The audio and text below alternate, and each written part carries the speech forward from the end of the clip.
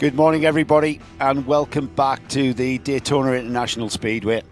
It's a warm welcome. In fact, it's not even a warm welcome. It's a red-hot welcome here in Florida. The sun is already above the horizon and the temperatures are rising. It's going to be a fabulous day to go racing, and we are concluding our Daytona Classic 24 hours presented by Mission Foods this weekend. It's all about this next segment, these next races. We call them segments. There's been 4. We've already had 126 minutes. We're about to finish off after a 168-minute 4-race format. It's all about now. It's wherever you've been overnight. We've been racing since 2 o'clock yesterday afternoon. We've even taken in the clocks going back. So we had 2 races at 1 a.m. That wasn't confusing. But here we are this morning. The sun is up. My name is Joe Bradley. Alongside me this morning and for the rest of the day is Marshall Pruitt. Now, Marshall, welcome to Daytona Classic. You had the best job in the place yesterday. And now I'm getting punished by having to sit with you all day, Bradley. in the bright sun. No, but roast. Beautiful, beautiful morning. A almost cloudless sky, beautiful sun overlooking us. Slightly cooler this morning than yesterday morning, not by a bunch, but slightly cooler. Humidity is a wee bit down, so a more friendly greeting to the morning. But since we are lovers of endurance racing, historic endurance racing, Sunday morning's greet is never truly warm because we have folks who are bleary-eyed, who've been working overnight, running overnight, while many folks were asleep. We indeed had the sounds of amazing race cars running around Daytona International Speedway. We are getting ready to resume this here on the live stream. Amazing cars just rolled out on their warm-up lap, so we're not far from going green again. I take it you just unfurled a sleeping bag and lay in the paddock all night. Then you didn't bother going back to a proper hotel bed or something. You didn't hear me snoring beneath the bench. Beneath the bench, yes. Fair enough. We have got Jeff Wright, who is down there in the pit lane, and Jeff will be taking us through our podiums because we are crowning our champions. We've already crowned our first champion. Was the Gerard Lopez Marcel Fassler Lola T70, who is the first winner, in fact double winner. They won Group A in the 2023 event. They've just matched that with a win in the 2024 event, and it was a splendid sight. You can catch up on the results of that on the website, but right now we have got to get on with the proceedings, and it's Group B that's out there at the moment. So we've got 3 cars on the lead lap, Marshall. They are well gapped out. There's 1 minute and 35 seconds, for instance, between the Porsche 935 of Jim Norman and Scooter Gable, in difference to the Angus Rogers Kevin Wheeler 911 RSR. We've then got another 52 seconds between second and third, which is Yves Samama. Indeed, and they're rolling off of NASCAR Turn 4. Pace car out front. Everything looks tidy so far, Joe. Flagger, stand waiting and waiting. A nice slow crawl coming to green flag. We are off and racing and ducking right to the inside. With 3 wide there momentarily. Porsches, Datsuns, Porsches. Brilliant. Into turn 1 then. And a small depleted field of 7 cars have taken this the start of this. Sorry, 8 cars. There was one hidden behind one there. But 8 cars have taken to the track. And it'll be 8 cars that we will be talking about in the next 42 minutes. Pit stops as well. Same format as yesterday. And the field already into the East Horseshoe. Turbocharged Porsche power leading that beautiful Interscope Racing Porsche 935. One of the glories once we get into nighttime with the flames firing out of the back of those twin turbochargers. Joe, perfect for photographers and anybody with their cameras out to record. You can take the photographer off the trackside, but you can't take etc., etc. Yeah, absolutely brilliant sight. And if you are out there in the stands or in your camper, then you really need to be trackside because it's the last opportunity to see these cars out there. We've got the last sight, for instance, of the Porsche 935. It's the Interscope liveried car that you can get to see there. Porsche battles abound in this class, and it really is been a bit of a Porsche celebration, hasn't it, this weekend? Seems to be the car of choice, and it doesn't really matter of the age. We've got the car of choice in this 1960s groups. Porsches abound. The 1970s group, loads of Porsches, and even the modern iteration in Group E, what we kicked off the event with yesterday. It was like a grid of Porsches with the odd Corvette thrown in there, here and there.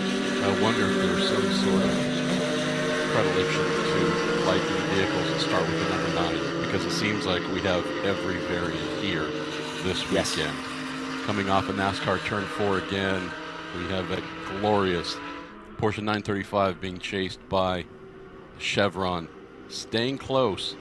A massive disparity in horsepower, but also much lighter weight in that baby blue Chevron, keeping close, staying tight, very nimble car. Just once we start to stretch our legs, Joe, on the straights, we do indeed see 3-4 times as much horsepower on display. Once we get close, though, in the braking zones, as we shoot now into the International Horseshoe, we do indeed have the cars closing up. So nobody pulling away yet here, getting into our second lap of racing. It's not very often you can see a Datsun 240Z under the rear wing of a Porsche 911. That's the Datsun of Joseph Viola there, and he's underneath the rear wing there of a 1974 Porsche 911 IROC. That's Craig Conway. The IROC cars, Marshall, I'm from the other side of the pond, so IROC.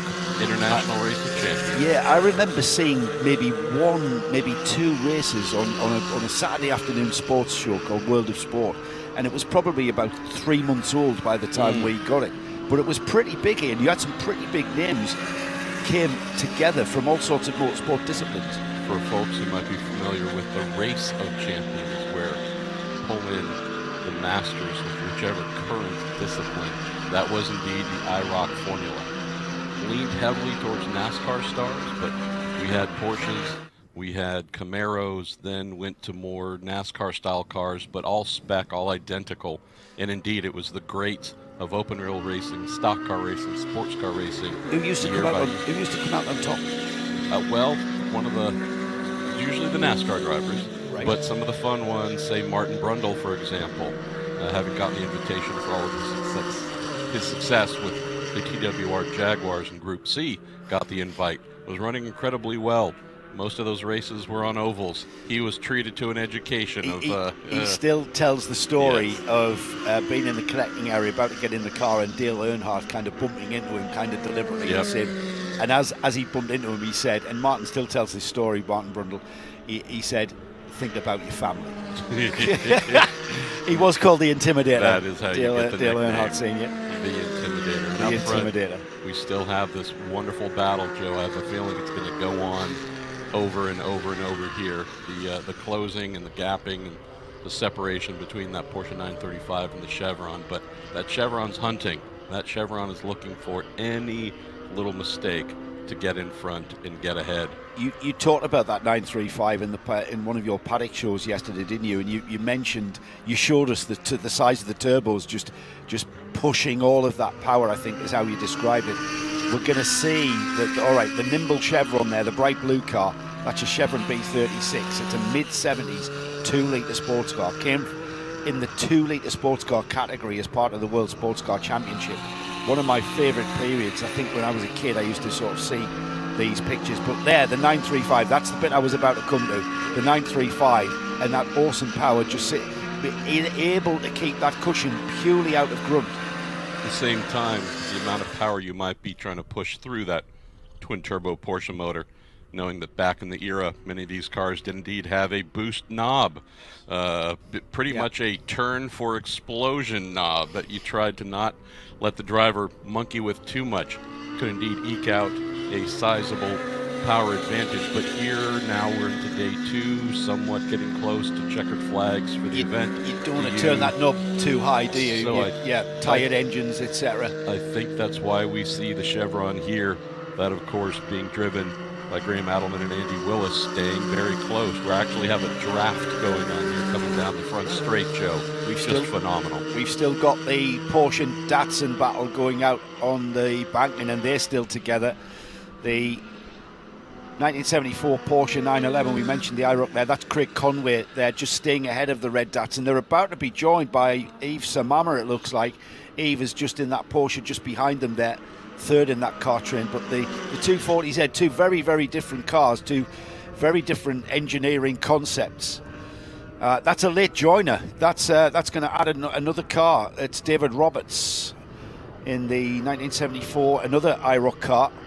And he will start this race 3 laps down, but it's not about that necessarily, is it? You're out of contention. Where is David Roberts in the scheme of things? He's currently 6th overall, 3 laps off the lead lap. He's now 6 laps off the lead lap, but he's either had a lie-in, a late breakfast, and he's decided, yeah, let's have another 40-minute blast.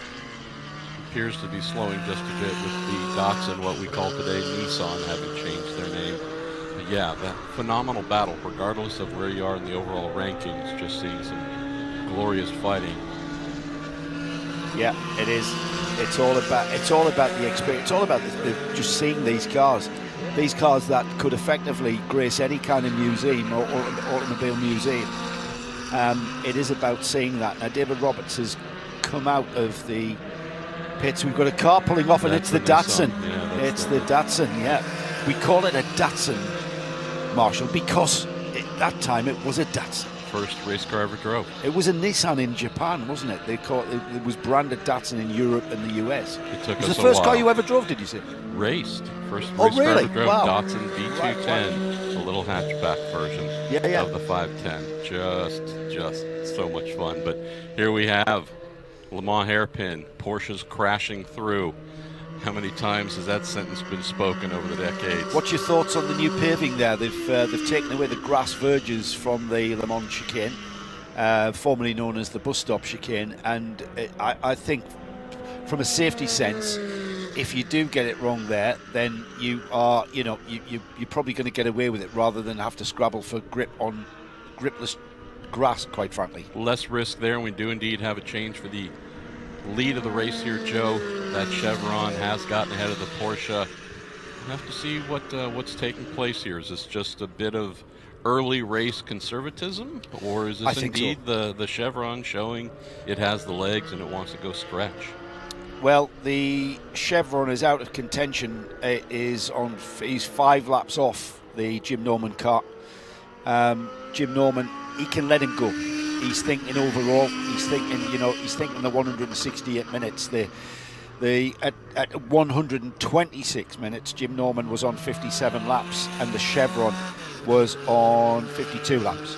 So yeah, the Chevron needs to go around about and lap him 6 times before he takes the overall win. However, that doesn't detract from the accolade of actually taking a segment win. Exactly. And yes, you won't necessarily be on a podium for this win, but you can always go home and say, well, I kind of won a heat. It's kind of what it is. It's like 4 heats, isn't it? The stage and heat-based format here does indeed reset in terms of we go rolling, and whomever's leading within each one happens to have the success in that 42-minute race. But added up and added across, indeed, we do determine the winners. And friends, Mr. Norman, of course, the Normans, that 1980 Porsche 935 K3, they are looking in a rather good spot, Joe, for that overall victory. Yeah, and they are. We have Isn't it great to see? We have the Chevron pitting here, entering the top of pit lane. First pit caller is the Chevron. I'm just going to check in with Jeff Wright to see if indeed Jeff is down there. Jeff, are you in the pit lane by any chance? I can see him striding towards that car. What have you got for us, mate? We're out in that number 34 car. We'll get more over him here in just a moment. They are doing a quick driver change. The seat cushion has to be changed out, the different statures of the driver. So they changed that out to fit the next driver getting in. And that is the number 34 car. So Alex Willis, Grant Edelman got out of the car. This Alex Willis getting in the car now in number 34 as we see the preparations going on there. for that car, so they'll get their pit stop out of the way early, like I mentioned earlier on the Tony Seiler pit stop in the previous race, getting it out of the way early. Unfortunately, it didn't benefit Seiler for that race, but it might benefit this number 34 car. Again, Willis in the car now, and Edelman just getting out. We'll give him a second to get his helmet off and get a word with him. Okay, Jeff, just give us a shout up if you get a driver to talk to. Right now, we've got Robert Summerall out there on the track in his BMW. It's a 1972 3.5 CSL, and Summerall looking like he's trailing a bit of smoke there, Marshall. Got a couple of inline sixes here, staying close.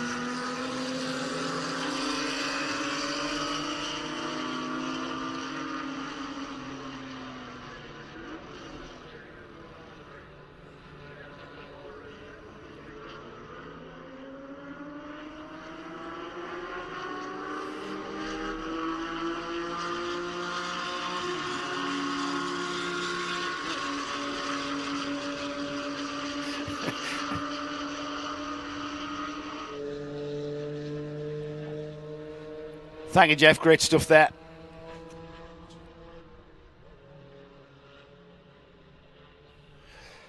Thank you, Jeff. We are back out on track, and with Jim Norman in that 935 K3. I'm a little bit worried about the smoke coming from the back of that BMW. What have you seen there, Marshall? I know you've been scrutinising the screen there to see if we can see more. Is it on the? Is it on the lift off when he lifts off, or? Haven't seen enough to warrant concern immediately. So you never know. Is it an accumulation of rubber that has gotten up into the fender well, say the right rear, knowing that the right rear has bounced quite a bit coming through some of the faster sections, and a little bit of contact between the rolling tire and the rubber that's accumulated. So we'll keep an eye. We'll see if anything stands out. But so far, looking good, chasing that beautiful, I guess we have to give more credit to that British Ford Capri, the RS 2600 outrunning. So we do indeed have BMW chasing Ford in front, chasing a Porsche. There's the Chevron, fresh from its pit stop, dropped down the order to 7th here in this segment. It's Grim Edelman at the wheel of that car. That's the current leader, not just of this segment though, not just of this 42-minute race. This is the 4th and final race of the weekend for this car. That is our overall leader, Jim Norman. Scooter Gable sharing the car with Jim across the weekend. As he comes down across the line, he'll have completed 7 laps by the time he comes underneath us there. 7 laps in the bag for Jim Norman, heading towards a Group B win. However, 27.5 minutes remaining. I'm not going to say any more on that, because 27.5 minutes is a long time in a 935K. Let's not call the race quite yet. Yeah, absolutely. Absolutely. The engines have done a lot of work, not just in the past couple of days, but they've been... You get a lot of track time with HSR events. You get a hell of a lot of track time. And when I first started coming over here, I was quite surprised at how brave the car owners were for how many miles they were putting on their classics. It doesn't deter them, though. Every opportunity they're out. I mean, we start racing here at 8 a.m. with our WeatherTech sprint races across Friday and Saturday. And those grids are absolutely chocker, with everybody wanting to take part. You look at how many crew members are attached to each car, Joe, and it's not just, say, the older format of you and I bringing a car and just running it, you driving, me being the mechanic, playing and having fun. You look and it's multiple folks, knowing that the heat-based format is one where you go and run for 42 minutes, have a few hours off until you run again, but in that time, you are using that time checking all the oil, doing full assessment of the vehicle, because, to your point, you're running Saturday in daylight, Saturday night, Sunday morning again, possibly Sunday afternoon. So you're bringing 2, 3, 4, 5 people per car, making sure at each stop that it is ready to do more. So a little more intense. Yeah, we had a full service. That's the BMW. Just ahead of the BMW on the track there is the Ford Capri. The Capri RS 2600 2.6cc V6 Ford engine. It's from 1973. That's the car there, just going into the Western Horseshoe there, the blue and white Capri. Now, he had a catastrophic engine failure, as Nick described it to me. We did get it reported that it was an oil union issue. However, I think it was what was cause or effect. It lost its oil and then catastrophically destroyed itself. But that was a brand new V6 motor. I'd only been looking at that car, and you mentioned there about the standard of servicing that the cars get when they're not on track. That car looked like it had just been taken out of the cellophane. And yet it had been on track about a dozen times. Beautifully absolutely presented. Beautifully prepared, as you mentioned. One of the sad things, though, when you are at a historic event, Joe, and you see a spare motor being uncrated, you know that everybody on that crew is going to have a heck of a story to tell when they get home. Yeah, we've all got overnight engine changes, haven't we, under our belts? Overnight chassis swaps as well, after rolling a few. I did work in Clio Cup, though. That was pretty much the standard operational practice. We have got 24 minutes of this fourth race for Group B. At the moment, out there on track, it's Jim Norman leading in that beautiful Porsche 935 K3. It's in the Interscope livery as well from 1980, which just sort of sends shivers, certainly for me, watching Danny Ungaius at the wheel of that car back in the day. Angus Rogers sharing that Porsche of his. The beautiful blue 911 RSR is in second. Yves Samama currently third. Craig Conway in his Porsche fourth. The Ford Capri of Nick Matthews that we've just been looking at and talking about, that's in fifth.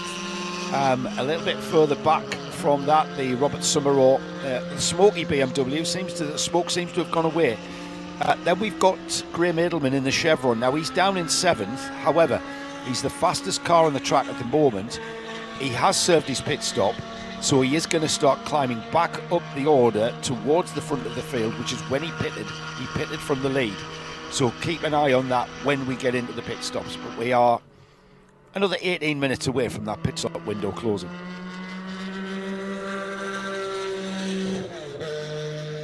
There's the Chevron there. He's the fastest car on the track at the moment. Fastest lap being 1:59.9.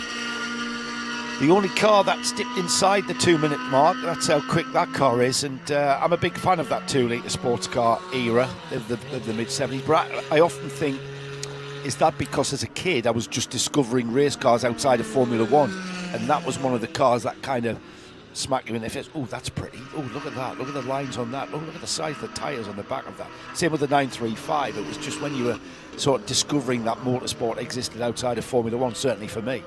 I think with the U2 formula, that under 2-liter formula, I think the giant killing dynamic of it, Joe, is what always stood out to me. The fact that, yes, there were the large bore V8 powered prototypes. You had these pesky little Chevrons and Lolas and other creations using the small displacement motors, much lighter, physically smaller as well, not necessarily as wide or as long as the bigger, faster prototypes, but they sure kept up and/or gave them a really hard time and occasionally came out on top. A few more cars pitting here, Joe. Just mentioning, we have the white Porsche, we have that gorgeous Ford Capri as well. So starting to get into that mid-race almost pit stop timing, mandatory pit stop, driver changes coming up. So we've got the Capri diving into the pits.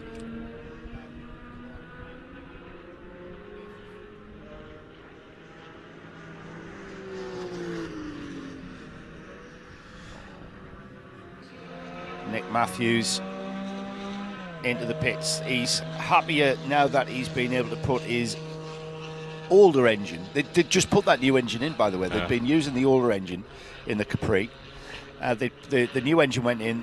Whether it was an oil pipe becoming detached or it losing its oil, I'm sure we'll get to the bottom of that. I'm getting some good information here. Jim Norman, our current overall leader, he won a Rolex in 2013, co-driving to Scooter Gable. He also won one in 2007 at the, you knew that, didn't you? Dr. Jim, highly accomplished, so not here by a mistake, and also just in a truly amazing car. We're so thankful we get to see this. It is, it's one of, all these cars are special, Joe. There's some, though, that are a bit of a different tier. You walk by them and there's instant reverie, and a Interscope Porsche 935. It is exactly that. Down in the garages yesterday, for example, a lot of youth here, which has been fantastic. A lot of younger folks. Not often, it's a lot of gray beards like myself, but they're all congregating around cars like the 935, which they know from an Instagram feed or whatever it might be, that this is like seeing a lion in the wild. But right in front of you, you can walk up, get close, take photos of it, enjoy. Just such a special car. We interviewed a 16-year-old on the grid, didn't we? Yesterday's pre-race. I mean, that's how young they are. Let's head down to the pits for Jeff Wright, who's right there in the midst and the thick of everything going on there. Jeff. Thank you, Joe. We're here with Nick Matthews. Nick, you just got out of the Capri. You guys are showing 6 on the board right now. You've been having a pretty good week here and pretty good day. Yeah, we've had lots of issues, but we're still running and really enjoying it. Thank you. Really excellent. Car feeling good? I mean, it's great. Feeling good for the morning? Yeah, no, great. The guys had to do some work last thing before we got on the grid, but we were on the grid. So Griffiths is going to take it the rest of the way out? Just say again, sorry. So your co-driver Griffiths is going to take it the rest of the way out? Yeah. Co-driver will finish the race, hopefully. And there he goes back underway, Joe. Thank you, Jeff. One of my first cars was a Capri. Mark 1.5 as it was called in Europe. It looked exactly the same as that, same light cluster at the back. Yeah, I'm a big fan of Capris. Made me very popular with girls at 17. And at 17 I needed all the help I could get, and that car there I have to thank a lot. Not that particular car of Nick Matthews, of course, but you know what I mean. And I'm delighted. Big round of applause. Nick Matthews got the car out, I think, in his second segment. He's completed 42 laps as he came into this segment, and I think he'll be happy just to get the car to the flag and finish the event. It's not necessarily about where you finish, it's all about being here and competing, I think, at this level. Yes, there are elements of competitors here who, for instance, Gerard Lopez, Marcel Fassler, they came here to do the double-double. They've achieved one double, looking very they're not going to manage the Group F double. More of that later when we get to them. But right now, Nick Matthews and Griffiths, I think it's Mike Griffiths, isn't it? They're just enjoying plodding around and enjoying that Ford Capri, liveried as it was at Le Mans in 1973. Now, it's hard to believe that a Capri, a Ford Capri, albeit a V6 engine, 2.6 litre Ford Capri, actually ran at Le Mans. Incredible. Singing motor in that car, that V6. But you raise the central point here, Joe. This is a race. This is a organized, competitive weekend. Let's head back down to the pits where Jeff Wright has caught another victim. Have you, Jeff? Who have you got? I don't have anybody. I have the car there, the 00 car right behind me. You can see him there on pit lane, just waiting patiently. The beautiful 00 car, K935 Porsche, as he waits to get back underway. He's been in on pit lane about 2 minutes now, so time running out. The engine revs go up. He's getting ready to get out of the way. Yeah, just along from you, Jeff, just past the Rolex Arch, the Bob Summerall BMW has come in. Now, that caused us some concern with some smoke billowing from the car. It might be an idea to get down there and maybe find out if that is a concern to the team as we watch the later stages of the 00. That's the 935 K3 we were talking about, Marshall, just pulling off its pit apron. And yeah, I mean, as a young driver, as a young person, seeing that car from 40 years ago and seeing it here on the high banking here at NASCAR's 2, 3 and 4, it's a sight to behold, and it's something that you've probably up until now, until you get here to the Daytona Classic event, you've only seen in pictures in magazines and books. But to see that in the flesh and to hear that and indeed feel that car, because you don't just see it, do you? And you don't just hear it, you actually feel it. It's visceral, the experience, when you're standing next to that. We just heard with Jeff on pit lane and his mic open, we heard that Porsche sitting there almost sounding like a dragster.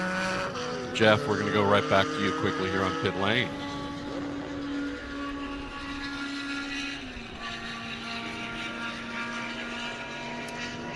Thank you, Marshall. We're looking at the 201 car. David Hinton just got out of the car. David, how's the car running? A little bit of smoke coming out of it as you came in. Yeah, we got a little bit of a gearbox leak, and it's dripping onto the exhaust, and under braking, it's smoking in the car pretty bad. But I think we can survive these last few laps. Yeah, we're getting close to halfway on that. So Bob's in the car now? Yes, yeah, Bob's going to get in and finish. He did the first and third session, I did the second, and we split this one. So, How you feeling this morning? a little tired, but not bad. Yeah, I think everybody's tired. It's been a long week, but a great week here at Daytona. Good luck the rest of the way. Thanks, Jeff. That's David Hinton here, driving the number 201 car with Bob Summerhour. That's not just any David Hinton, Jeff. That's former President Yeah. David Hinton. David Hinton, the former President of HSR. And this event, the reason why we are sat here, Marshall, is because of that man's vision there. All right, it was himself and George Toomer and Jim Pace, God rest their souls. But they made this event happen, and what a great idea. It was, all right, I remember speaking to George Toomer, and he got the idea, looking at the Le Mans Classic, looking at the format of the Le Mans Classic, and we've kind of matched that and emulated that in the same format of kind of heats, aggregating to an accumulative score. But that was 2014. I can't believe it's been 10 years. Not exactly the 10th running, because we didn't run in 16, I believe. We came back in 17, 2014, 2015, back in 17. But yeah, I mean, this event is now very firmly, certainly on the US Classic calendar, and it's sort of it's pricking up attention from Europe as well, as we've heard lots of British accents, we've heard lots of French accents and Italian accents. It is becoming quite an event to make that journey across the Atlantic to be part of. Just under 14 minutes left to go in this race. Joe, want to pick up on a couple of things that you'd mentioned we were going on to. Talking about that beautiful Porsche 935, for example, you having seen that run in period when it was brand new, the great memories that it brought to you. Always mindful of the fact that there are folks of whatever age seeing that car run for the first time today. So that big impression it made on you 40-odd years ago, it is doing for the first time for someone here running right now. Something, again, that I love so much about historic racing. These might be the cars of yesteryear, but if you're seeing them for the first time, they're speaking to you. Yeah. Folks will want to come back, but also capture them in their own ways. Again, whether it is TikTok related, Instagram, you name it, the modern ways of capturing and sharing content compared to those old magazines and whatnot that you and I bought and looked at and probably still have. But just the fact that these cars never age in that capacity. For our eyes, many of these cars have connections when we first saw them and built the passion within us. That building of passion is happening today, this moment, this lap for many folks. So I love that about historic racing, bringing everything from the past forward, but also the competition side. Obviously, everyone comes here, flies cars in, trailers them out, sends crews. It's a big production for each team. We have these races. We have amazing BRM wall clocks that get awarded to those who have great success at the events. We know that those are the trappings at the end, but ultimately, why is everybody here on the competitive side? Because they love driving. So guess what? Here we are, Sunday morning, been racing for what feels like nearly 24 hours. We're not quite there yet, but for so many, they might be laps down. There might be no chance of visiting the podium, but there's joy because the underlying aspect of why they're here isn't chasing awards and clocks and spraying champagne. That would be the beautiful benefit at the end, but the raw passion and love for driving, that is indeed what has all of our entrants here, all of our drivers here. So the lap chart's a wonderful thing in historic racing, but you know there's smiles in every single car no matter where they're going to place.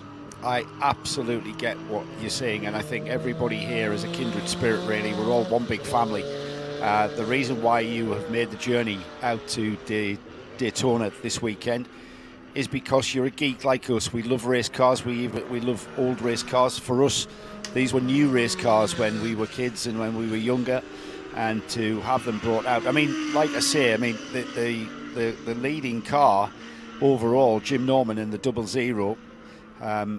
that car would grace any museum really, but no, why? You know, this is a moving museum. This is a museum. This weekend for the HSR, the Mission Foods Daytona Classic 24 is a live museum. We get to see these cars in their natural environment, in their natural habitat. Craig Conway out on track at the moment there, in that he's third in the B5 group. Craig Conway third overall. He's fifth at the moment on track in this part of the event. Our leader is still the Chevron, then the Porsche 935. The gap is a good chunk of time, actually, 33 seconds. And Craig about to be lapped, I think, by the Chevron. There it is, the bright blue, or the light blue, I should say, the powder blue Chevron of Graham Edelman. About to put Craig Conway a lap down. They're not in the same race, though, these two cars, are they? They may be in the same group, but I think the Porsche driver, Craig Conway, knows fine well that he's not going to compete with a 2-litre sports car in the form of a Chevron B36. Well, that Chevron comes up to about his hip Yes. when he's sitting in his Porsche, so Well, indeed. take the bodywork off that Chevron. Those drivers are on it. They're on the car rather than in it. It just looks like they're in it because of the fiberglass bodywork, but those aluminium monocoques are barely hip high. It's like a cart. It's like sitting in a car. Beautiful. That's how I grew up. I know what I'm getting you for Christmas. Yeah, what's that? Joe, I'll get you a 2-liter Chevron for Oh, sure. absolutely. Oh, yeah. Please, mate. If we win the lottery, I'll get you one as well. Here they come then. As we look out on track, it's down inside the last 9 minutes of the event for these Group B runners. And at the moment, the driver and car that is en route and heading towards that BRM chronograph wall clock is the number 00. As we watch one of our Porsches around the track, the sun blaring into our booth here. I'm never ever you'll never hear me complain about the sun. It's the 52 Yves Samama Porsche, and what a beautiful example that is. Currently second in the B5 class. I think Yves Samama is 57 laps completed. This is one of only 3 cars that were on the same lap as our overall leader, and Yves Samama 51 seconds behind Angus Rogers. He stays behind Angus Rogers, so at the moment our overall podium does look like Jim Norman in the Porsche 935, Angus Rogers and Kevin Wheeler in their Porsche 911 RSR, and this car here, Yves Samama and Scooter, have shared the 1974 Porsche 911 IROC. You know what we aren't seeing in these images? Tiredness. Lack of motivation. We are seeing that car getting pushed hard through the Le Mans chicane. Incredible. We are seeing it move. We're seeing it roll. We're seeing front to back a little bit of a rocking horse moment, and you go, hey, the checkered flag is almost in sight. About to wind down, put it away. No, we're not slowing down. They're not. Absolutely. We saw that in Group A earlier on this morning before we went live on the live stream. And again, mentioned in the live stream, Matador Motorsports. How can we ever thank you? We're able to share this and share the love across the world, not just across America, but across the world. We've got people messaging us from literally everywhere, and they've tuned in. They want to see these cars, and I think what the Matador Motorsports live stream is going to enable this event to do is to grow, is to absolutely grow, and we'll soon be getting people travelling from. Yeah, incredible. 93,000 live views. Wow, 93,000. So, yeah, if we're going to need more marshals on the car parking if we get 93,000 people to come to this event. But, I mean, that's people are going to see this and go, I want to actually see that Capri in the flesh. That Capri, this Capri, up close, it's got all the stickers there from the 73 Le Mans 24 Hours. It's got all the event sponsors in very discreetly, but there, as the regulations had to have it in 73. And Nick Matthews, big round of applause to you for A, bringing that car out, and B, for absolutely making that a showpiece of a car. And yes, you've had some bad luck losing an engine last night, but all credit to you guys down there for rolling your sleeves up and getting on with it to give us the pleasure of seeing that car out on track. one of the things, Joe, for sure, whether it's here in HSR, a lot of Capris of those that are still in the wild and running are found across Europe, UK in particular, but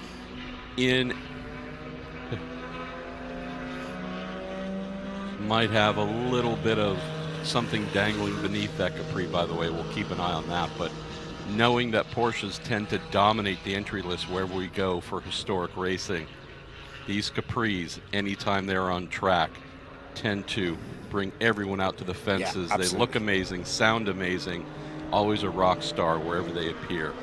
Absolutely. Something spotted dangling underneath. My Capri always had something hanging off it, whether it was a handbrake cable or an exhaust or something.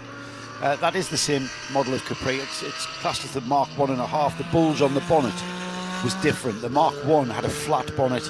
They brought out what was deemed the Mark 1.5, which had the bulge on the bonnet. That made it go a little bit faster.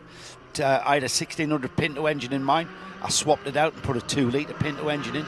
Mated it onto the 1600 box, which wasn't an easy thing. Different size clutch disc to the flywheel and pressure plate. It had a different set of ratios because of the 1600 box. It went from 0 to 60 in about 1 second. However, it petered out at 80 miles an hour. And I was a street racer. I didn't need it to do anything at over 80 miles an hour. So yeah, I have played around with Capris. Not a V6 Capri. A friend of mine had a V6 and I was very jealous of it. There's the Chevron. He's actually our leader in this 4th segment. And he's got a lead of 36 seconds. That's going to put him further up the order. He came into this final segment about 5 laps down, and I'm being told that he's received a penalty. 36 seconds, which would negate that 33-second lead. So it would appear that pit stop did not exactly meet 6 seconds short, I'm being told. Yeah, did not exactly meet all the time requirements there. So that 36 second, he's in the lead by 0.3 of a second at the moment. Last time by. So if he can pull another couple of seconds on Jim Norman, that car there is our overall leader. Currently currently first or second, depending on the gap at the line. We are getting towards white flag time. Not sure if it's going to be next lap or the lap after that, with 3 minutes remaining. You mentioned Ford Capris and your love of them and knowledge of them. I can tell you that my stepbrother forever has a little bit of a twitch in his neck when the Capri name gets mentioned. My father and I had found a Taiga Formula Ford in baskets for about $3,000 minus engine. Stepbrother had a Ford Capri sitting out in the driveway with a 1600cc Kent motor. Oh, Kent motor. I can tell you it did not have a Kent motor sitting in it after we found the Formula Ford. The only slight problem, we didn't tell him we were taking the motor out of his daily driver and effectively stole that motor. Had that prepped by Tom Rust Racing there at Sonoma Raceway and put that in the back of our Taiga Formula Ford. So yes, one thing, if you have any vehicle, since they're so rare, those 1600 Kent Formula Ford motors, if you have anything in the driveway that has that motor in it, hide the car. It'll get stolen by a racer. Do you know what a big 7-Eleven end block clock, my imaginary friend, is telling me? That's the correct block. You know where we get them from now? Brazil. Brazil. Brazilian block motors. They're in Formula Ford 1600, massive still in the US, in the UK. Yeah, massive. Every junkyard here in the States has been rated for them. There are none left. Yeah. That's why we've moved. I think Clark might have some in his garage by the sounds of it. He might. How many have you got, Clark? He doesn't have any anymore. Okay. Yeah, smart. He sold them. Nonetheless, Joe, we are now getting down very close to the white flag being waved. It's certainly being unfurled. Yes. We stay with the Capri going into turn 1. We're going to look for, now then, the gap is out to 4. So effectively our leader is the Chevron. He's overcome the 36-second penalty and he will take the 4th race win. Here he comes. Yep, he's been identified as the race leader. He will take the white flag while we continue to watch Mike Griffiths in the Capri. As we do whenever possible, massive thank you to our volunteer flaggers, whether it's in the stand here, at the stripe coming across, start-finish line, all those out on the corners, all the corner marshals, volunteer from the Sports Car Club of America. Thank you so much for dedicating your weekend to making this Classic 24 possible. Here is our overall leader, currently second in this fourth race, coming down to receive his white flag. We'll try and follow around the last lap of the event. The Porsche 935 K3 Interscope colours, reminding me of Danny Ungaius, the Hawaiian driver who drove for that team. Ted Field, the proprietor team, of Interscope Records. Yeah. Massive, massive organization. Massive race fan. Oh, thank you to Ted Field for everything you've given to the sport, not just this car, but so many others in those beautiful, beautiful, iconic colors. But nonetheless, indeed, Dr. Jim Norman, Josh Norman as well, just flying around here for our pure delight Porsche 935 K3. There's the race leader about to enter the Le Mans chicane for the final time this weekend for him. The Chevron of Graham Edelman negotiates first the left right, then the right left, accelerating now foot to the floor, just up through the box, top gear and maximum speed through NASCAR turn 3. Stays in the middle of the banking, probably the safest place to be, and he will continue on around the banking and comes into sight on the tri-oval here and down underneath us to take the checkered flag for Group B. He will finish down the order overall, but he has the accolade of taking this fourth race win. And we look back towards the NASCAR turns 3 and 4 banking. In fact, there it is at the Le Mans chicane. It's the Porsche K3, the 935 K3. It's Dr. Jim Norman and Scooter Gable who have brought this car home to what will be the Group B overall win. And I'm not going to take a punt quite yet at who will join him on the podium. We're going to leave that to Jeff Wright because the results that I shout out are all provisional. It's going to be sanctioned by the time we get to the podium. And there it is, the checkered flag for second in this race, but the overall win over 168 minutes. That is the car that takes Group B and the BRM chronograph wall clock. Flat 6 Porsche Turbo, Joe. Unstoppable, undefeated time.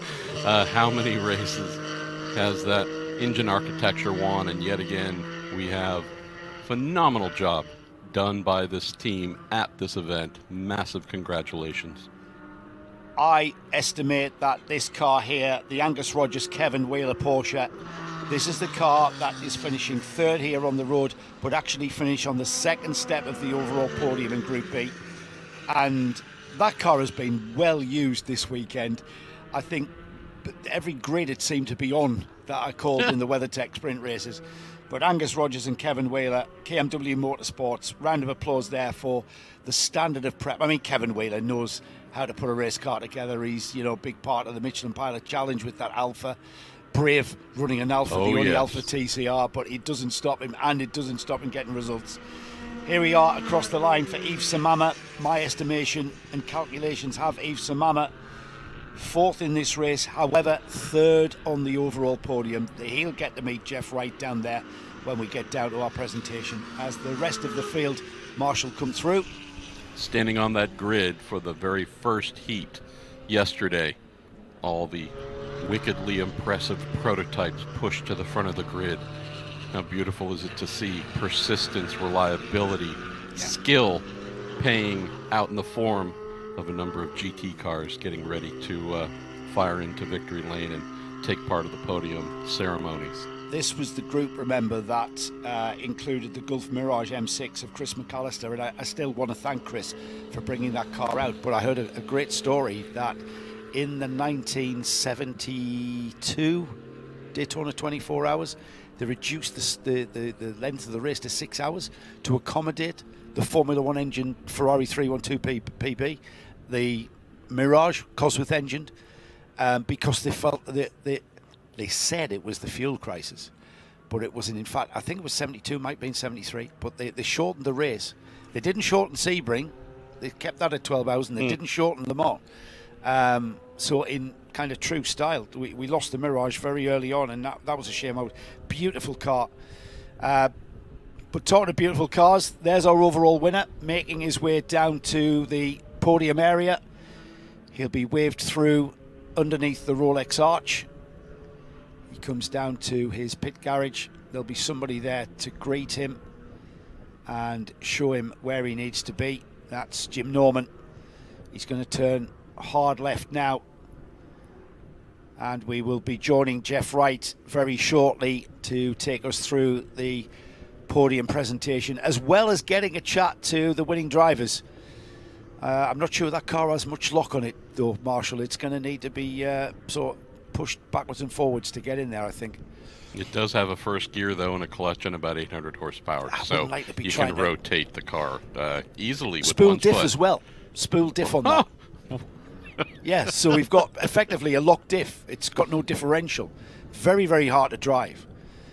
My mate Tim was got a ride as a passenger with John Paul Jr. at there's a small road course close to West Palm Beach where Kevin Jeanette's place is. And Tim said he's just in between the corners. He's shifting, he's turning the boost knob, he's changing the power that's coming from the engine at different parts of the track. And Tim said, it was at this point I realised I was never going to be able to do that. And the spool diff, literally throwing the car in and getting the spool diff to act and rotate the car. I mean, you know, that's how tricky those cars are, and that's why I'm sat here. Spools, perfect and found in every oval racing vehicle. Not exactly the first thought for road racing. Yes. Wow. Needing to turn left and right. So there is our podium presentation area, the winner's circle, as they call it there. We've got a group of cars there. And we will be heading down there very shortly. In alphabetical order then, coming up next there will be our Group C runners. But before that, we've got Jeff down there in the podium area. Jeff Wright taking us through the presentation. We're down here with Andy Willis in the 34 car. Andy just got out. Great run there, a little bit sweaty, a little bit hot out there, but it's worth it, right? Oh, it's absolutely worth it. It's a bit early in the morning. I'm not really sure what time zone I'm in or where, or what time of day it is with an hour change, but you know, it's a fabulous track, and any opportunity to drive here, anybody should come over and have a go. It doesn't matter what time zone you're at Daytona. That's all that matters. Yeah, absolutely. It's a special place. Great run there in the number 34. Where's your co-driver? Is he coming out? We'll get him here in just a moment, but great run for you here today. Thank you very much. Appreciate it. Let's see if we can get a word with Yves Samama. He's just taking his gear off. Yves, great run for you out there. We're running with Scooter Gable. I know you're hot. Get that Classic 24 hat on. Tell us about your weekend. The weekend was great. I was chasing Angus and Kevin all weekend, but they were too fast for me. But Scooter did a good job keeping up with them at night. It's great. I got my granddaughter here for the first time, so that was a lot of fun. And team at Ornage and boys and girls were really awesome. So it was a really great event, a lot of fun. Great times at Daytona. And Scooter, you're a co-driver doing double duty here in this race. Yeah, that's right. Yeah, well, he's got more practice than me, that's for sure now. Great job, Yves. Thank you. We'll see you on podium here in just a moment. Here's Scooter right here. Scooter, great job. We're gonna trade your hat out here very quickly if you don't mind. Here you go. There's a hat for you. So Scooter, you're doing double duty, driving with Yves and driving with Jim Norman. I am. I can't be happy enough and grateful enough to these guys for sharing their cars with me. It's a huge privilege. This is such a fun event, and Yves did an awesome job. That car's been running like a freight train all night. We just couldn't quite keep up with Kevin and Angus, but it was fun trying. And then of course driving with Jim in this thing. You know, I grew up watching these cars, and so cool. Great job, cool. Scooter. Thank you. Yeah, you're done now, right? You're gonna. Hopefully you're going to take a break, Scott. I think you're done, right? Are you co-driving with somebody else now? No, that's it. So go home and try and catch up on some sleep. Yeah, good luck with that. Congratulations. Jim Norman, Jim, great job. You can't ask for a better driver, really, with Scooter. Great job out there in a beautiful car. Yeah, I'm glad Scooter came in for one of the stints, and I could try to get a little more sleep. But it's just an awesome privilege to take care of this car. I had a poster of this car on my wall when I was in high school. I never thought that 44 years later I'd own it and drive it, and it's just a privilege to bring it out here. The cars are the stars, and I love sharing this car with everybody because everybody's got memories of this car. Yeah, what a great story. I wish I had the car that I had a poster of when I was younger. That's a great story. Well, that was Farrah Fawcett, I think, wasn't it? Yeah, well, yeah. Everybody had that one too, right? Yeah. Great job, Jim. What a great time. Thanks for having us. You're very welcome. Jim Norman there. We'll get a quick word over here now. Angus Rogers and Kevin Wheeler. Kevin, we'll talk to you first. Get you here on the camera shot. You kind of relaxing there. Don't scratch the car, right? Don't scratch the car. Great job. Yeah, it was a great job. I want to thank Angus, as always, for letting me co-drive. These old cars just rock and roll around here. It's so much fun, and they're just floating all over the banking at 165 mile an hour. It is so much fun. This is a great event. HSR has put on a great event for 10 years now, and we just love it. And we're just so happy to get this old girl on the podium. This thing ran like a top all night, all weekend. Great weekend. We're glad you're here, Kevin. 10 years ago you were here. You're here 10 years later. Keep on coming back, please. Oh, I will always come back to HSR. This is where I started my business in my home, preparing, taking care of all these old cars, and with customers like Angus and several of the other guys. And I also want to thank all my guys at KMW Motorsports. Great guys, up all night. This is a grueling event for the crew, and anyone out here who's a crew guy, you know it. It's just a grueling event, and thanks to everyone. Great job, Kevin. Angus, come on in here for a moment, if you would, please. Sure. We'll trade place. Hey, you guys stand together. That'll work. Angus, this is your car, beautiful blue car. We've seen the battle of the blue Porsches all weekend here, and you guys are on the podium once again. Great job. Well, thank you so much. It was a super event for us. The KMW team just put a great car underneath me, and we've had, like you said, this car for since 2011, 2010, so it's been a while, so we've gotten used to it. Great event. Unfortunately, these 935s, I feel like we bought a knife to the gunfight. It was a Crocodile Dundee knife, but it was still a knife. And these guys were the class of the field, and we're so geeked to be second place for the event. And thanks to you guys for putting this on and having us here and enjoying the Daytona Speedway. It was great. We're glad you had a great time, and you guys are always a podium visitor, and glad to see you back again. Great job. Congratulations. Thank you. You're very welcome. We are going to head up to the podium presentation and hand out some hardware here in just a moment, and because we get set for the next race coming here in just about a minute.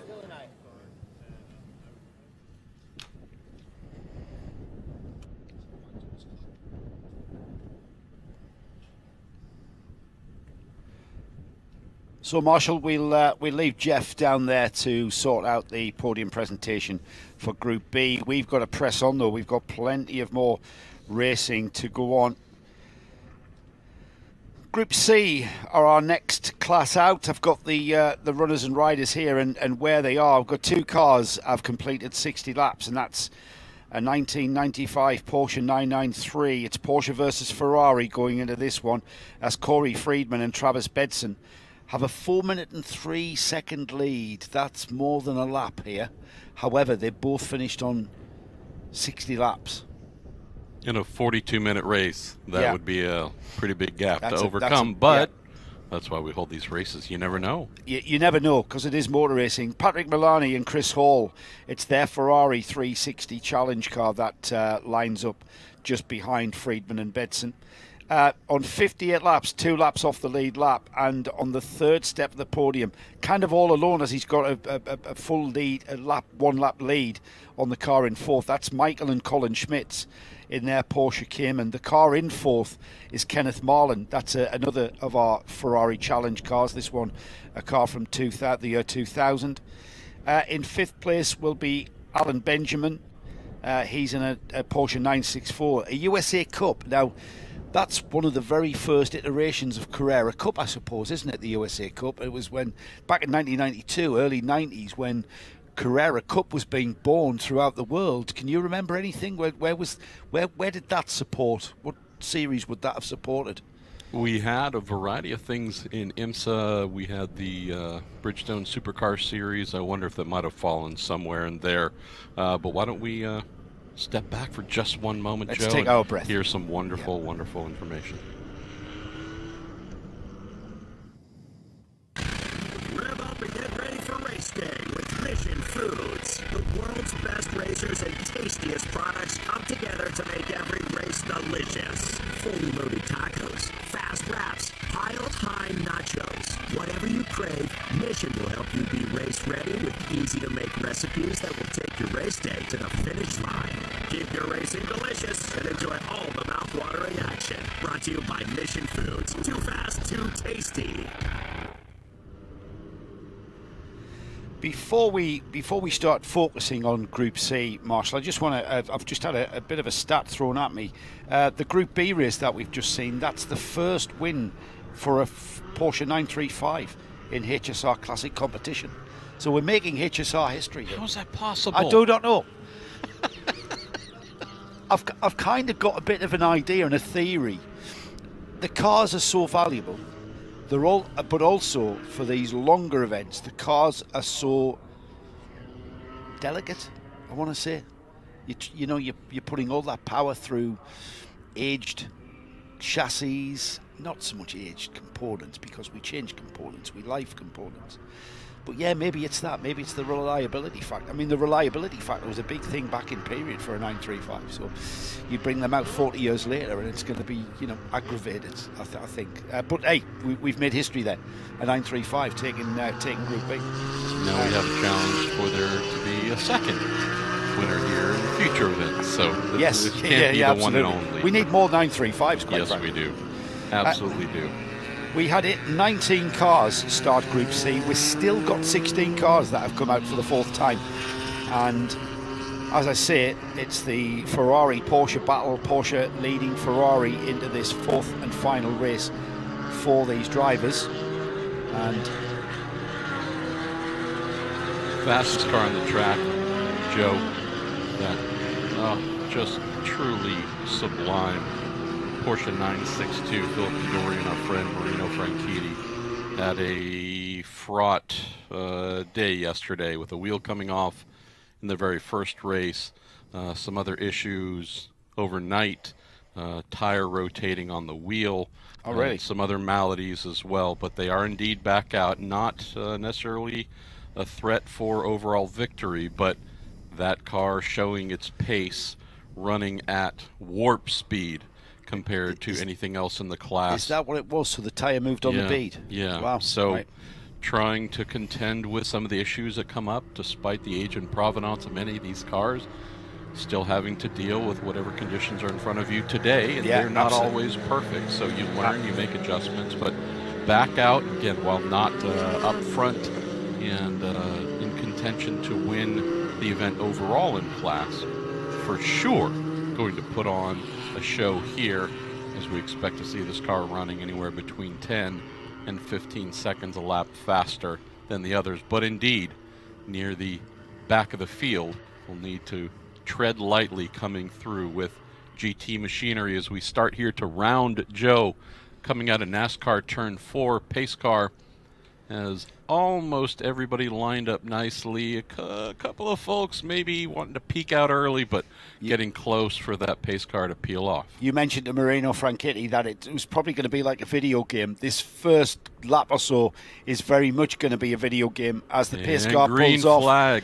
Green flag, and off we go. Keep an eye on that pink Porsche 962, making his way very tentatively, I would imagine, into turn one, as the field of Porsches, Ferraris, BMWs and a 962 thrown in there for good measure, making their way around. And do we know if it's Marino that's finishing this car? I think it might be, I believe Marino will be finishing. I believe Philip is starting, and it looks like Philip is following, was trying to follow that dark blue Carbier Sports 2000, one of the really innovative cars that came in towards the end of the peak popularity of the SCCA Pro Sports 2000 series. But look at the 962 light up, just raw power in the infield, chasing that Carbier, going down the inside here, heading into the second of the horseshoes.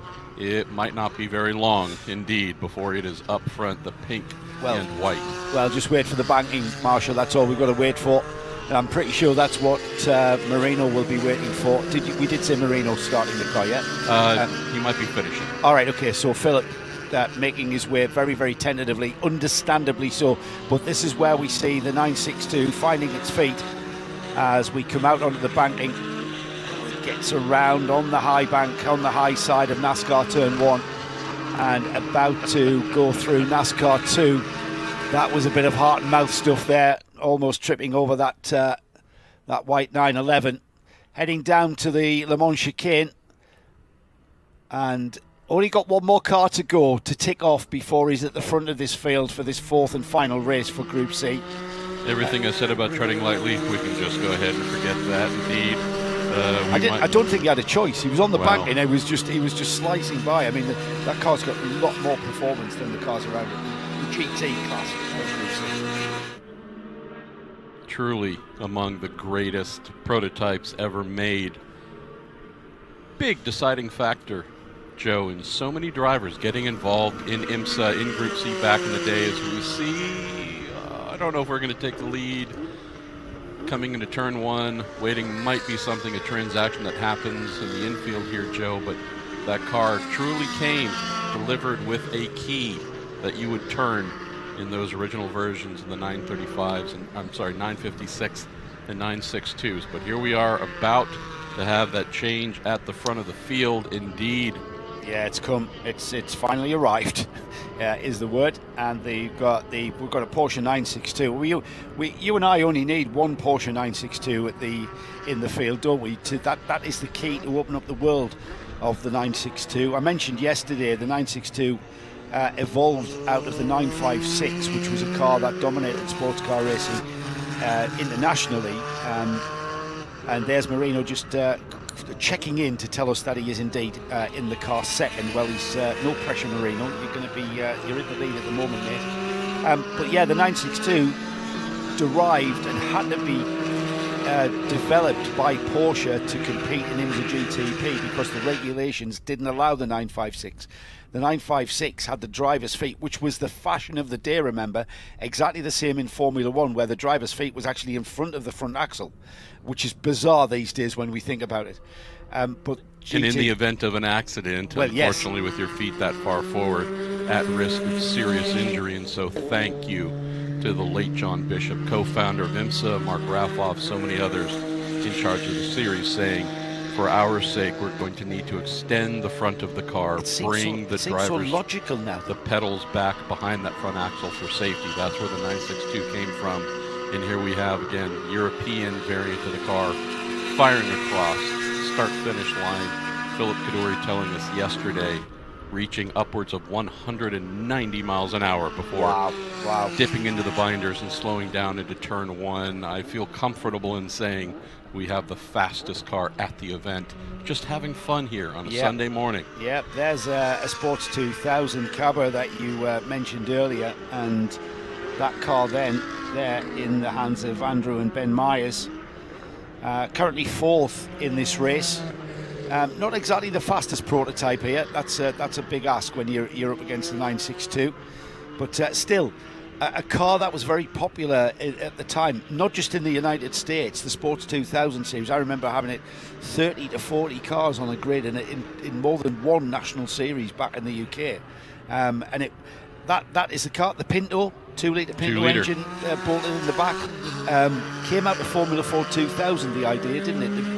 Put a bodywork on it, make it, that's basically what that is, with a wider tub, though, isn't it? The tube frame tub. I spent an embarrassing number of years as a Pro Sports 2000 mechanic. Did you? Before moving into Formula Atlantic and otherwise. Do you look on those cars affectionately then? Because you've been, you've seen the worst and the best of those cars. I do.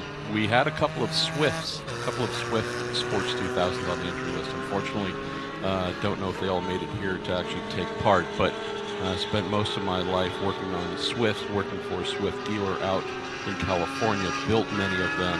And yeah, that 2-liter Pinto motor, fantastic. But these little prototypes, much like we see in IMSA, say, Michelin Pilot Challenge Series, where we think of some of the GT4 machinery that drivers would get into, or TCR, for example, preparing those drivers to step up into the WeatherTech Sports Car Championship and GTD Pro, the GT3 level training categories, what Sports 2000 was, even though it was indeed a full professional championship from the SCCA, but it was a place where if you had aspirations of getting to GTP Lights or GTP, wonderful place to train.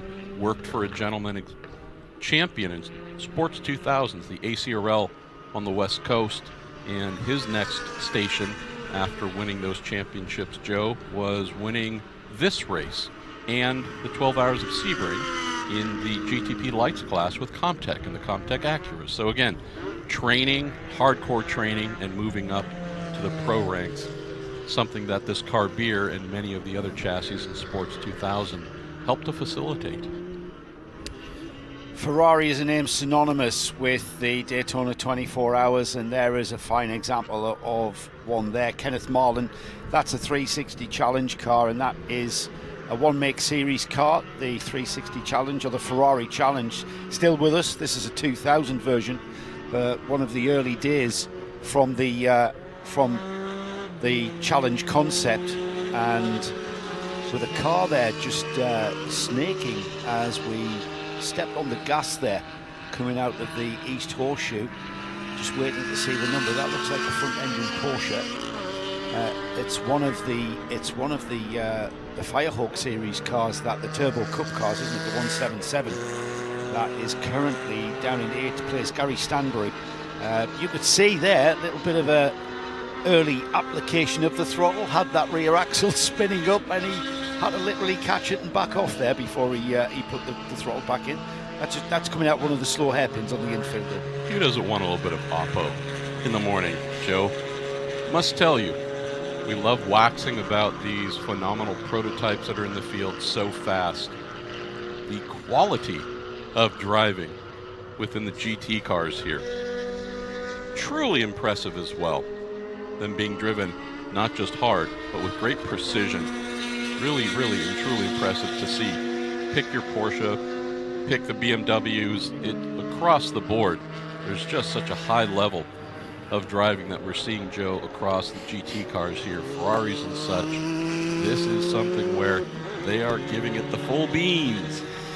Nobody coaxing it and just stroking it to the flag here, is it? They've got a chance. They've been waiting hours, quite frankly, 5 hours since these cars were last released on track. So, they've been waiting patiently. This is their last run of the weekend, last run of the week. In fact, we've been running here since, I think, Wednesday. And the drivers just wanting to get on with it. Philip Kaduri leading by 27 seconds now in the 962, as we've got side-by-side action there on the banking coming out of NASCAR turn 4. Yeah. These will be crossing the line nose to tail, but a change of position, and that's a 944 Turbo Cup battle there, taking us back to that Canadian series, no doubt, for you. Exactly, that Rothman series.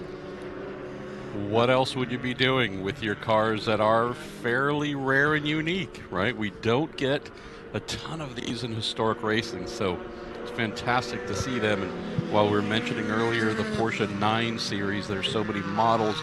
Most of them that we see, Joe, are versions of 911, some sort of lineage 911.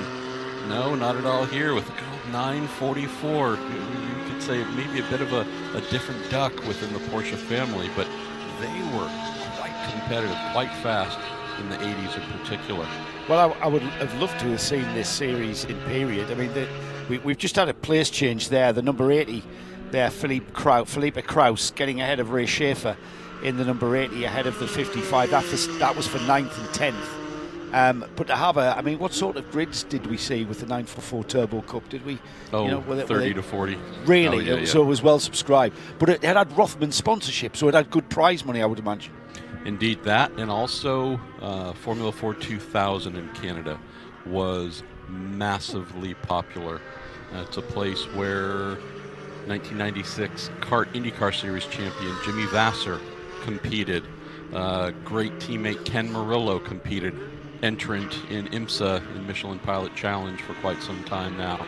There was a lot of young talent that came out of Canadian Formula 4 2000, Paul Tracy being one of them as well, where you can run down the list and realize we're talking a long time ago. So was the ladder Ford 1600, Formula 4 2000, Formula Atlantic, and then IndyCar, Indy or Light, Formula something 1? like that. Yeah, but on those weekends you would often have the Porsche 944 Turbo, right? You'd have the Porsche Cup running, you'd have the Formula 4 2000s and such. Just a great development ladder taking place in Canada that sent so much talent either within their home country, but a lot of that down here to the U.S. as we see Philip Kaddouri once again rocketing into turn one, braking so late, getting the car rotated, romping back onto the throttle, building out in that lead. What are we up to now, Joe? Yeah, we're 30 minutes away. We're just about 12 minutes into this fourth race. We expected the 962 to come through. Just to give you an idea of where the 962 is in the overall scheme of things, 49 laps completed, so well off the target of 66 laps completed for the leader at the moment in this group. So Kaddouri and Franchitti, Marino about to take over at the pit stop. I would imagine that Philip is going to, are they going to just split it down the middle, or does he want to optimise the run? There's no point really. It's about driving the car, isn't it? About entertaining us. I want to hear your thoughts on the spirit behind this, Joe, because to your point, 20-ish laps away from the leader, there's no chance of victory here. Had a bit of a rough event so far. That can often be the motivation to say, maybe the racing gods are telling us this isn't our event. Let's pack up, go home. We'll come back next year. No, we're going to stay and run and fight and have fun. Tell me about that spirit. I love everything about it. Well, HSR, that is the spirit of HSR events, isn't it? It's about track time. It's about driving the cars. Where you end up on the result sheet, and yes, it's our job to talk about history being made with the first 935 HSR Classic win, or indeed HSR win. But I think fundamentally for the car owners and the drivers, it's the pleasure they get from actually driving this car. And Philip Kaddouri driving his 962 Porsche around the Daytona Motor Speedway, a car, yes, that had a history in Europe, but he's driving that history. He's driving that piece of history. And who better to drive with than another absolute geek when it comes to motorsport history, Marino Franchitti. How Marino isn't working in television, I do not know, because he knows more. He's forgot more than I know, and I'm a massive geek. His brother does do some television. He's not the best of the two brothers, though. Marino can tell. His knowledge of the history of the sport is so refreshing. I do a lot of karting back in the UK. And I'll tell you a little story. One of the organisers of this kart series came in and said, we have a motorsport legend in the paddock. And I says, yeah, I've already spoken. Yeah, I know Nick Tandy quite well. The guy went, who? He was talking about some other touring car driver. And he said, who? He didn't even know who Nick Tandy was. Wow. Now, Nick's kid's racing in electric cadets. But that's the kind of thing, they're not necessarily into the history of the sport. They're there to compete. This event is nothing like that. Everybody here is an absolute geek. We have a very demanding audience out there, Marshall, that probably, they know as much as we do. Sat here, we're very privileged to be the ones with the microphones, because there are hundreds of people out there who know as much and more of them than we do. And that's another beautiful aspect of HSR. There are historians in every garage, under every tent, be it for their car, or they know everything about it, every nut and bolt, who installed the nut and bolt, who made the nut and bolt, but also about the sport as well. And you mentioned the Franchitti brothers, they absolutely fit that role. I think it was about 15 years ago. I think it was Petit Le Mans, maybe 2008, 2009, and I don't remember whether it was Dario or Marino sent me a text and said, hey, if you get a chance, pop by our bus. And so wandered by there a few hours later, and what did they want to talk about? Nothing in particular other than they had both apparently bought copies of the new book on the Rodriguez brothers. Yeah. Right? And They both bought the same book, their own copy though. There you exactly. go. There it is. And however it was, one of they had gotten an extra one somehow and said, hey, we have an extra one of these. We know you would love it. Here you go. And so it was just, again, this beautiful expression of motor racing anoraks, nerds who love and know the history and just revel in its past, saying, oh, well, here's one of our brothers in that same collective. We have this extra book, and it weighed about 50 pounds. It's this giant thing. It'd take about 3 years to pay off if you had to. Yeah. And they just thought, oh, well, we know he loves the history of the sport as well. Let's just share this with him. And that is absolutely. a common theme. IMSA President John Doonan was instrumental in bringing HSR in-house. What did he do when he got here? One of the first things that he did, we're staring down here in the fan zone, and there's a trailer selling racing memorabilia. Doonan ransacked the place, bought an entire box of old racing programs, IMSA, Trans Am, you name it, and found stickers, patches. Here's the president of IMSA. Yeah. Wanting to go and find and bring home these things just to add to his collection and love. And you go, now we understand why folks love Doonan, love IMSA, love HSR, because from the very top all the way down to those working in the garages, there's shared passion for the history. Like I said, I gave him a hard time. I'm like, thanks, Doonan, for leaving absolutely nothing for the rest of us. But nonetheless, what a beautiful demonstration, Joe. I how think, much passion is here. I mean, when IMSA acquired HSR, I said to everybody, John Doonan is the right pair of hands to take this on and bring this into the IMSA family. And we said to John on the grid, didn't we? It was kind of a logical thing to do. It was an absolute logical thing to do. HSR becoming part of the IMSA family, and IMSA now having an opportunity through HSR to exploit and showcase what is an absolutely very gorgeously rich history.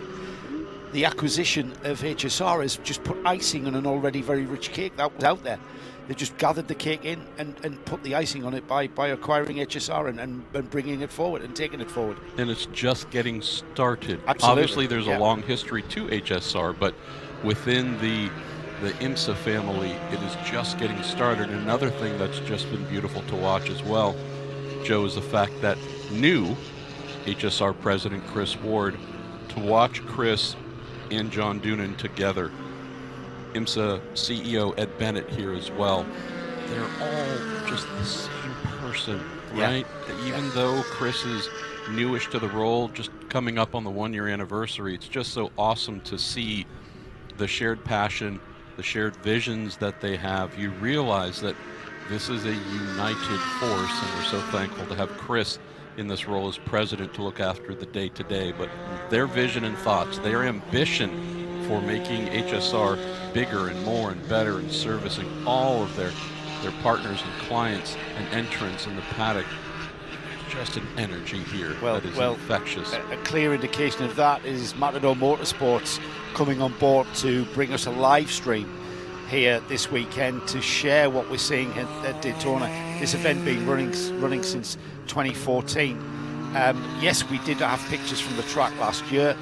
This year, TV pictures, actual TV pictures, bringing you the on-track action, and you can, we get to see that car on the banking there, and you can actually pick up the speed, the visuality of if that's even a word, of that car on the banking there, a Sports 2000 racer, looking down the back straight there towards the cars coming towards the Le Mans chicane. We've got great views. We can see the attitude of the cars and how they're being driven out there on the track. And as the cars weave their way through, the Myers, Andrew and Ben Myers sharing that car, we are getting towards, we're about 9 minutes away from the pit stop window closing, so we've kind of sort of forgot about that aspect. We are going to see driver changes. We've had no one in the pits as yet for a pit stop, as far as I can gather. I've not seen anybody in there. So we are getting towards the realms of somebody coming in the pits, and indeed, you are manifesting. You are speaking it into existence, Joe absolutely, Bradley. They must be listening to me as Philip Kaduri comes in, and he will hand over that car, the Porsche 962, the 962C, one of the later iterations. You can tell that by the rear bodywork, kind of stops at the rear axle, and the rear wing mounted high and far back from the gearbox. Is he going to take on a bit of fuel there? I don't think so. There's Marino Franchitti, and Marino there with the Scottish Saltire design helmet. Philip getting out. Little bit of a chat going on. Philip just mentioning, you know, he doesn't like it at White House, I think is what he's saying there. Doesn't like it round the outside at White House. Bit of a quote from the movie Le Mans.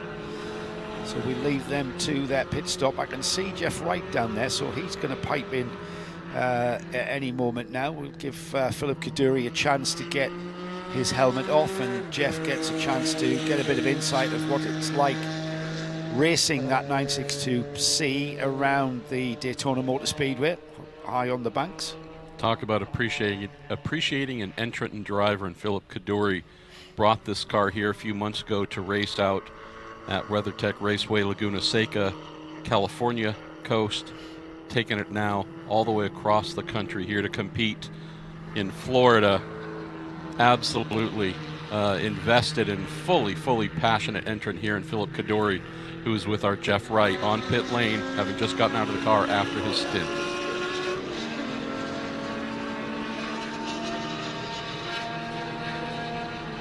Here with Philip Kaduri. Philip, just got out of the car. You having a great time, smile on your face. Car's running great. Having a great time here at Daytona. It's a pleasure to be here, Jeff. The car is running well. We had our issues earlier. They were a bit surprising. A wheel came off last night and put us out of contention, but we had a really good race at 2:30 this morning, and a really good race so far now, and it's been a pleasure to be here in America at Daytona, racing such an amazing historic circuit with this car and with great friends. Marino is no stranger here, and it's just a pleasure to share it with a friend. What's the situation with that wheel coming off? Was it a hub, or what was the deal? Unfortunately, we don't know. We never recovered the nut, so without that, we don't really know the point of failure. But we changed both the front uprights and had a little bit of vibration in the second race around 9:30, but otherwise she's been solid. And it's to be expected with these old cars. She's 1989. We run her in Europe. Of course, we had great run in Monterey in the summer, and you know, we put a lot of mileage on her this year. Great job, beautiful car as it takes back off right now and back underway, back into the race. You hear that long first gear pulling away, Joe, knowing that the car is geared for nearly 200 miles an hour on the banking. He's nearly reaching there as well, isn't he? What did he tell you? 190? 190 or so, yeah. 190, wow. Now we need to challenge our boy Franchitti. I want to see 191. Well, yeah, let's put the challenge down there. The best lap achieved by Philip was a 149.7. So that's Marino's target. He is the pro driver in that car. Philip, the gentleman driver, and you could kind of feel the pleasure in his voice there, having just stepped out of that car. I mean, they are not easy cars to drive. That car will bite you if you drive it wrongly. What you have to appreciate as well, knowing that Philip, obviously, like the majority of our participants, have a regular life. They're not full-time professional race car drivers. It's one thing to step into a lower horsepower touring car GT and play at that level. Someone like Philip stepping into a raging monster of a Porsche 962C, the amount of training required to be able to do that as a mortal like you and I. Yeah, absolutely. And not only the physical fitness side, but also the development of his talent.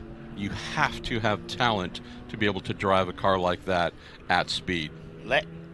Let's head down to the pits where Jeff is got. We've got a plethora of cars coming in there as we watch the Carver come in.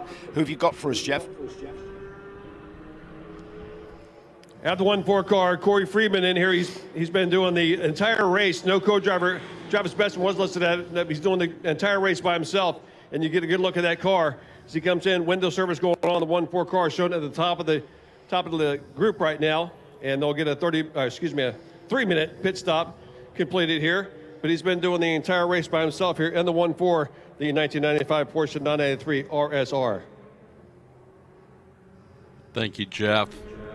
We do indeed, Joe, have seems like about half the field on pit lane now coming in for that mandatory 3-minute pit stop. Some now starting to peak out. We have one of our Ferraris having just completed their stop rolling down pit lane on the way out. But indeed, this is the time where everybody is, by and large, coming in to get that mandatory stop completed. And with a clear track in front of him, our friend Marino Franchitti, we know for sure, is smiling as wide as possible, getting to rocket around Daytona International Speedway. Just flying heading into that second horseshoe here, Joe. But think of that. Most of the field on pit lane sitting, completing their mandatory stop, and Marino saying, thank you for letting me have Daytona to myself for a moment. And Jeff, we have you on pit lane with driver of the Carbier Sports 2000. Benjamin Myers is in behind the wheel right now. Andrew is back in the garage somewhere, but we'll try to get word with him here in just a moment. But Benjamin's in the car right now, the number 51 car, shown in second on the line right now as he waits. The rear cover was off the car a moment ago. They're doing something on the back, you can see, but they had perhaps is clipping it in. Now the thumbs up from the team for the Whip Motorsports Carbier, number 51. And just waiting patiently now, just a couple more, about a minute or so before he gets back underway in that beautiful number 51. Sleek and low to the ground. Benjamin Myers behind the wheel of the 51. Thank you, Jeff. I mean, that car is just like a wing on wheels, isn't it? And I noticed is that an addition that team has put on there? Those side panels. Yep. Just keeping the air contained over the full surface of the car. Was that in period? Yes, that is right. Something we did. I'll admit I am a bit surprised they're on here. We found in testing with our Swift DB2, made 5 to 7 years before this Carbier, but we were using that, trying to develop the car. Sonoma Raceway, what we called Sears Point back in the day, did the same thing, ran those channels, the vertical channels on the outer edges of the bodywork, and found that we made what we thought was about an extra 100 to 150 pounds of downforce in improved lap time, because the majority of Sonoma Raceway involves turning left and right. There's not a lot of straight line, long straightaways to indeed have that extra downforce slowing your top speed. So it helped with a massive number of corners by raising those up, channeling the bodywork there, instead of allowing that air to fall over the side naturally. Yeah. Very laminar flow design, you can see. You're building up the pressure on there, aren't you, by containing this Exactly. more. As the air comes onto the body, it's got nowhere to go, so it has to stay there, and you're compacting it in there. So did you play with the height of those panels, depending on where you were? So you had shallower, for that gave you less downforce, and the more poundage created by the density of air with the panels coming up higher. Exactly. I mean, was there a regulation to stop you sort of having a 6-foot high panel, just sort of two channels going down the track? Other than the driver not being able to see left or right, of course, unless we've done that in Lexan. Yes. But what's interesting, though, is when I see those panels on a Sports 2000, I think high downforce configuration. All right. Here, for the most part, where we spend the majority of the lap rocketing around straight line-ish on the banking and such, tend to go for maybe a sleeker choice, but that tells me certainly in the infield, car will be bathed in extra grip. And that's extra grip going into the corner on the brakes. It allows you to brake deeper into the corner. It's not as important coming out of the corner because you need to slip through the air and accelerate. But that's going to give a car a very stable, balanced feel on the brakes and the speed that you can carry until, of course, that downforce bleeds off. And then you're on your own. You're on the mechanical grip level by the time you get through one of the horseshoes. Without a doubt. So, not something I would necessarily choose on one of my Sports 2000s here, but who's to say this isn't the perfect setup for that car? So, but just wonderful to see the evolution choices made, what to use and what's best. Staying with aerodynamics, that Ferrari there, the yellow Ferrari, that is continuing going around. I'm just trying to pick it up on the timing screen. Where is he? It's not the Milani Ferrari, Ferrari, is it? It's further down. It's the Kenneth Marlin that yellow Ferrari. Very limited amount of aerodynamics on that car. It's a very slippery car, the 360 Challenge car. It has got a rear wing, but the bodywork is very smooth. The air is just channeling over that. You're getting little or no downforce created across that car. It's about getting it through the air as quickly as possible, in complete contrast to what we've been talking about. Yeah, it'd be making a lot of its downforce on the underside, although a lot of it is indeed flat. Not a car meant to be making giant amounts of downforce.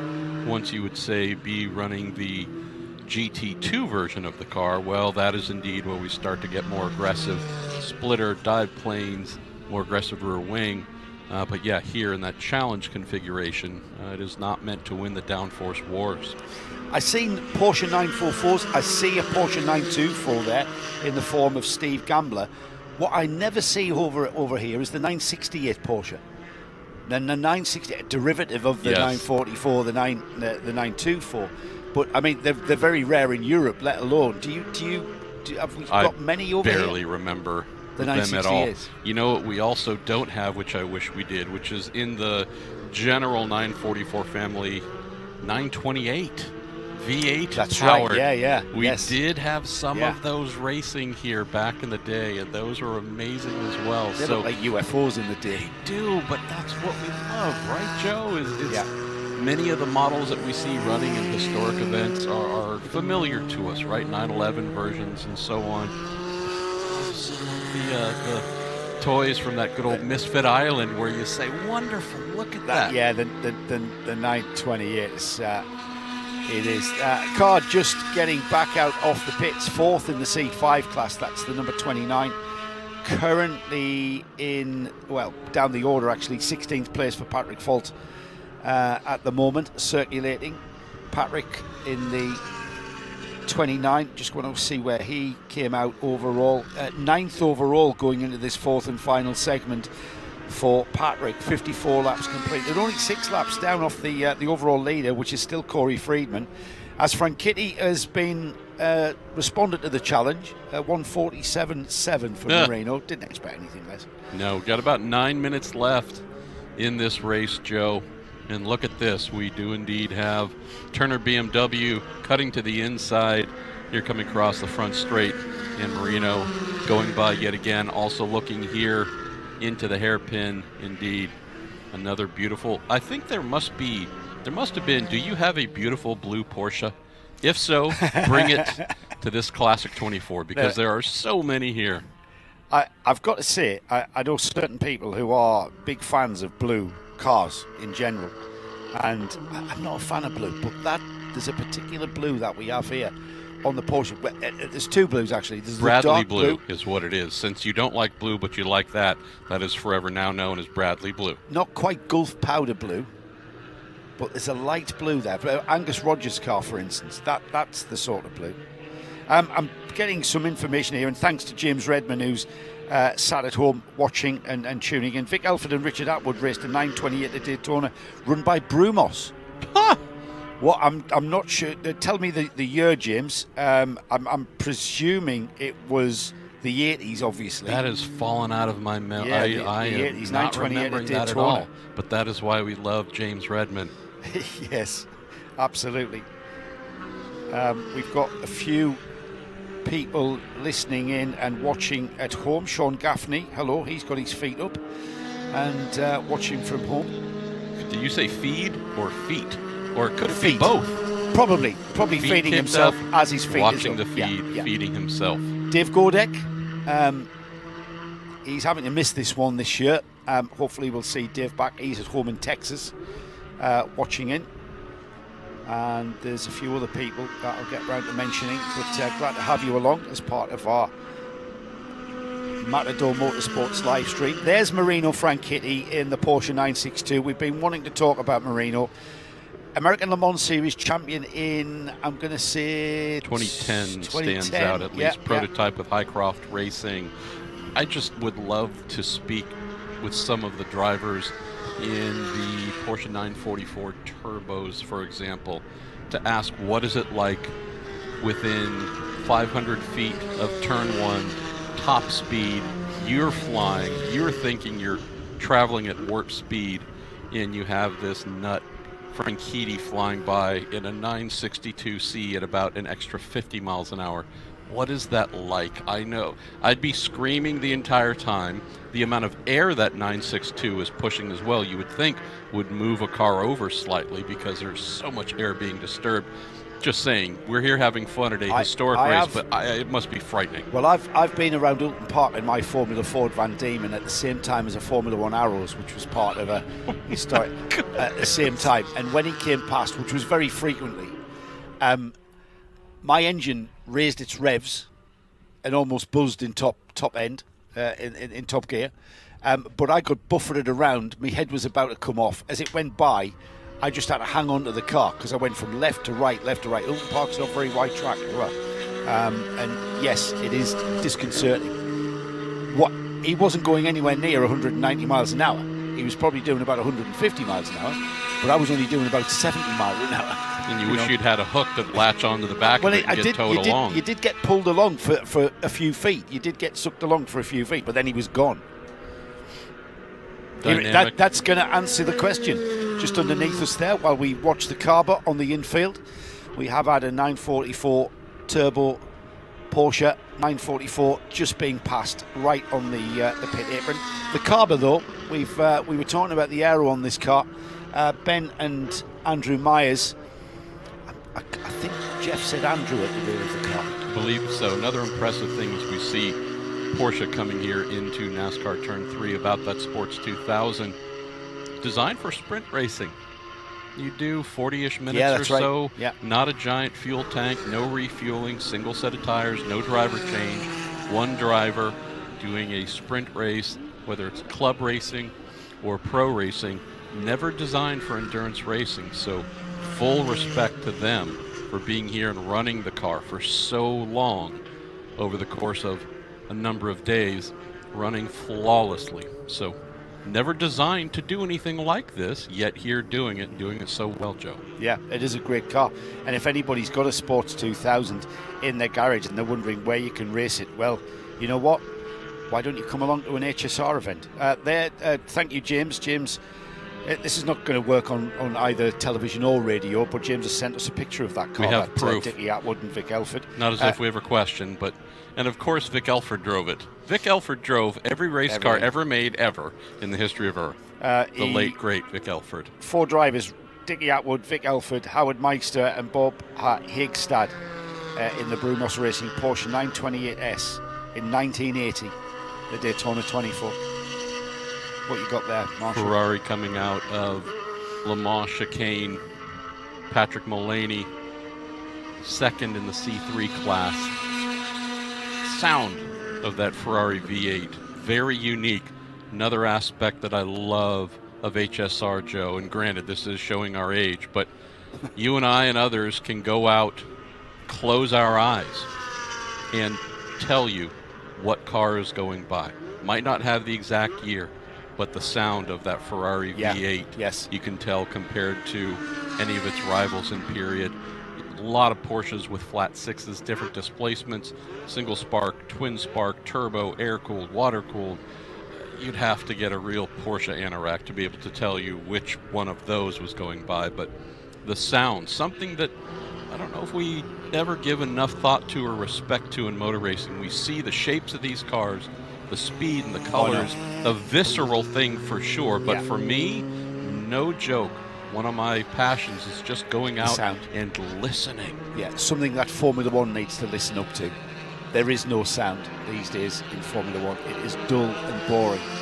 You come to a sports car race, you come to the Rolex 24, and you will not just see or hear it, you will feel it. You come to the Daytona 500, you feel those NASCARs coming through the tri-oval here. In your chest. Feel it in your chest, absolutely. Marshall, we are getting towards thinking about unfurling that white flag here. Our overall leader is Marino Franchitti. That's the car, the bright pink Porsche 962 that the starter will be keeping an eye on. Inside of 2 minutes. To win the heat. But preparing to win the heat. Give us Joe Bradley's strong estimation, but not 100% claiming exactly how the overall results might be. That's going to be the number 14, Corey Friedman and Travis Bedson. They are currently second, just off. I think they are at least one lap off as the white flag flies for Marino Franchitti. Corey Friedman is not that far behind, and we will hopefully get a chance to pick up either Marino or Corey as they head towards the flag. We've got the last few minutes. In fact, we're about a minute away from the final checkered flag for Group C. We get to crown our champions. That is going to be the overall winner there. Great work from our cameramen, John, and Braden. I was going to call him Brandon there, so that's why I needed to check. John and Braden out there bringing us these great pictures. And there's the winner of race 4. I say the winner, the leader of race 4. I've hexed it now. If that car grounds to a halt, you can tell Marino it was my fault. Joe. He's into turn 6. That's the one that's going to bring him out onto the banking. So he's got one more braking area to negotiate. That's the Le Mans chicane. Any issues? Stop. Your flight canceled. Yep. We're going to strap you into the passenger seat, duct tape the door closed, and that's how you're getting back to the UK on a ship. Yes, yeah, absolutely. In a crate. Here he comes then down the back straight for the final time this weekend. And again, we just want to thank Philip Kaduri to bring not just a former ALMS champion out to show his driving prowess in the form of Marino Franchitti, who's at the wheel of that car, but to bring that car out and give us a chance to see that car performing at almost 200 miles an hour here on the banking. But also massive thank you and respect to Philip as well for being one of our younger entrants and younger drivers as well. Again, youth just being infused within this paddock. But thank you to Philip for that passion to bring this car out. We have a checkered flag waving over Marino Franchitti, winner of this heat race. But overall, we do indeed have a different winner who will be preparing Joe to head to victory lane and others succeeding in their respective classes. So as Franchitti takes the checkered flag, across the line there is the 177 Gary Stanbury Porsche 944. We wait for Corey Friedman to take his checkered flag in the number 14. And when he does so, as the Ferraris come underneath us, Friedman just on the NASCAR's turn 3, transitioning into 4 any moment now. There he is. That's the winner of Group C. As he comes through, he came into this one with over a 4-minute lead over the Ferrari of Patrick Mullaney. He's kept that pace up, and he takes the checkered flag to take that BRM chronograph wall clock, which he'll be presented with when he finally makes his way to winner's circle. Solid drive. No surprise that a 993 RSR has taken overall honours. When, all right, we might have 962s in the field. They are the fastest cars here, but the attrition aspect is always going to be a factor in these longer events, longer drawn-out events. Cannot stop, will not stop. Also, Joe, thinking back this century at least, whenever there have been mild issues in modern racing, the debut of the Daytona prototype formula, definitely some reliability woes being worked through. What did we get into victory lane for the overall win at the Rolex 24? That would be the Racers Group, Kevin Buckler, a Porsche 911 based GT machine. What did we have at Michelin Raceway Road Atlanta 2015 or so? Massive downpour. Nick Tandy. Right, Nick Tandy. Nick Tandy, mentioned him earlier. Again, another 911. We're just talking roots back to the origination of that model, winning overall among the prototypes. So here we are, perfect, absolutely perfect. Corey Friedman paying tribute. We're not exactly doing anything different to the real world pro contemporary racing. We're emulating everything here. We're here. The whole event, the whole of this Mission Foods Daytona Classic 24-hour event is paying homage to the Daytona 24 hours. And indeed, I think sportscar racing in general, HSR moving into 2025 with 4 kind of jewel in the crown events: Sebring, We've got this one at Daytona. We've got the 10-hour at Road Atlanta, and we've got one of my favourites, the 6 hours at Watkins Glen. They weren't in calendar order, by the way. All great events, and if you are thinking about, what motorsport events you're going to plan for your trips next season, then pick any one of those 4. I mean, I'm going to be getting the prayer mat out in front of Chris Ward about he needs an international commentator for the 10 hours at Road Atlanta. He definitely needs that to happen. I'm here, Chris. I'm here for you. I thought you were saying Marino Franchitti for that role, but no, you want for the commentator? Yeah. He can take your place if you want me. Yeah, he'd be a lot better than me. But another thing just to think about, if you are a fan and a lover of IMSA and all of the amazing modern machinery, the hybrid GTP cars, LMP2, just amazingly diverse GTD class, those GT3 based cars, you have many events you can go to throughout the year, but you often hear from IMSA fans saying, I love this so much, I wish we had twice as many events to go to. And I tell them, well, it's not exactly today's cars of IMSA, but you can indeed extend your calendar if you do love sports car racing, endurance racing here in the US with HSR. You can indeed go to the Rolex 24 Daytona in January, and here we are, Joe, in November, back at Daytona with endurance racing taking place again. Many of the venues you mentioned already, but just thinking about that, you have your full IMSA WeatherTech Sports Car Championship calendar. You can extend that by paying a visit to some of the beautiful HSR events on the calendar as well. So we have a true embarrassment of riches here in front of us, and our friend Jeff down in Victory Lane getting ready here in just a few moments to welcome some of the fantastic drivers and performers. I think he's ready. I think Jeff's got the cats herded. Let's head down to Jeff Wright in the winner's circle to take us through our podium presentation. Thank you, Joe. I'm here with Marino Franchitti. Just get out of the car. He recognizes me from doing the bikes. Marino, we'll get a kind of step back, get a beautiful shot of this car. Great job there. You finished it out. Cadorria handed it off to you about halfway through the race, and you made it happen the rest of the way. Yeah, it's a shame we don't have many more Group C cars out there to race against, but we're just out there enjoying this car around this beautiful facility. It's an absolute honor to get to come here and to drive this car. Philip drove fantastically. I got to thank him for bringing the car here and allowing me to drive with him. It's I said to Marshall yesterday, this is like a childhood dream to drive a 962 at full noise around the banks of Daytona. 3 a.m. this morning, I think it's the most fun I've ever had around Daytona, and I've driven a few cars here. I think a lot of childhood dreams are, have that same reference there. They'd like to drive a 962. Now, did you guys swap off on every round, or did you just do a full round? I knew you guys swapped on this one, but did either of you guys just do a full round and then hand it off to the guy the next time? No, we were swapping midway through every race. We like to share the race and sort of understand where the car is. We had a wheel part company with the car in the first race yesterday, which was disappointing. Kind of took away the opportunity for the overall win, but it's still just, as HSR have put on an amazing show here. Everyone's been so welcoming, and we're definitely going to be back. Great job. Congratulations. That is Marino Franchitti. We will look around and get a word with the Myers brothers. And the number 51, Ben, just getting out of the car. We'll come back with the other GT cars in just a moment. We're looking at the prototypes right now. Let's see, Andrew is over here.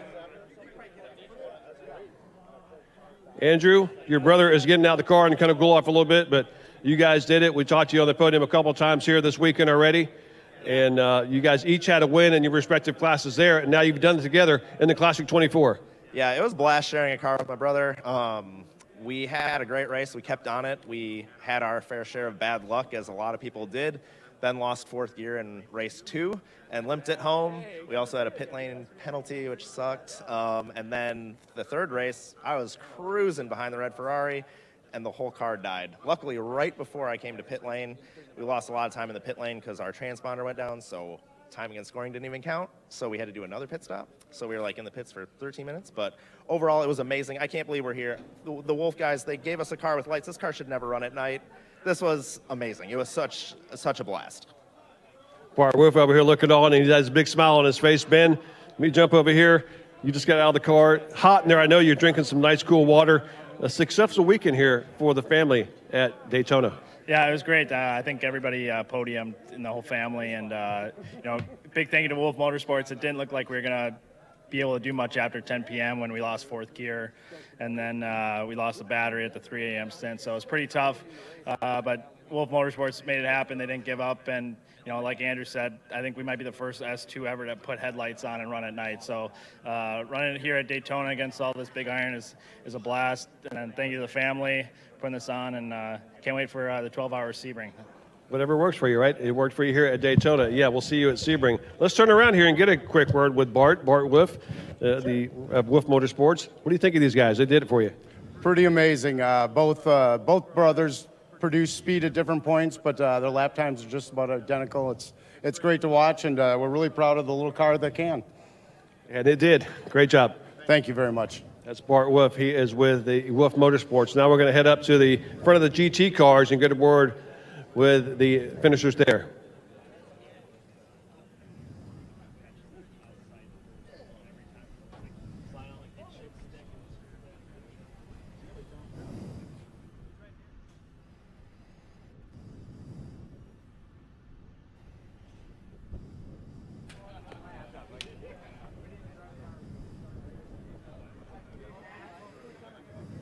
Corey Friedman's here in Victory Lane at Daytona. Corey, beautiful car, great job of driving. You drove the entire Classic 24 by yourself. I did. My friend Travis was signed up with me, but he was going to focus on his car in Group E, I think. So yeah, I decided to do the whole thing by myself.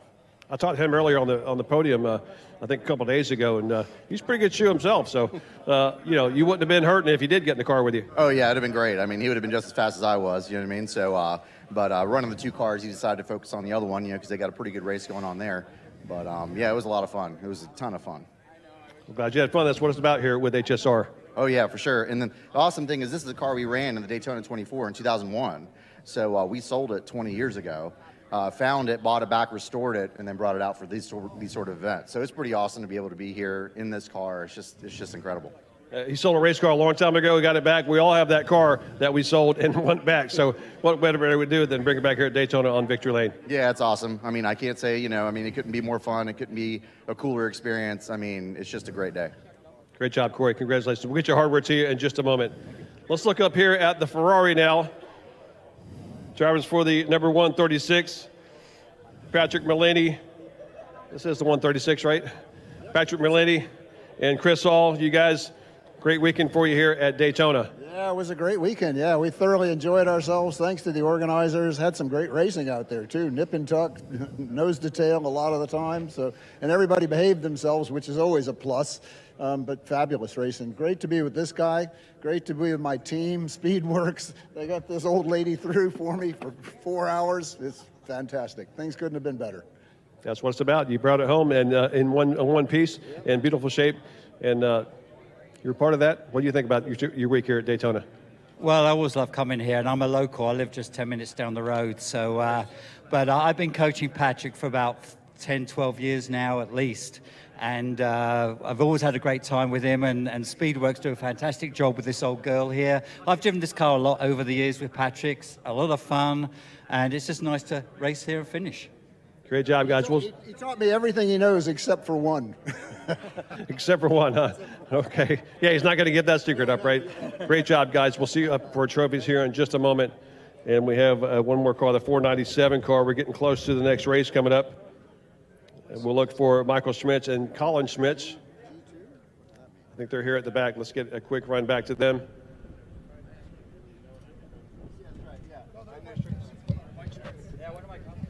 Mike, quickly here, we're getting ready for the next race and going back to back up top. But tell us about your race. You're on the podium here at Daytona. I've been saying that a lot, and I think it's just I kind of have to say it because that's what everybody wants to do. Well, first of all, this event is just an absolute blast. Had a great time out there. We were supposed to run an LMP3 car, but we lost a half shaft during the prototype challenge. So we went to the Cayman. So its first time on track was the start of the race. We didn't qualify. So we came from the back all the way up to P1 in class. So that was a lot of fun. I have to thank my son, Colin, because he took the graveyard shifts. He took the night shifts.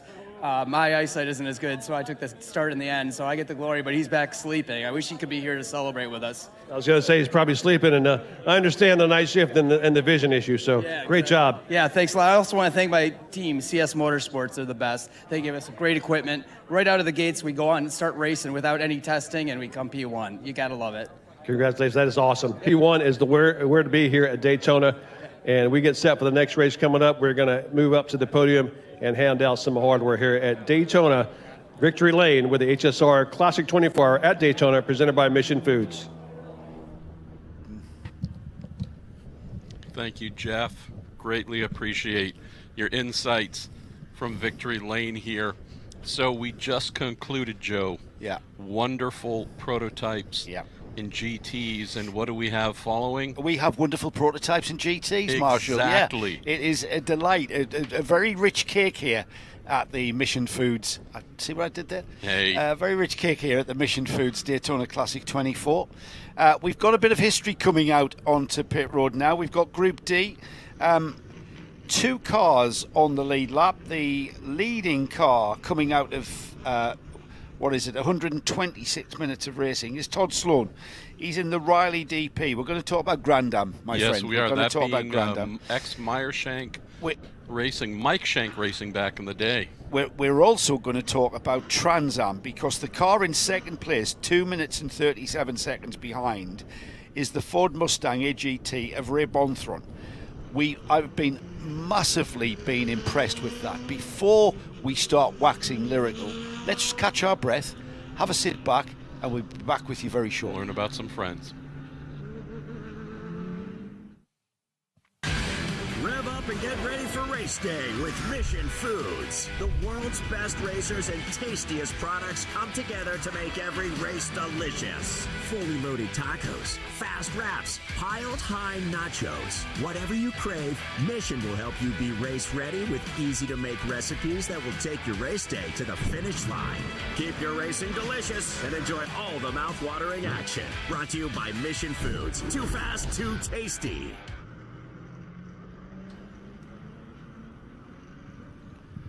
Sun continues to shine here in Florida. That's why it's called the Sunshine State.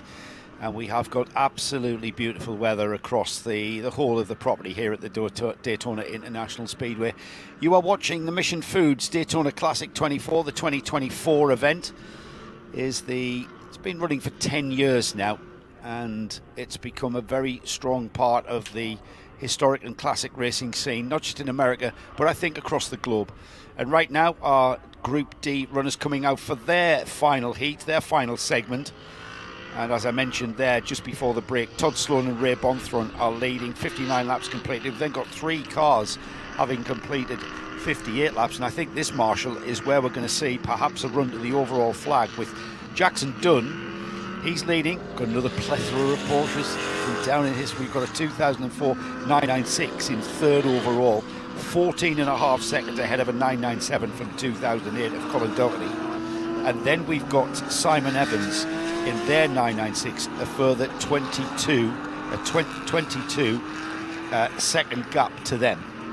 Indeed, I think we have looked something like 16 or so cars, keeping in mind, Joe, that obviously with 3 segments being run so far since yesterday afternoon, attrition is indeed the one uninvited guest in endurance racing, but shows up every single time and takes some of the delightful cars that we have away from us. But we do still have a relatively deep field, a lot of Grand Am Rolex Series machinery here. We had some in the last race, but here in particular, leading and also at the tail of the field. We are topped and tailed by Grand Am Rolex Series machinery, the Daytona prototype formula, that being something that compared to, say, that Porsche 962C that we saw at blazing speeds, also extraordinary costs to run that.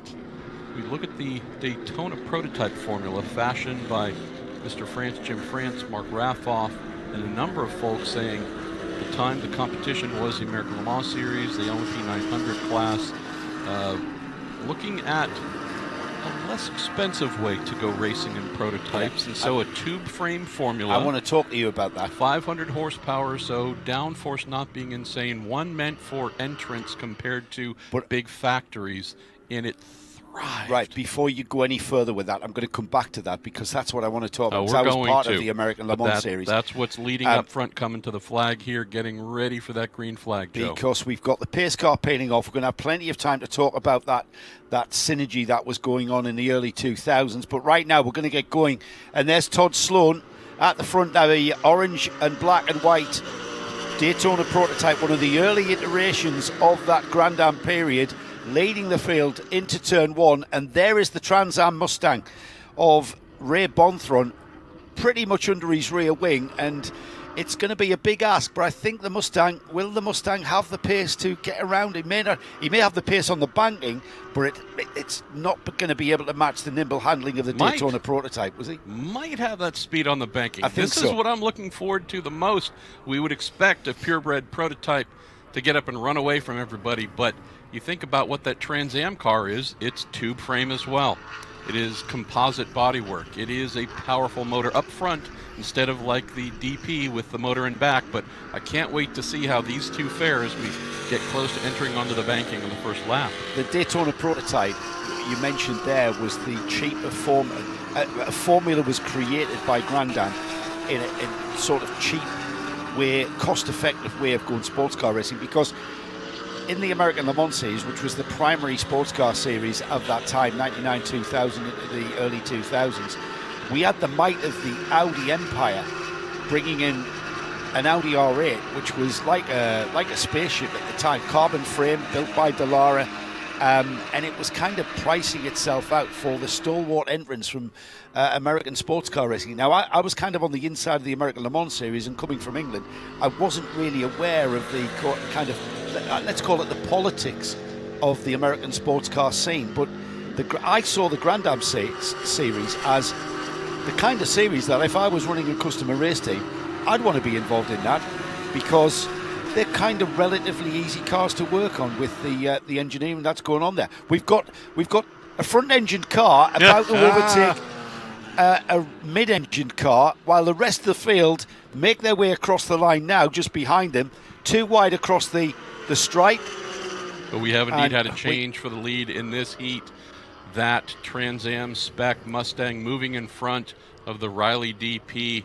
Believe that would have been a Ford-powered car from that era with Michael Shank Racing back then. But indeed, talk about stretching its legs on the straights. That Trans Am car is a missile massed as a four-wheel car here, Joe. But to your point, there's nothing ever cheap about the Daytona prototypes. It was just a mindset that said, does everything have to be made out of carbon fiber and of the most exquisite materials, or can we go racing with cars that don't break the bank and put on amazing races? That's what everybody remembers about the DP formula.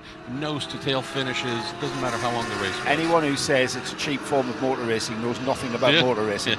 There isn't anything, and that's from karting all the way through to Formula One and World Endurance Championship or IMSA WeatherTech. There isn't anything. It's all relative. It's all about how much money you've got in the bank as to how cheap it is. The Trans Am car, I can't quite see that yet. The Trans Am getting ready to come into the era. Le Mans. How that formula didn't take off globally, I do not know. Again, tube frame, front engine car. Australia were big on very that. popular. Was it called Trans Am? Not exactly sure what they called it, but it was the same. Trans Oz. That would be quite interesting, but nonetheless, it was a formula. Did move into South America as well. Not necessarily dedicated championships, but a lot of the ex-Trans Am cars went south, raced in Peru, Venezuela, you name it. But you just look at the raw power of the cars. Plus also looking onto the banking here, and what else do we have? A fairly normal sight from back in the day. DP intermingling with GT cars. That SunTrust car behind. We had the one in front of it, the Riley there, our friends, a number of friends who drove that car. This Group D is capturing and emulating that period of Grand Am here at the Daytona 24 Hours, isn't it? The Rolex 24 was part of the Grand Am series for a lot of those years through the 2000s. And we've captured this right here. You mentioned Kevin Buckler winning the Rolex 24 overall in a GT car. We've got that mix of cars now with the Daytona prototypes getting right in amongst it, and there's a dive down the inside. That was a bit of a sneaky one there. There was a Porsche 911 size gap, and I'm trying to identify who that was. Have we got a little bit of contact there? Don't think there was contact, at least coming through the kink here, but fighting hard early in the race. We are not waiting to get to the end before turning up the wick, Joe. It is happening right off the bat. But of course, this is the final heat for this class. Yeah. What are you going to leave? Why conserve anything for that matter? Yeah, you're going to put the car back on the truck and fix it back in the workshop after this one, after this final 42-minute sprint, of which we have just under 37 minutes remaining. We've still got cars going too wide on the banking, and for 16 cars might be on the track, but it's certainly looking crowded out there, isn't it? Indeed. Down towards the Le Mans chicane, we've got that GT Porsche just holding off the Daytona prototype as the first left. That's quite a tight left there. You've got to get off a lot of speed off that top end straight coming towards the chicane. And as they continue out of the Le Mans chicane, that battle at the front of the field continues to rage, and we've got another swap. That's just ahead of them into the infield section. The leaders have gone as we concentrate on this little GT Grand Am battle. There's the change of lead right there as we go towards the East Horseshoe. Putting on a show, Joe, for all of us up here. We're smiling and giggling, but also and for everybody at home. But also the many fans who've come out and are camping here, whether it's in tents, whether it's in motor coaches and one of the horseshoes here. So putting on a show for us, which we greatly, greatly appreciate. But back to the point of the Grand Am Rolex Series, had two classes. We have the Daytona prototypes, the Rolex GTs, a mix of tube frame cars and GT, but also production-based Porsches and Ferraris and whatnot. And while there was definitely a separation in lap time between the DPs and the GTs, they weren't as massive as we see in some other endurance racing, sports car racing formulas. So when we do see... Is this what we're seeing now? When we see further DPs, back in the field. exactly. Yeah. So when we do see these cars, different formulas, obviously prototype versus GT, not being too far separated on track, or at least there being a little bit of intermingling, not a total change from what happened back in the day. But this Trans Am car, an interlooper, not something that we saw for very long in Grand Am type competition. There certainly was, don't get me wrong, but this general formula, the AGT and whatnot, did have representation here. But once we got into the dedicated version of Grand Am, it was specific to the DP and GT formulas, bespoke to Grand Am. But we do see here just amazing speed. Those cars there, they've got very similar technology on them. I mean, they're a tube frame car, mid-engine car of Todd Sloan there in the lead, but that Ray Bronthran's front engine Mustang, but that, I say front engine, that engine is slammed very, very low and rammed into the bulkhead. It's basically in his lap. It's virtually in his lap, yeah. So it's when you look at the wheelbase of the car, it's very, very close to being mid-engined. It's kind of mid to front, isn't it, rather than that.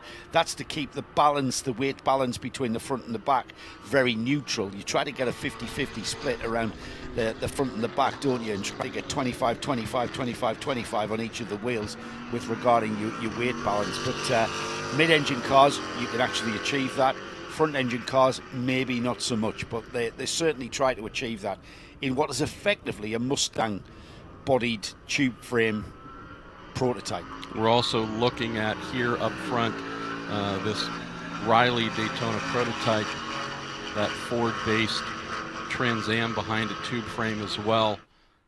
Pay tribute, pay respects to the recently lost, I was about to say it, Bob Riley, knowing that this Daytona prototype bearing his name, the name of his son, Bill Riley, but really I would say the finest Trans Am cars, IMSA GTO cars coming from the 1980s, Ford family, also Mercury family. They would carry a lot of different bodywork depending on the Ford Motor Company's branding ambitions, but be it Trans Am or IMSA GTO, Bob Riley, his mind, his hands, draftsman's board.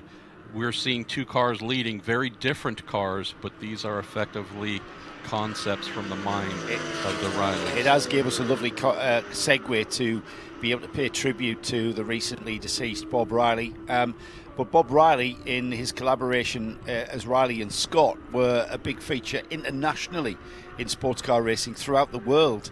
The Riley and Scott Mark III, for instance, comes to mind. Big part of the American Le Mans Series, big part of Le Mans. We saw that car in various iterations. 1996 winner here overall at the Rolex 24 Daytona, and shortly thereafter, 12 hours, Mobile One 12 hours of Sebring. So a car that if you did buy in 1994, 95, you were still racing it in 2000, 6-7 years later. It was a car that stood the test of time. The technology on the car, the engineering was right up there, top edge, state of the art, dampers, electronic systems, engine management, but fundamentally as a customer car, perfect. Ideal. Another hallmark of Riley designs. We think of some other classic sports car designs effective for a few years and then replaced by something different to allow the competitiveness to continue.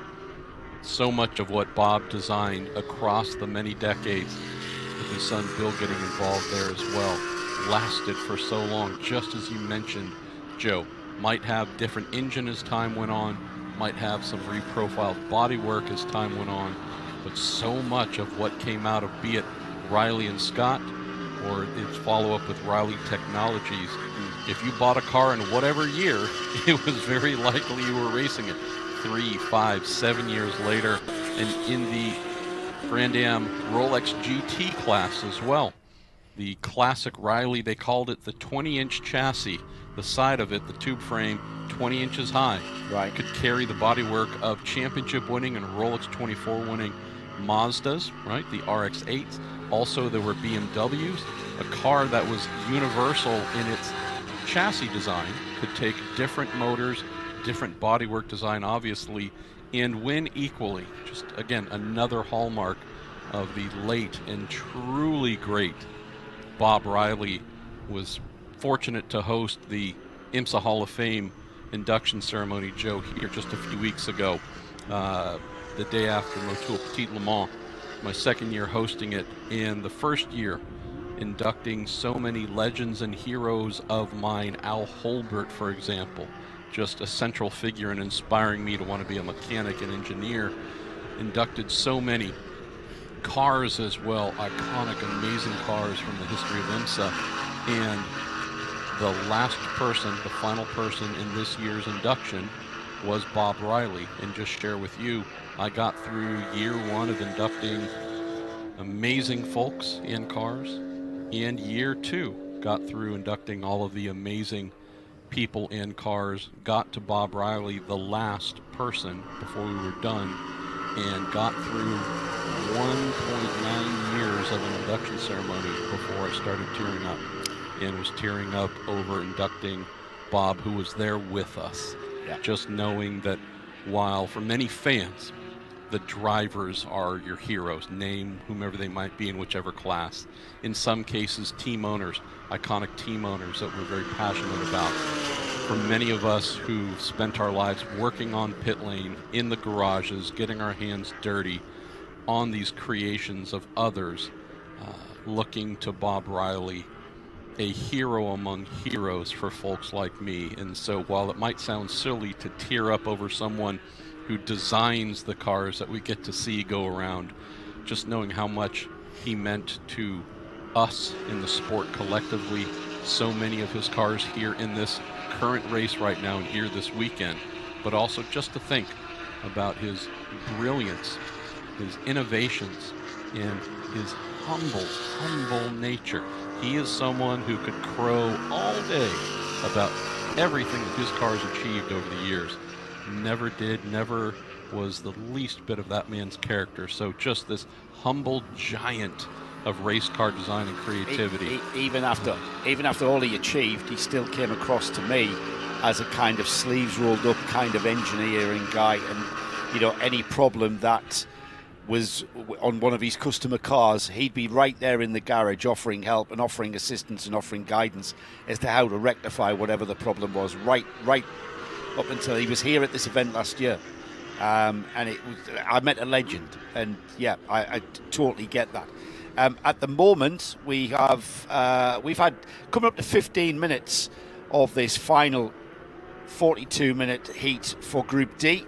At the moment, our leaders in this fourth race, Todd Sloan and Ray Bonthron, they're our overall leaders overall, and it looks very unlikely that Ray Bonthron is going to make up the 2 minutes and 38 seconds, which is what he has to. Meanwhile, though, plenty of racing going on here, and on the infield there, we've got the.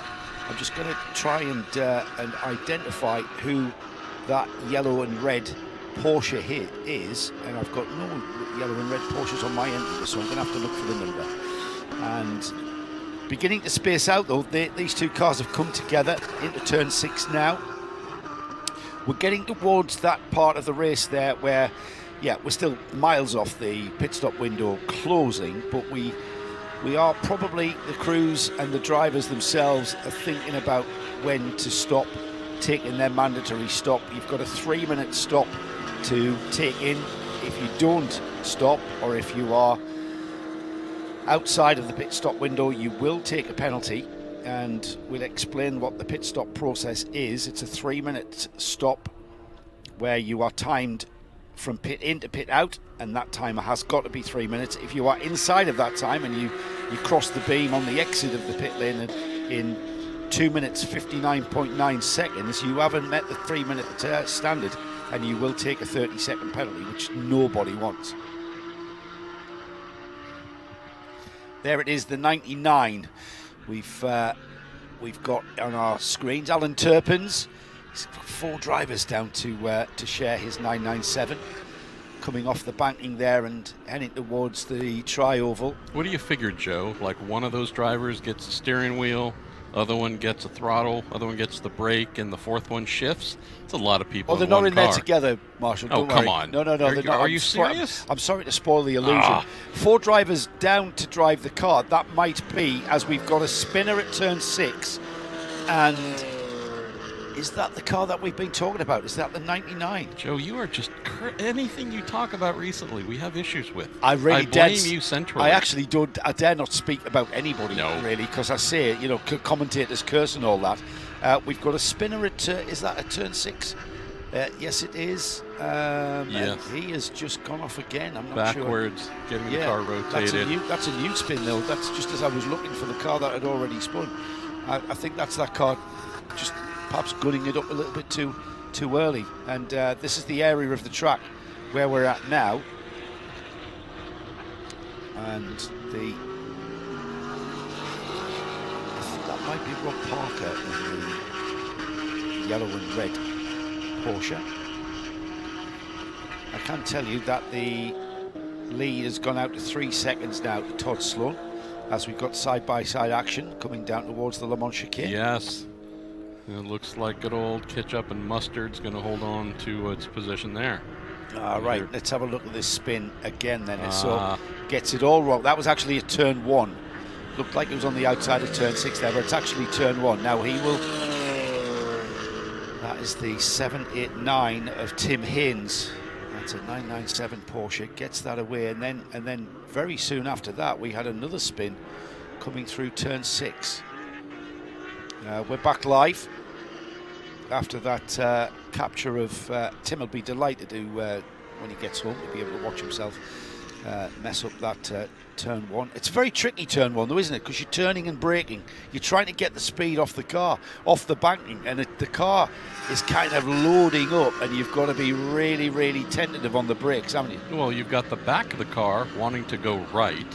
The corner goes left. You're turning. You are braking. You're trying to trail brake and carry as much speed as possible through there, Joe, but it is a physics lesson every time through, because yet again, you're trying to carry a ton of speed, you're turning hard left, you've just arrived at maximum speed, and indeed the rear of the car is wanting to go to the outside, as physics is saying, come join us here towards the wall, and you're fighting that the whole time. So spinning in turn 1, by no means anything to be embarrassed about. We have seen the greatest drivers ever in the history of sports car racing do that same exact thing here. We've seen folks hit pit wall from the inside trying to leave pit lane. So down in turn 1, there's always a bunch of action there.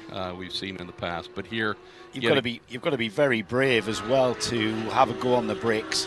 There's the leader, Todd Sloan. He's leading this fourth and final race, taking himself up to the full 168 minutes mark in about 22 minutes time. We're still 10 minutes of the pit stop window staying open, and he's pulled a gap last time by of still it's been about 3 seconds to the second place Ray Bonthron.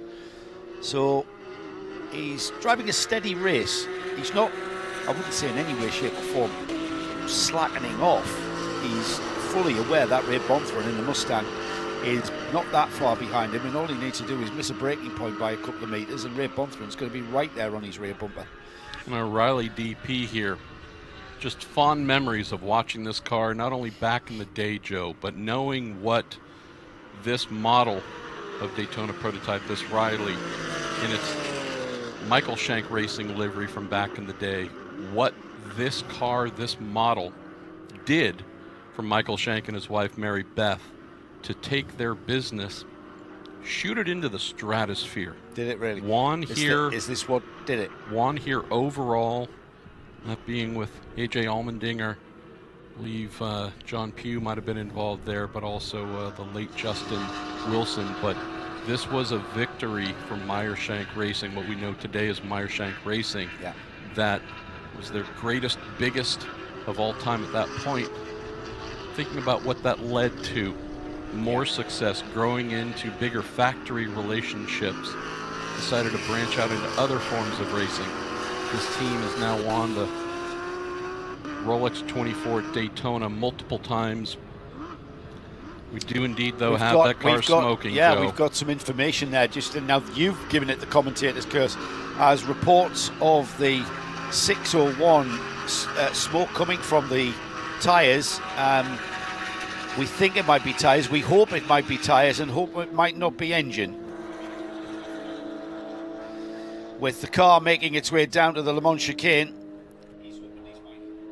and into that chicane, we'll keep an eye on this car as he makes his way out of the Le Mans chicane. We'll keep an eye. I can't see any smoke now as he will come underneath us. We'll get not just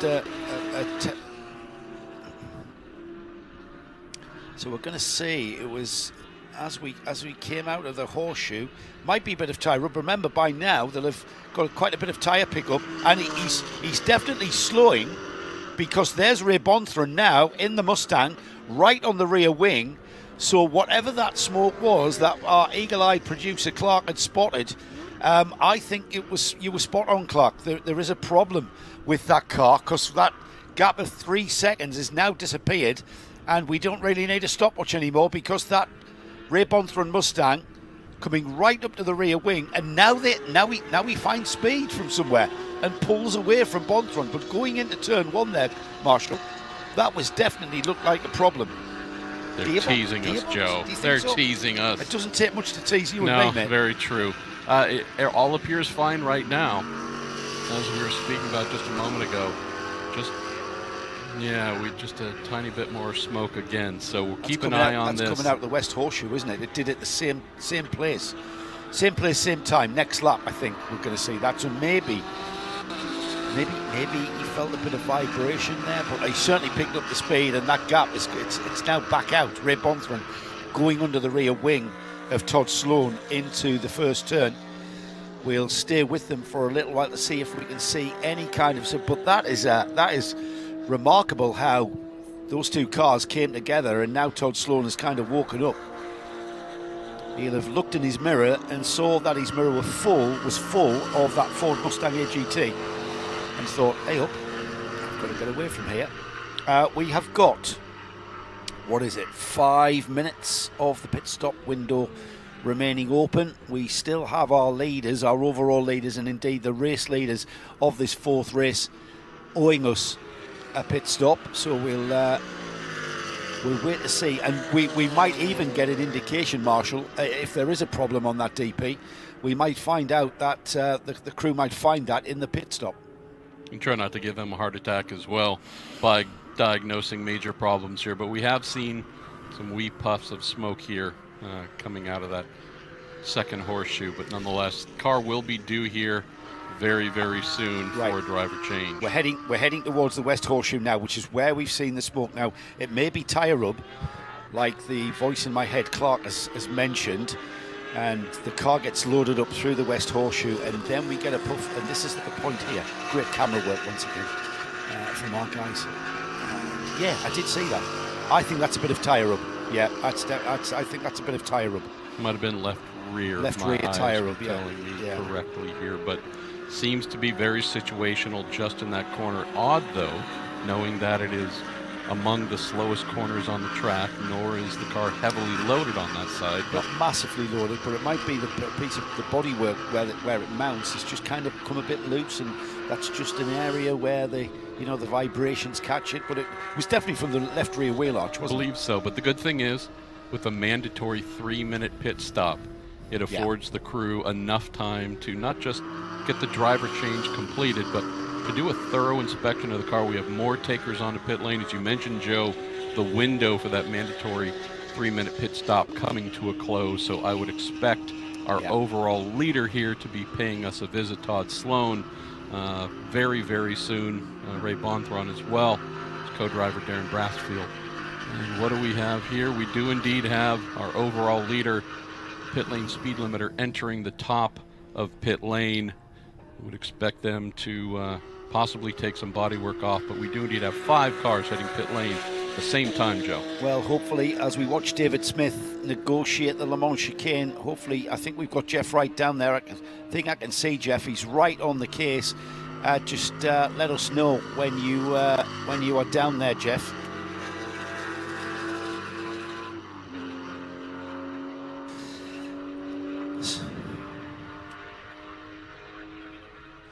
So hopefully we might get some insight as to what is going on that Todd Sloan car.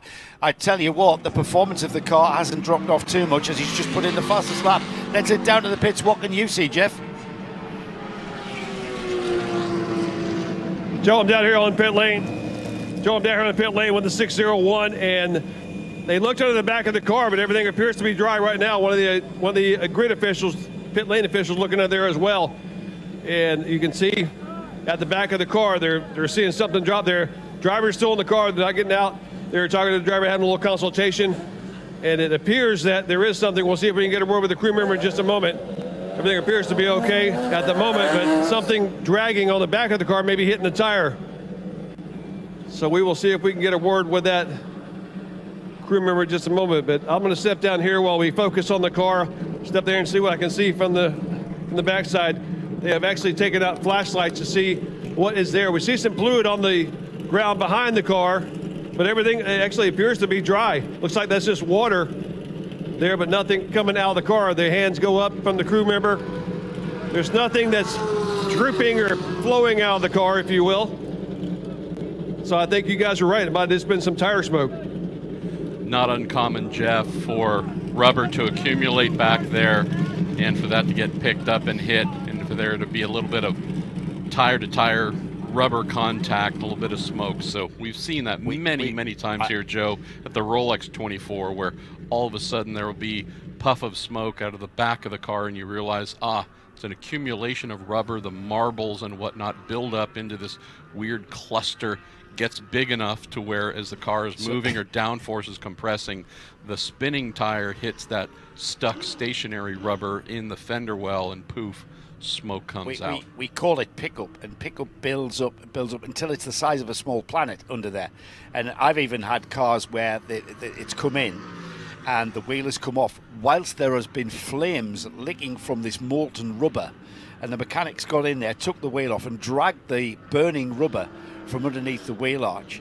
It's quite common, and it's something that one of the formal processes of when your car is on the pit apron one of those formal clean-up processes will be to dig the detritus out of the air vents, but also get your hand under the wheel arch and get all that pickup and detritus from it clags onto the inside of the wheel arch and can cause you problems. Because if it bursts into flames and you've got a proper steady conflagration under there, it can put you out the race. Indeed. So you've really got to keep managing that. And I think that's what we've seen, isn't it? Heading out back, full speed, coming out the end of that pit stop here. Thanks again, Jeff Wright, for your report here from pit lane.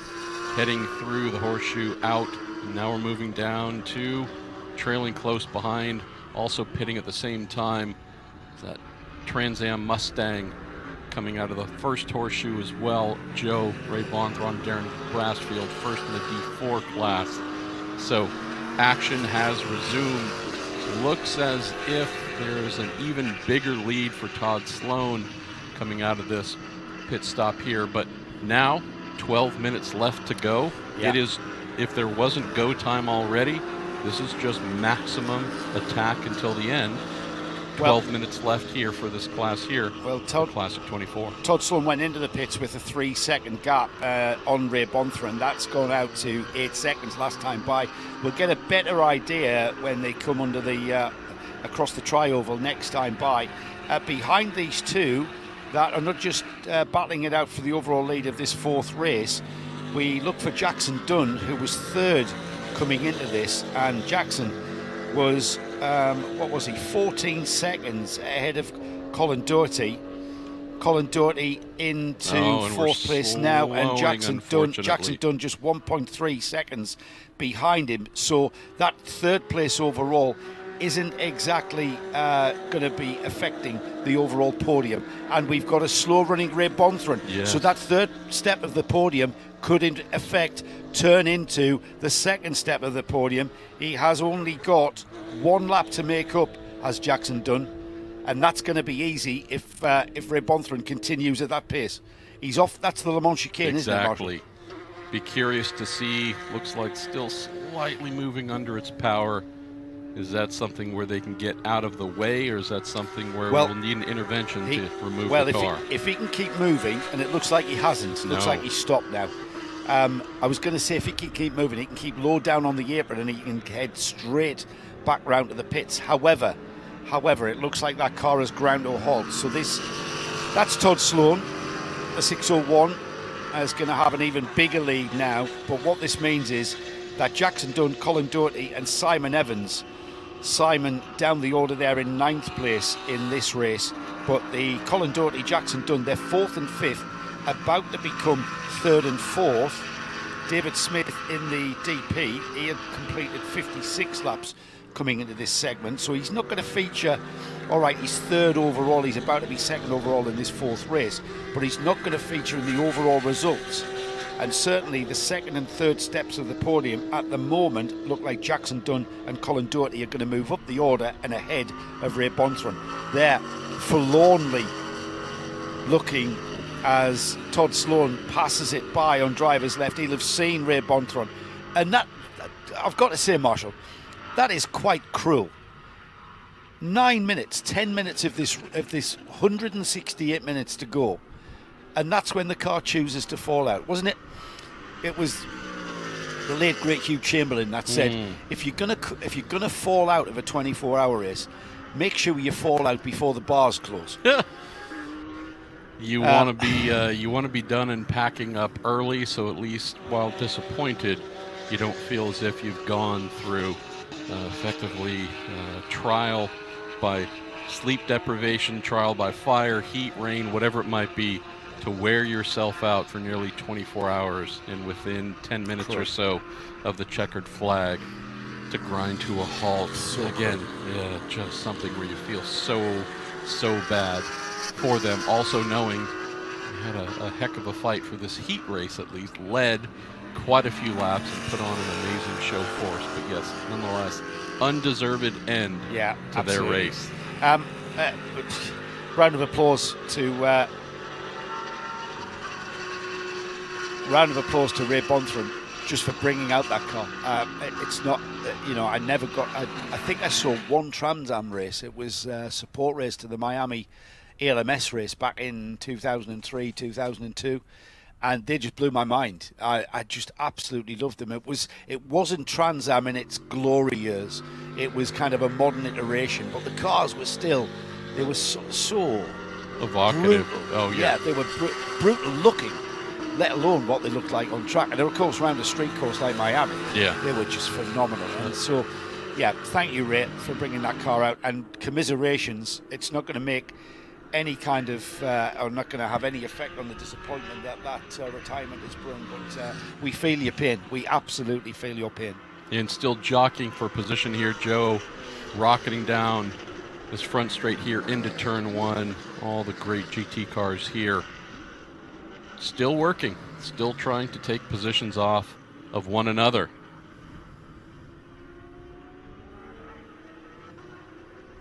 That will go on till the checkered flag, I think. It's bragging rights, isn't it, in the chicane bistro at the end of this event. And the Porsche Cup races that have broken out. That's Colin Doherty. Now, Colin is heading for a third step of the overall podium. One of the great characters of the HSR paddock.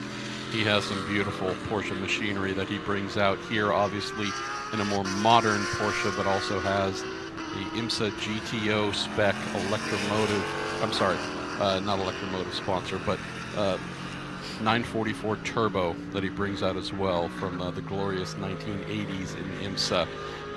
Boy, yeah, he has not only wonderful cars, but a great family history in racing. Been involved for so long. We see indeed tow going on, getting that Ray Bonthron Mustang out of the way off the track, so we're all clear there. But indeed, up front, Todd Sloan, the number 601 Riley Daytona prototype.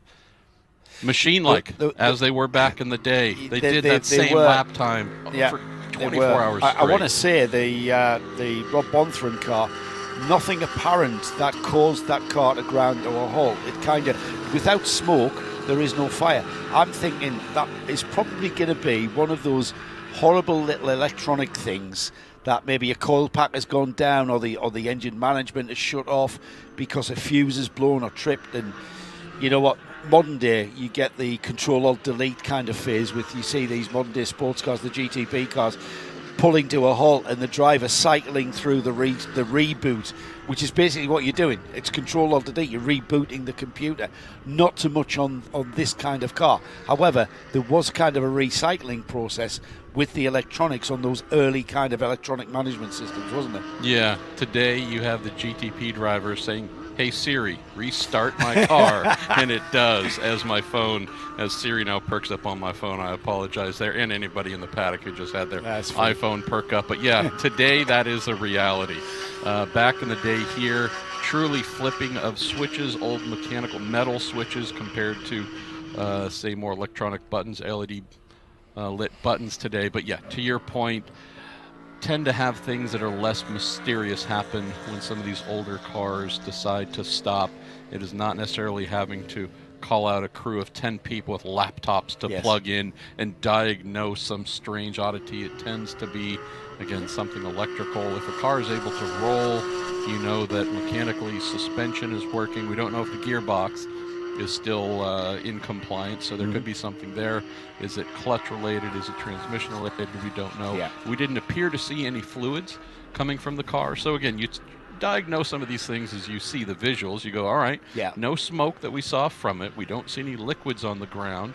It's not limping. It doesn't appear to have a tire down. So yeah, is there an old school mechanical gremlin or electrical gremlin that said, sorry, you're not going to be able to finish this race? That's a good point. Todd Sloan, though, has been left in a very lonely first place. He's going to be the first of the Daytona prototypes finishing overall. He's going to be joined by the GT runners in the form of Jackson Dunn and Colin Doherty, who will join him on the overall podium for Group D. And we are getting inside of the final 3 minutes of the Mission Foods Daytona Classic 24 for 2024, getting into the final couple of minutes for Group D. It's their event that is coming to fruition. We've got 2 more races coming up to conclude the event. Next out on track will be Group E, one of the largest grids that we started the event with. And then the final race will be for Group F, and that's when we see perhaps the fastest cars here this weekend. However, you did say that Porsche 962 was perhaps the fastest car. Individually, not necessarily class-wise, but at least individually. Not much to beat that Porsche 962 into turn 1. I remember... And we've got Cadillac DPIs here. Yeah, very true. Just the sheer big turbo horsepower on offer from that Porsche. A bit of a unicorn in that regard. Granted, the DPIs with their 700-ish plus horsepower, no slouch whatsoever. But remember Chip Ganassi telling me back in his driver days, he was here competing in a Buick turbo-powered March, of which made 19 million horsepower. Not necessarily for all 24 hours. You get a couple hours, but remember him telling me, waking up, getting a kind of urgent, hey, you're in the car, was sleeping in a motorhome or something in the infield. This would have been mid-80s, and said within a moment's notice I had to come up out of sleep, acknowledge the world, it's pitch dark, run to pit lane, put on my helmet, and back then heading into turn 1, Joe, he had a radar gun and a big signboard showing the top speed. And Chip just tells this great story of being rushed out of sleep here as we're getting down into the last 2 minutes of this race. White flag indeed is waving. But Chip telling a story about getting woken up, and within 6 minutes of being woken up, he was firing down the front straight in this amazing missile of a March Buick GTP car and seeing 206 on the radar gun. And he said it was just, it twisted his mind to try and figure out that 6 minutes prior he was having dreams of, who knows, the Pittsburgh Pirates playing baseball, and all of a sudden he's exceeding 200 miles an hour into turn 1 in a GTP car. Incredible, incredible. Todd Sloan has already crossed underneath the white flag. He's on his final lap of the race, his final lap of the event actually, and he's heading towards a BRM chronograph wall clock to be presented in a few minutes' time. He's kind of going for the photo finish here, isn't he? He seems to have backed out and making his way around, just feeling every vibration, feeling the engine climb. We're going to have a photo finish for the Daytona prototypes with slotting in behind. We've both got Rileys, both Rileys fitting. Both Rileys, Chip so Vance. Fitting. Yeah, tribute to Bob Riley here right now fitting. In this year's Classic there. As they're going to come through the Le Mans chicane, they're going to photo finish. I hope they kind of fan out. And who's that? Is that the number 60 behind as well? In the form of who's that white one? That I'm trying to find. David Smith, is it in the 50? I believe so. Yeah. They are first, second, and third actually overall. That's Chip Vance and David Smith gone ahead of Jackson Dunn, Colin Doherty in fourth, Jackson Dunn in fifth, and we are about to see our photo finish. Congratulations to these two, checkered flag waving, and thank you so much, What Bob a great Riley. finish. What a great picture. Thank you so much, Bob Riley. 3 cars in a row here, Riley Designs. What a perfect tribute. Beautiful. To the beautiful, beautiful contributors. So much of what we love in sports car racing, just really the backbone of IMSA years, Grand Am years, ALMS, even more modern as well in IMSA. Thank you, Bob Riley. Well, the overall podium will be Todd Sloan, Jackson Dunn and Colin Doherty. Whatever has occurred in this fourth race has not affected the running order, other than, of course, perhaps the biggest drama of this one, Ray Bonthron in a very, very solid second place behind the leading and now winning Todd Sloan. Ground to a halt there with less than, I think it was about 10 minutes of this race remaining. It was a tragedy and a drama that is very typical of racing here at Daytona and not too unfamiliar for anybody who's been around motorsport for any length of time. We call it character building. If you've been in motorsport for 5 minutes, you've already got a big character. That's what I was always told. We're about to go down to Jeff when he gets those cars in with him. So we've got Todd Sloan, Chip Vance and David Smith. It's a Riley DP 1, 2, 3 in race 4. Behind the Daytona prototypes, we have Colin Doherty finishing in 4th spot, Jackson Dunn both in Porsches, and Jackson Dunn in 5th. Nicholas Karangalan in his Porsche finishes in 6th. It's Gary Stanbury, also in a Porsche 996 in 7th. Simon Evans is in his Porsche 996 in 8th. Larry Dix, the second in his Porsche. And then rounding off the top 10 is Alan Turpins, also in a Porsche 997. Here comes Todd Sloan, making his way onto the pit lane, where he'll make his way, then be guided into the winner's circle. Just seeing Todd there, and a big congratulations to him. He hasn't just won this 4th and final race for Group D, but he also takes the overall win. Being ushered behind the wall, he'll then make his way down behind the pit apron into the paddock, and then on and into the winner's circle. The gate not that far away from where he is now. Spoke to Michael Shank just a couple days ago and said, feels like I'm stepping into the Michael Shank Racing Museum here at Daytona, whether it's your Daytona prototypes, a couple of the DPIs that we saw from the Michael Shank era, one of them in particular, championship winning car. So the Shank team ably represented and returning to IMSA here for 2025. Yeah, I hear that. They'll be shaking down. Who's he with? What car's he running? They're now the new Acura ARX 06 factory team, returning to what they were. So told us they'll be shaking down cars here at Sebring shortly, then coming back. And 2 weeks from now, I'll be back here for the IMSA balance of performance and homologation testing and such. So fittingly, we have a Shank car in victory lane, and they certainly know a lot about winning this race, and he'll be coming back here in January trying to continue that tradition along with so many others at the Rolex 24 at Daytona, Joe. But yeah, we do indeed have our friend Jeff Wright down on pit lane, and whenever he is ready, we look forward to listening to his interviews with the winners from this class.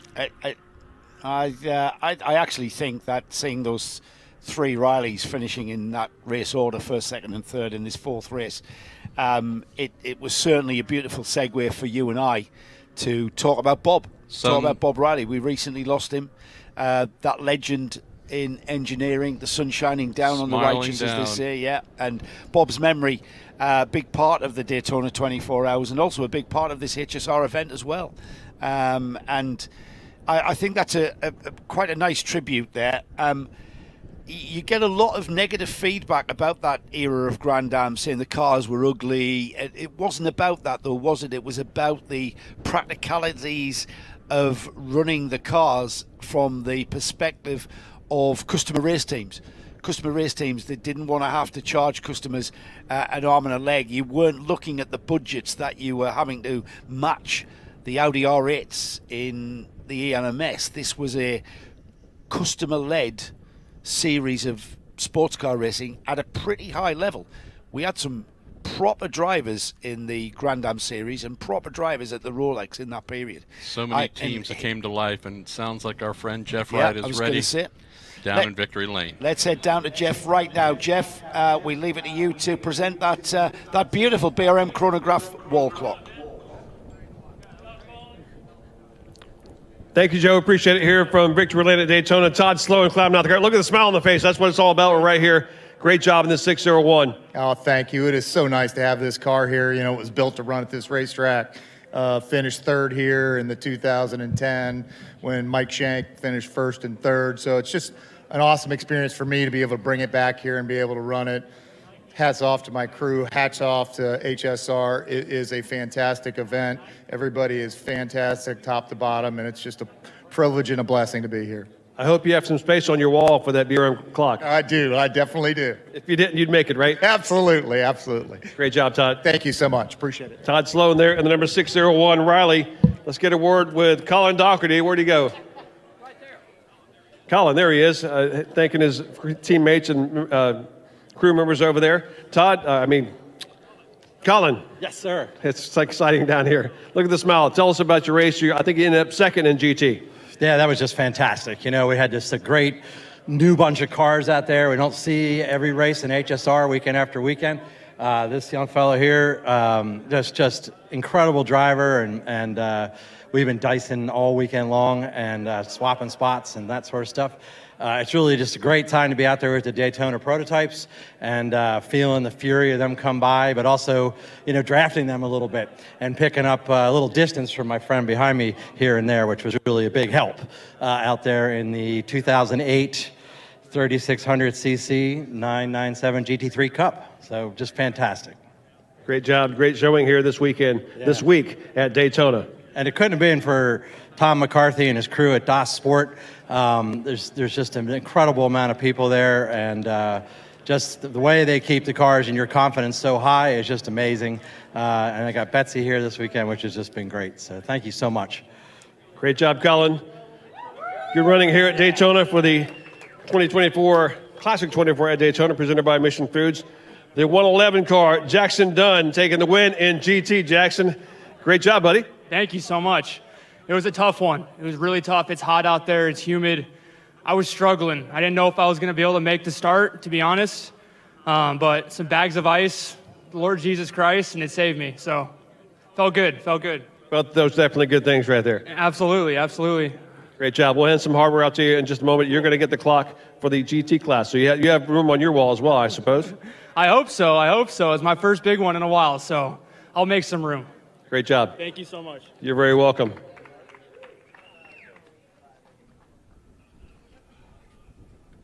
Let's go back to the 7.5 car. 7.5, Simon Evans, James Littlejohn. Hi there. Simon, where's James? Is he here? James is over there. Okay, we'll get a word with him in just a moment, but you finished it out here. Great job. Yeah, thanks very much. It's my second time here, so I was here last year as well. Absolute pleasure to be back. I've got the family with me this time as well, so it's brilliant. I think they're watching over there in the infield, and team did an amazing job as ever, so yeah, dead chuffed. Great job. Congratulations. Head to Simon Evans in the number 75 car, and James Littlejohn. James, we talked to you yesterday. You're kind of relaxing here and just kind of leisure, watching the race here to end it out here at Daytona.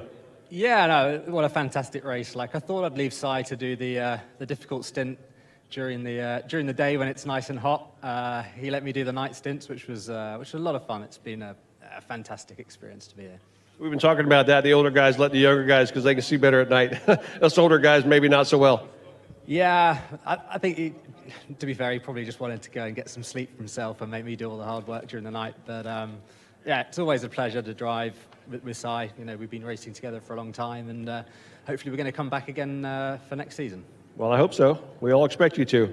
Hope to see you then. Thank you very much. Great job. We'll see you on podium here in just a moment. We're going to head over here and talk to the driver of the number 50 car.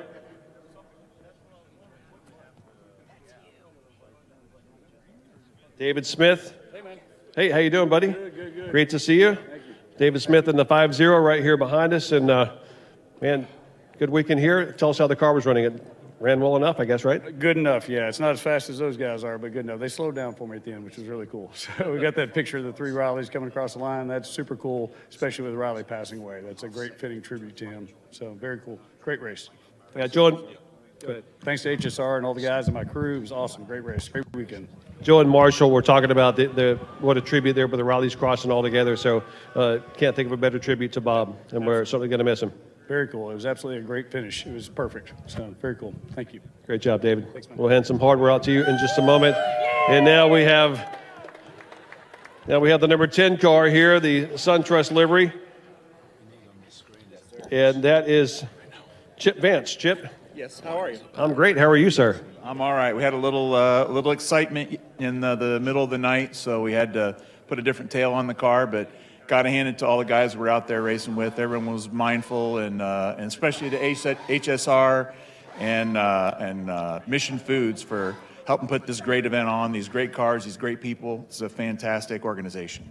Mission Foods sponsoring the Classic 24 and the live feed from Matador Motorsports. We certainly appreciate them being on and covering all this race the whole weekend long, or at least yesterday and today. Yep, 100%. Got to hand it to Matador. Had family chiming in and texting that they were watching online, so it was great. And got to hand it to my guys. They did a great job putting the car back together again after I backed it into the wall. So thanks, Rich and Mason and Bear. You guys were awesome. So thanks. Great job. We'll send hardware out to you guys. Congratulations. we will hand out some trophies here to these top 3 finishers here and the BRM chronograph wall clocks. Joe, we have a remarkable lineup coming up here for the next race. Just looking down on pre-grid, that is a delight of machinery. Tell us not only where we are leading into coming out of the 3 heats so far into the final heat here for Group E. Tell us about some of the cars. This is the group, remember, that we kicked off the event with. This is the group that you and I had the pleasure of doing a little grid walk on and getting to talk directly to some of the competitors. We have got 5 cars on the same lap, 62 laps completed. The leading car is the car number 77 of father and son. What I can only say is British legends, Michael and Andrew Jordan. British legends in the form of, I've got a British touring car champion there in Andrew. Indeed. And we've got a GT champion there in Mike, and their Jordan racing team, renowned, historic racing engineering. We've got a lot to talk about here. I'll give you the gaps in a moment. Let's just catch our breath, sit back. We'll have a little bit of a break. We'll be back with you shortly, and we'll give you the rundown. What's going to be a very exciting Group E. Get ready for race day with Mission Foods. The world's best racers and tastiest products come together to make every race delicious. Fully loaded tacos, fast wraps, piled high nachos. Whatever you crave, Mission will help you be race ready with easy to make recipes that will take your race day to the finish line. Keep your racing delicious and enjoy all the mouth-watering action. Brought to you by Mission Foods. Too fast, too tasty. So thankful to our friends Joe at Mission Foods for looking after us. Also Matador Motorsports making this live stream possible, and thank you to everybody who is tuning in throughout the world on IMSA's YouTube page, HSR's YouTube page. Just want to mention something about that. From yesterday were remarkable. We know there's a lot of motor racing content today, modern racing content to participate in as well. Knowing Joe from so many of the IMSA races that we have called over the years, we know that the most ardent fans are likely sitting in their man cave, she sheds, or just simply in the living room with the main television on, maybe a second one, a monitor, a laptop open, an iPad or similar, maybe even their phone. You described yourself there, aren't you? All right, I just kind of lied. I told on myself a little bit, Joe, but we do know that on a day like this, whether we have NASCAR, we've got Formula One, we've got all kinds of today's cars running, I guarantee you there are plenty of folks plugged into this live stream, probably multi-screen experience going on. We get photos sent and shared with us so often when we see these great setups. So thanks once again to everybody who is tuning in to watch the final day here at Daytona with HSR. Absolutely. And if you are at home, please join in on the live chat. Please, got any questions for Marshall or I or even Jeff down in the pit lane, then let us know what you think. Let us know also how you're enjoying the live stream. You'll find that on the HSR live stream page on YouTube. And right now we've got cars behind the pace car just leading out onto the banking for the first time. So 4.5 second lead is all that Mike and Andrew Jordan are bringing into this one. They've got the number 898 Michael Merritt and Steve Dunn car right behind them. They're all Porsches until I tell you otherwise. Corey Friedman a further 38 seconds behind them. 2.5 minutes to the fourth place car of Emberson and Greensill, and that's the first non-Porsche, the Chevrolet Corvette C6R. We talked to John Emberson and Nigel Greensill yesterday on the grid, and they are just, we are absolutely delighted to see them bring that car out. Back to Porsches. In fifth place, the last car on the lead lap, 1 minute and 20 seconds behind in that fifth spot. I'll try and keep a handle on that as this race unfolds. They are starting in that order. The first car off the lead lap is the Dan Ammann and Owen Trinkler car. That's a Porsche 718 GT4 car, and that's in sixth place. We then have Enzo Lucas, who's only 4.5 seconds behind Ammann and Trinkler, and that is achievable to be the first of the GT4 spec cars Actually, that's a 997 of Enzo Lucas. Alejandro Charwan is the next car in 8th. Tom McGlynn is 9th. Justin Di Benedetto is the first car on 2 laps down, and that is 10th overall. But we are indeed about to go racing, as the pace car is already coming out of NASCAR Turn 4. They'd had no consideration for how long it would take for you to get through the entire field well, before we go to green here, but indeed the starter has that green in hand. Pace car indeed does a great job getting everybody lined up. Our friend Mark Webber, and the green is waving. Joe, off we go. Acceleration here. Porsche upon Porsche, and that Corvette streaking down into Turn 1. GT machinery at its finest.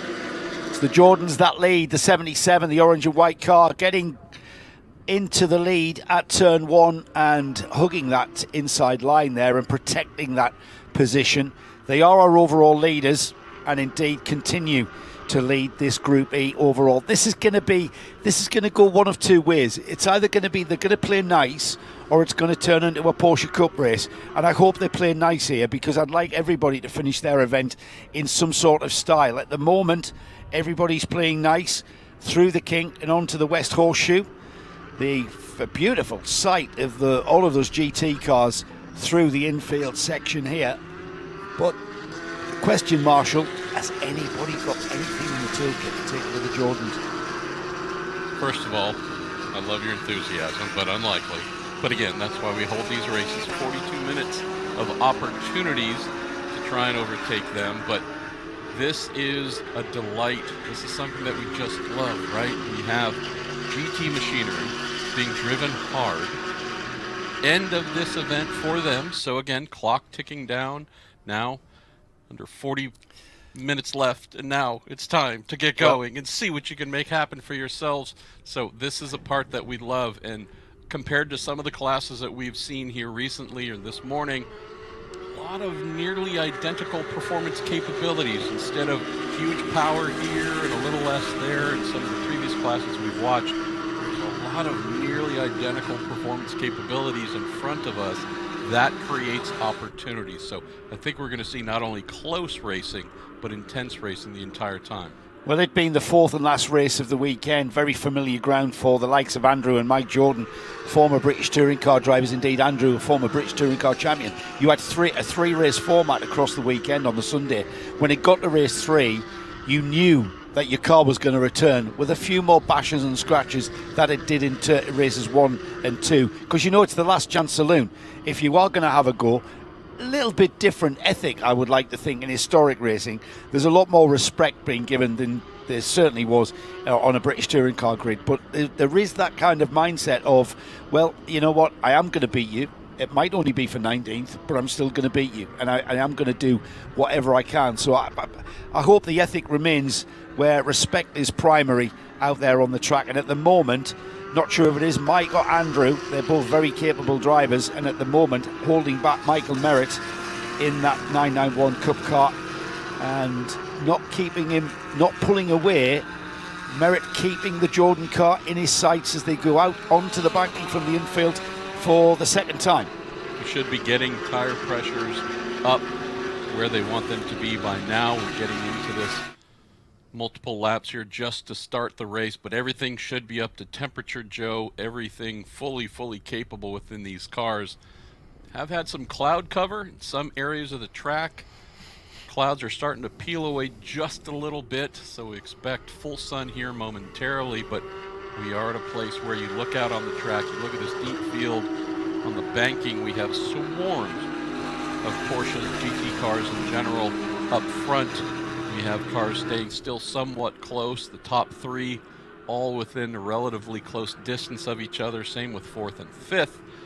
We just see what we love here, and there's some opportunities. Maybe that Corvette that you mentioned could be hunting a little bit behind it.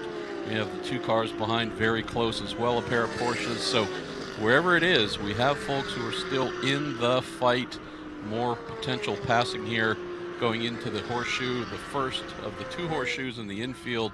But we do indeed see here a lot of close racing, Joe. Fastest lap from the Jordan car leading. He's not backing off. He's not managing that car, or is he? Is this his tactic?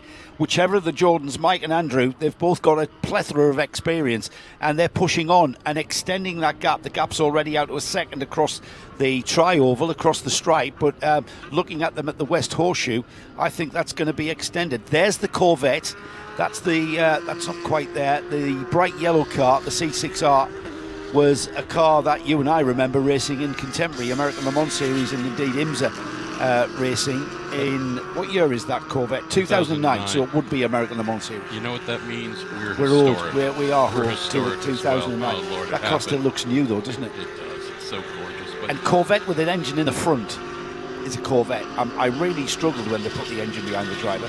it's become normal for me. I know it has, for, yeah. for all of us, I think. But yeah, it's something where you say, well, 50 plus years of history with something being up front, you get accustomed to that. But now the glorious C8 version of the car competing so well in IMSA and throughout the world. But what I'm seeing here, Joe, I'm seeing a race that is developing where, of course, the Jordans with their extreme knowledge and capabilities, not a surprise to see them leading, but I look throughout the field and there's so many mini battles going on, 2-car battles, 3-car battles, looking throughout the field, even just early into this race as we tick down to just over 36 minutes left.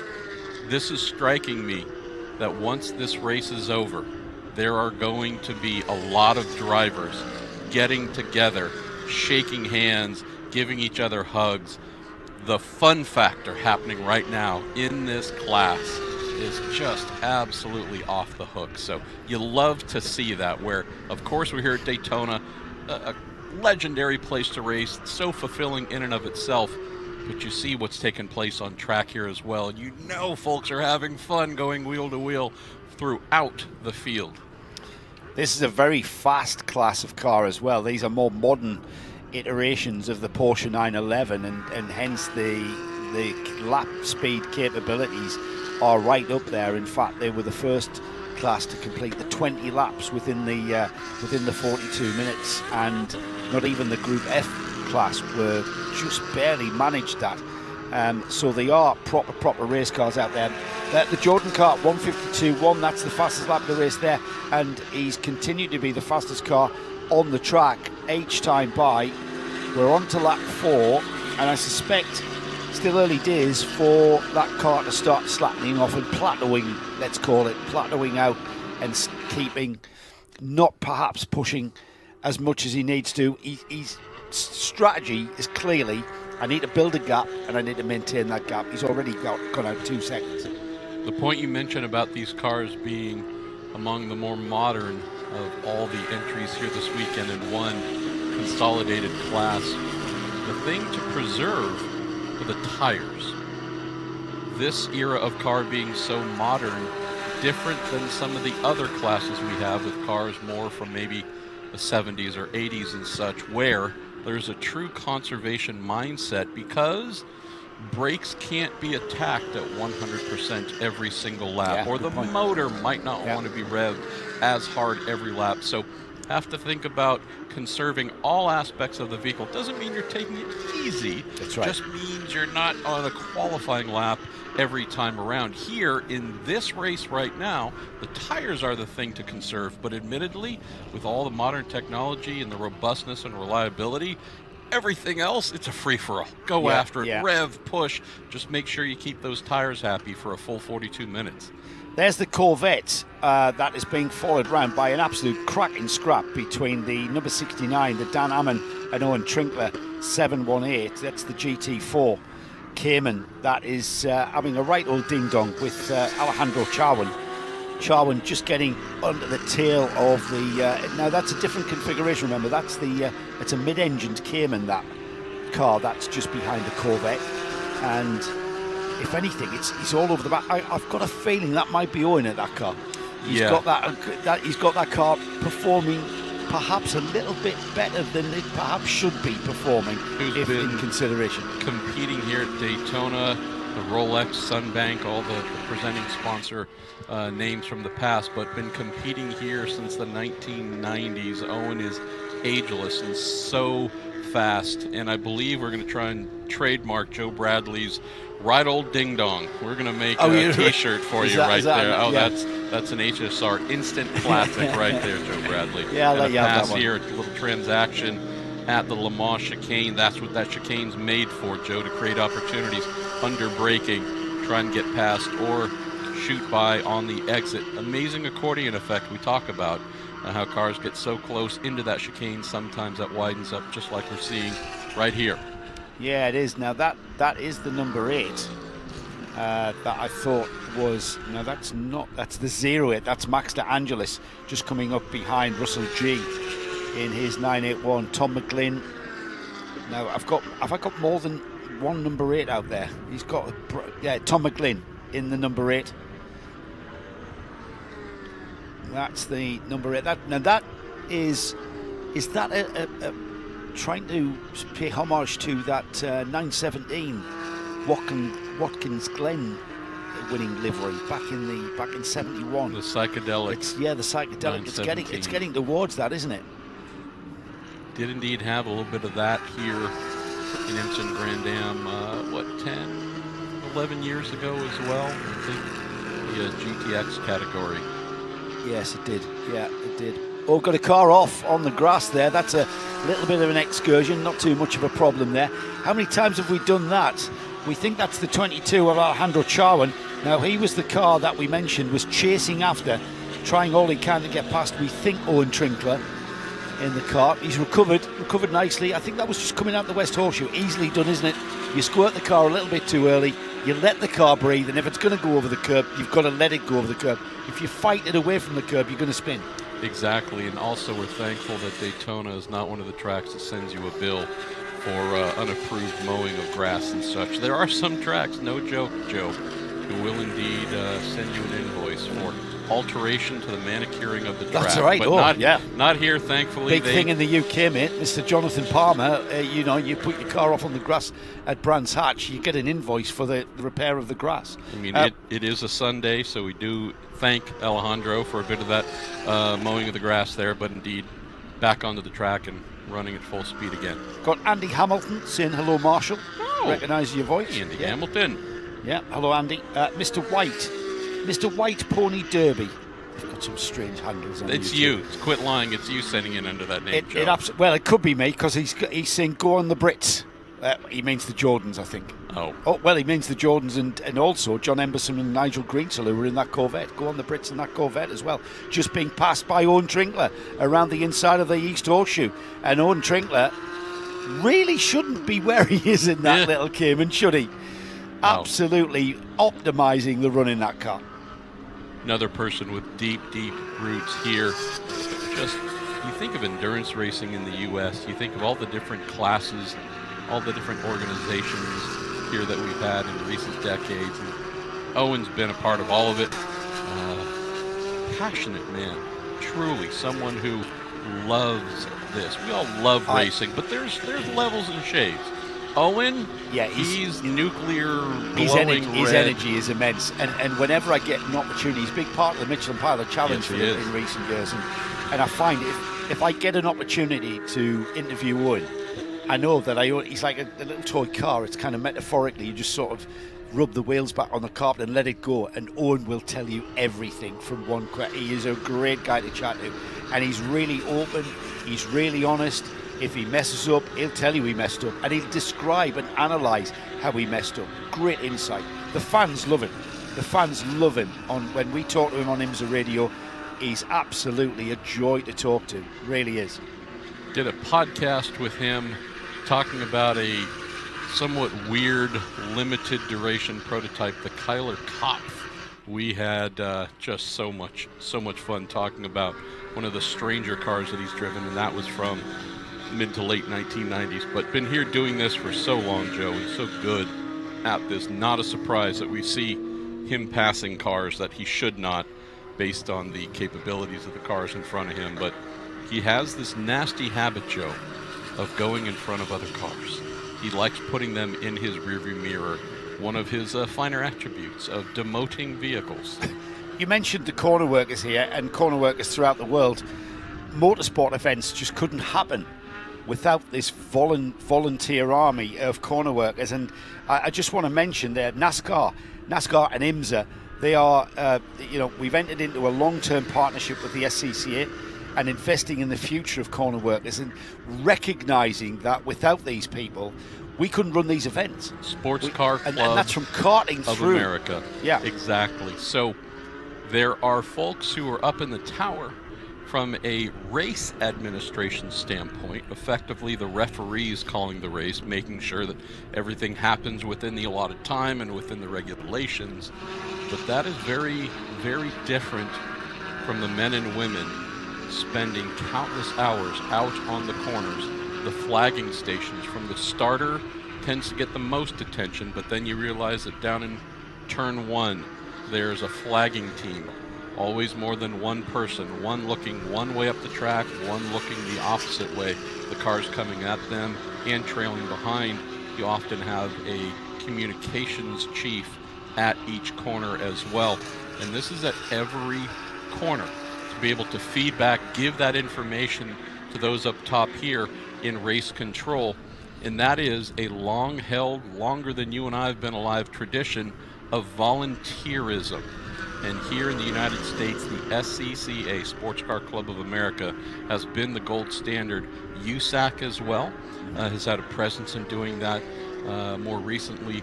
SCCA, though, this volunteer base, one of the things, again, we've mentioned it many times in the live stream since yesterday, saying thank you to our volunteers for making this event possible, looking after the safety of the cars, attending to any issues.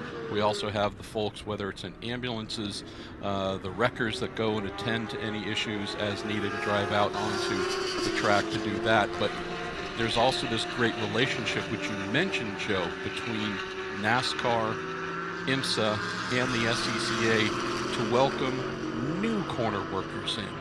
It's a long-held tradition, and admittedly, there are a lot of long-standing volunteer corner workers. And you do indeed get just about the best seat in the house, closer than any fan can get. It's a great community, a family-like community. Corner workers get together early in the morning, come together at night, have parties, social bits as well. There's a lot of great folks who make that possible, and we definitely need more folks to consider joining the SCCA volunteer works here, Joe, to make this possible for many, many years to come. So trying to build and invite the next generation of corner workers. If you love this and you're here, you bought a ticket to watch the cars, just saying look out on a corner, you'll find some folks dressed in white waving the flags. You could be there with them if you want to volunteer. Let's head down to the pits. Jeff Wright has got something. He's opened his mic. Jeff, who have you got to talk to?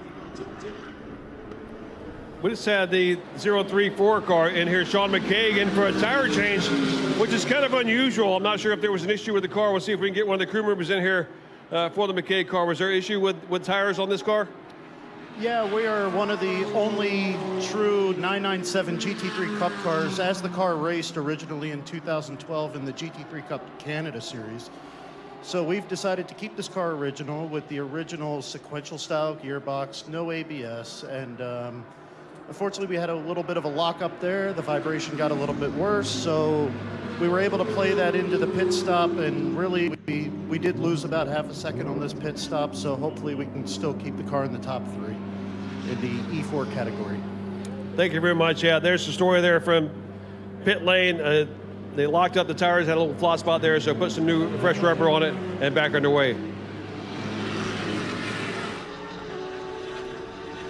Thank you, Jeff. Keep us informed there. The pit stop window very much open now, so we will get more visitors to the pits. Just adding, it's an international brotherhood, isn't it? You guys call them corner workers. They're usually wearing the white overalls. We call them marshals. We call them the Orange Army because they tend to wear orange overalls. So that and we call them the Orange Army. And in the UK, the competition licensing rules. When you're on a novice license and you've just started racing, you have to do get 6 signatures, prove that you know what you're doing on track, but also you have to do a race meeting as a marshal, as part of that education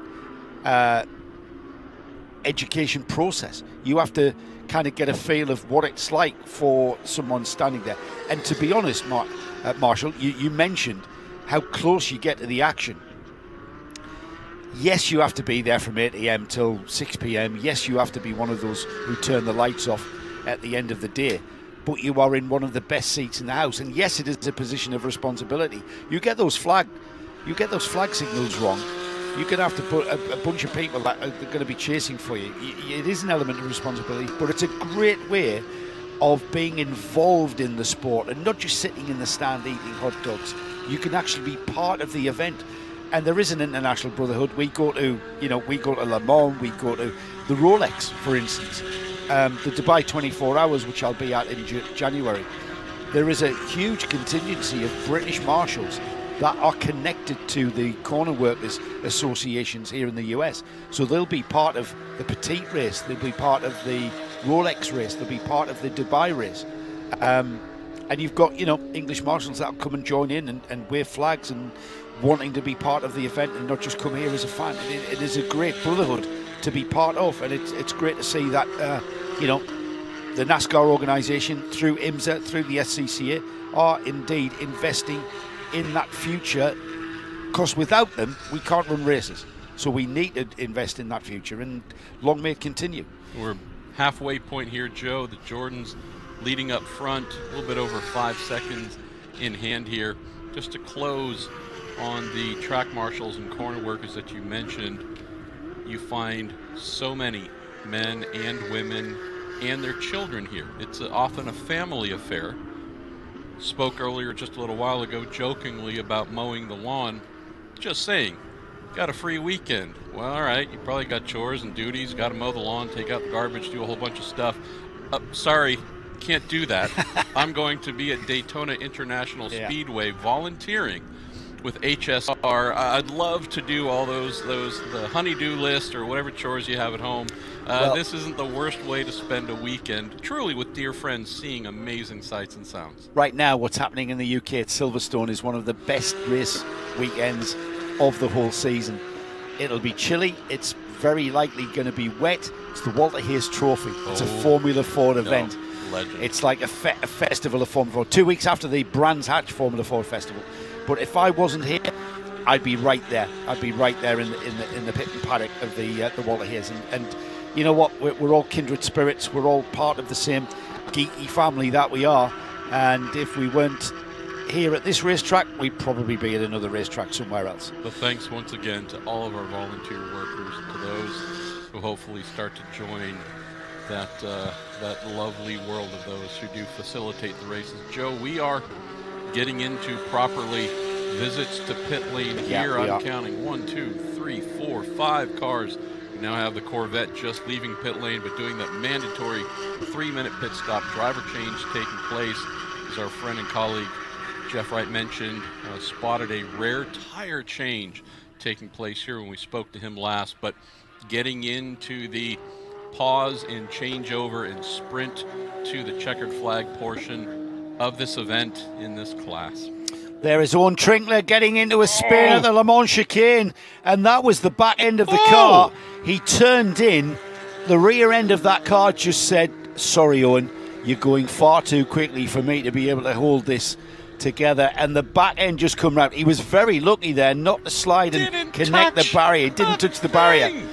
He gets back underway. He's actually back on track there. He's got a car that's about to trip over him, but a bit of a recovery now for Owen. He's going to drop down a place or two maybe. Yes, he already has. Those tiger stripes quivering a little bit there, but oh boy, we don't get a lot of spins, and we don't get a lot of avoiding barriers when we spin. But that to me, Owen, as you see here on the replay, he just turns in, and he's carrying the same amount of speed as that 997 behind him. That's a 718 Cayman. That hasn't got the same performance capabilities. But Owen, that just proved to me just how hard Owen was pushing, and he's straight into the pits there. New set of overalls and a new set of underwear, please. Not sure Owen's going to give up the car. He looks like he's staying in there. So not far. I'm not sure how far Jeff is away from that Owen Trinkler car. We're still waiting for the pit stops to be served by our overall leaders, which is still The Jordan car there, number 77, just coming out of the Le Mans chicane. Heading onto the banking now. It's, how many minutes are we away? We're about 5 minutes away of that pit window slamming shut. And it will be Mike or Andrew.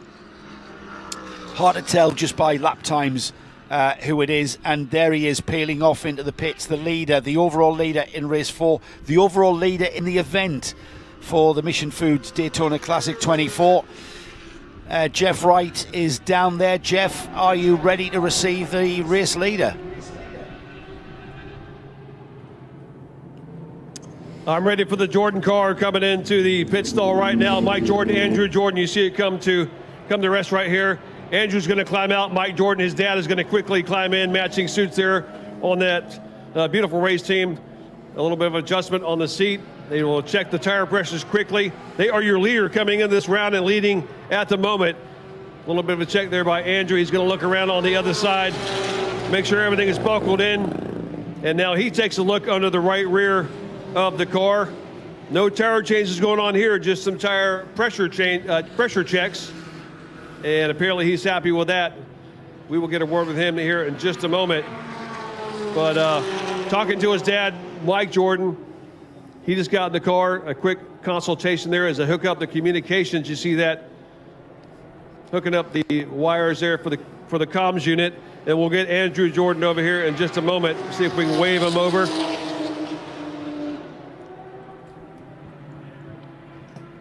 Let's go over here and get a quick word with Andrew. Andrew, if you don't mind, I know he's hot and looking for a drink. Andrew, how's the car? Any problems with the car? Are you good? No, good. Yeah, it's felt a little bit low grip, so I was just checking tyres that they're all okay, and they look okay. So yeah, it was good stint, just nice, neat, tidy. Didn't get too much traffic out there. So yeah, over to Dad now. You guys were leading coming into this round, this fourth and final round, and leading coming into this pit stop. So you guys think you can hold on to it the rest of the way? Yeah, I think so. I think we'd built up a bit of a gap over the earlier races, so that's why I was pushing pretty hard then, just to extend the gap there. So yeah, fingers crossed. All right, good luck. We'll see you a little bit later. Andrew Jordan there talking to Jeff Wright. Andrew, former British touring car champion, enjoying his time at the wheel, sharing the driving duties with his dad, Mike. There is no slouch in that driver lineup. Andrew and Mike, you're optimising that car's run, whichever driver you put in there. What I want to ask you, for the benefit of the fans looking on there, and talking about fans, I just want to say hi to B-Man. He just got back home from the event this morning. He's had a couple of hours sleep in the car. He's gone home to finish off at home. Probably has the lawn to cut. But glad to have you along on the live stream. Big thank you to Matador Motorsports now that I've mentioned that. We see the teams, Marshall, they're adjusting tyre pressures. Now, they're not just interested in what pressures they're running, but there is a very deliberate process going on there. You have a lot of educated guessing going on, Joe, to start the race. So you look at the ambient conditions. Do realize here we've had a lot of clouds rolling in, had some pure sun, clear skies, but you go to start that race, you predict what you think the car is going to do in terms of growing those tire pressures on all four corners. It's a prediction. You start out at what's called your cold pressures, right? That is sitting on grid. You set the tires to a lower pressure number than what they will be used in competition. So we just use round numbers. Say you're wanting a target of 35 PSI. From running, starting out, get some good knowledge from the tire vendor as well of where you should start. How many PSI are those tires going to grow as they get hot? You build temperature into the tire, into that tire carcass. Can be lots of degrees, right? Triple digit for sure. But you go from the cold temperature, the cold pressure, sitting static. You get rolling, get competing. A lot of friction and heat happens. And like a balloon, it starts to expand. That pressure grows. The PSI number goes up. So say you start at a cold pressure of 28 PSI all the way around. You go out, you're aiming for a target of 35 PSI hot. You're guessing the right front tire might have a little bit more work going on than say the left rear. What happens? Well, you come in for this pit stop, you check the tire pressures, and maybe that right front tire is a little bit hotter than the left rear, so you bleed it down just a little bit, or you might even add if something is a little bit below. But why don't we go back downstairs to our friend Jeff Wright, who has something for us. I'm your friend. I have my friend Russell G here. Russell G, your car in the number 17, you're currently in the 10th. Well, you dropped down to 12th now, but just out of the pit stop, you said Aaron Nash is behind the wheel. We're going to leave him out there. He's the fast driver.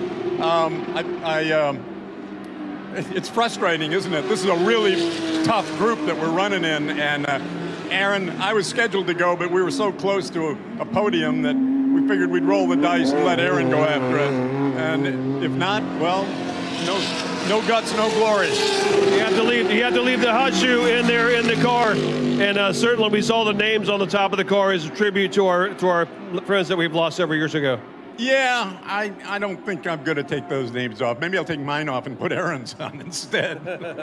And maybe that means the invoices will go to him. Who knows? That would be helpful to you, right? Thank you, Russell. Good luck the rest of the way. Always good to see you, and I don't see enough of you up on that podium. I'm there. I hope to see you up there real soon. Is that your fault or mine? Not my fault. Good to see you. Thank you. Good to see you, Russell. Great stuff from the pit lane as battles continue out on the track there. And this was perhaps going to be the most competitive class. And we mentioned there tyres being bled out, the air being bled out. And the reason why the tyres inflate is because they're using air, which has moisture in it. And that, you ever used nitrogen? Pretty much all that you use in professional racing. And that's why? Because you do not have that great variation in expansion. Yeah, so that's a better gas using tires. Starts getting very complex. No, there's a lot of gas coming out of the guy next to me here, and Joe Bradley, a very different topic. But if we look here what we have, Joe, we do indeed have, as you mentioned, the most competitive of the classes left to run. Possibly a change here for not just this heat victory, but the overall victory. So why don't you catch us up on what we're looking at here?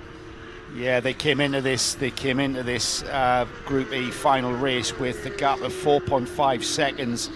We've got Michael Merritt, who's taken over the lead of the race. I think it's Michael Merritt. I'm going to take a punt at Michael Merritt at the wheel of the car. Right, and the gap at the line was 1.2 seconds. He's got to bridge that gap of 4.5, and he's got 10 minutes remaining in this. So the race is very much on. Not just for race 4, but the overall event here for Group E. We have got a very intriguing race that has broken out here. So Mike Jordan is going to need to get that textbook of experience out, and he's going to need to fight. You heard that Andrew said he thought the car was a bit slippery, a little bit less grip, low grip. That might be the track evolution. It's a lot hotter today. There's less cloud cover, so that's going to be a very hot piece of tarmac. Hopefully they've got the tyres where they want. You saw them bleeding out the tyre pressure. Let's see if we've got enough for Mike Jordan to keep that 4.5 margin where he needs it to be. We'll keep an eye on that as they come round. Got the sun now fully cleared of any clouds, full heat beating down on the track. So what do you want, Joe, when you're leading the race ably here, as mentioned?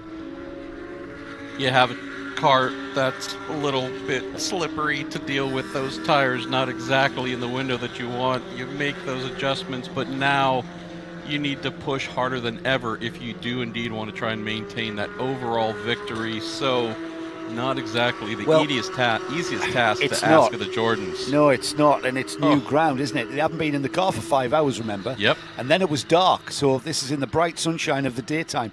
And Mike Jordan, all he has to do is keep that number 898 in his sights, and he's going to win overall.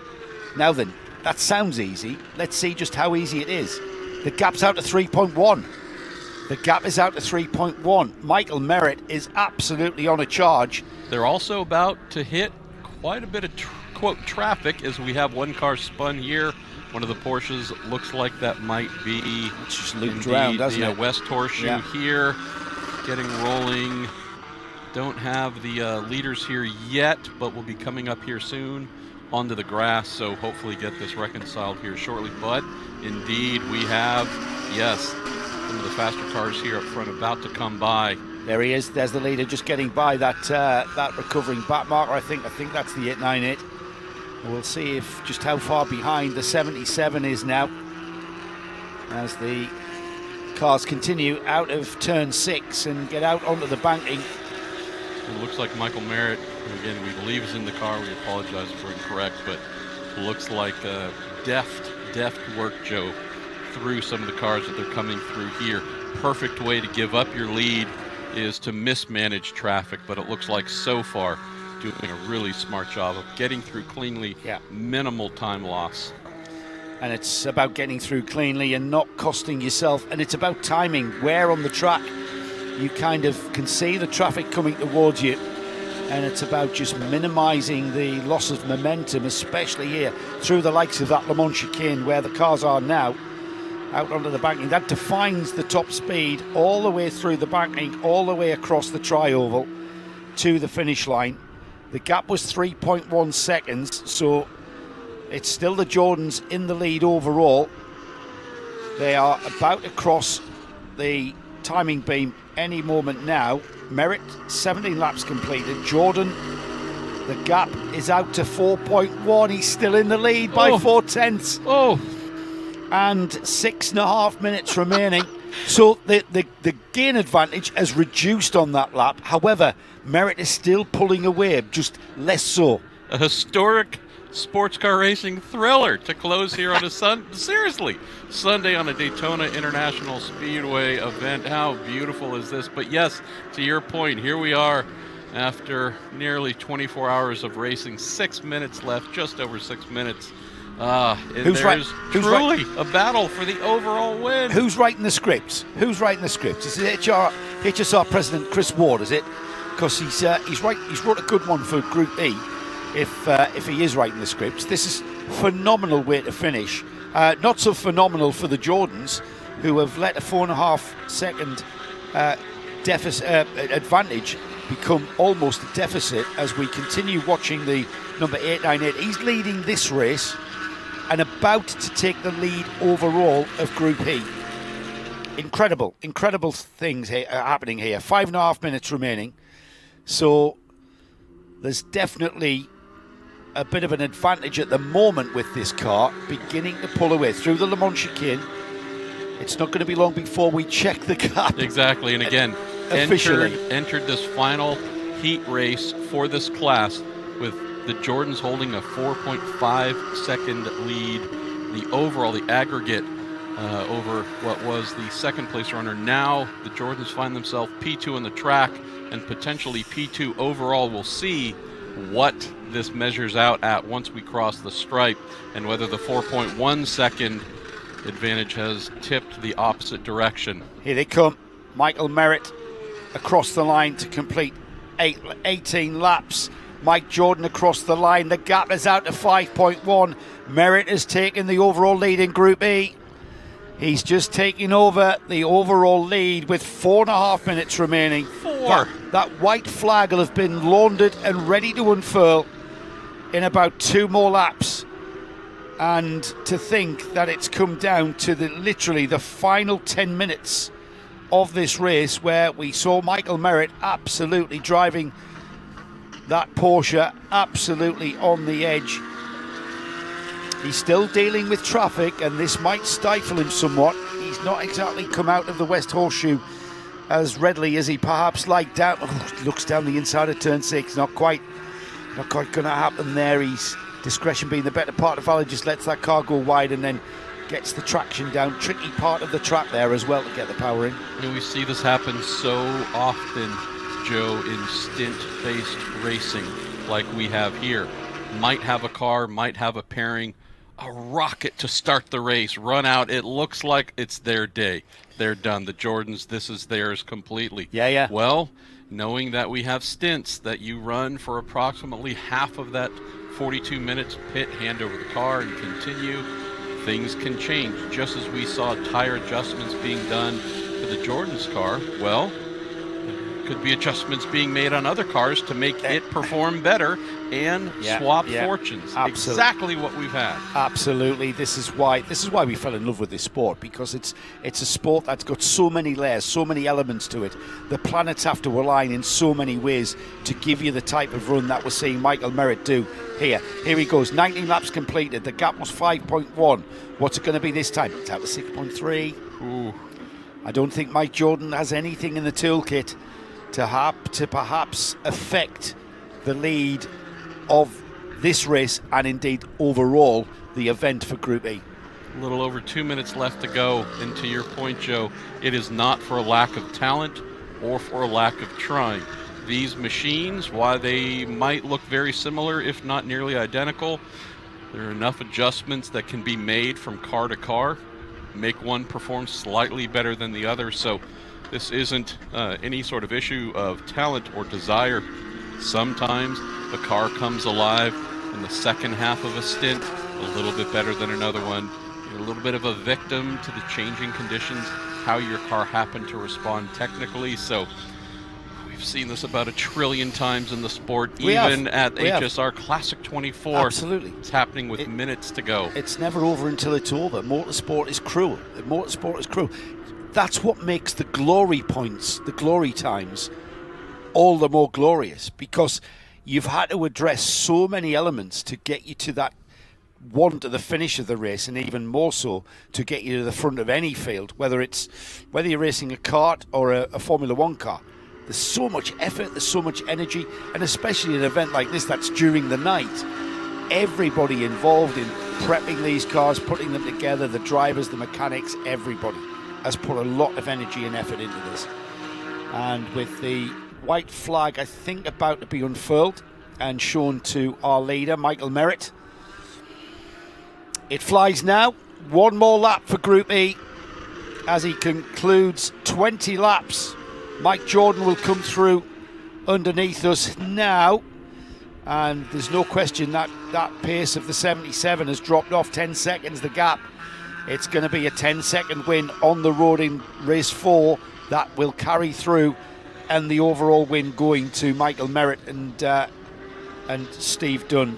Unless the Jordans can somehow have their Porsche transform into Philip Kaddouri's Porsche 962 and pick up 10 seconds in a single lap, it looks like the outcome here might have inverted from what we thought it was going to be entering this race, Joe. But nonetheless, looking out on track, wonderful job up front. But even here, coming across start-finish line, a cluster, 4 cars fighting very hard for position as well. So although it appears the battle up front might have been resolved for the overall victory here for this class at this event, there's a lot of cars still fighting for position in this race. Well, we're seeing Michael Merritt. We're giving Michael Merritt all of the glory and the accolade of bringing that car home. It might indeed be Steve Dunn. It's a team effort. Michael Merritt and Steve Dunn here. They're en route to take the final checkered flag for Group E of the weekend.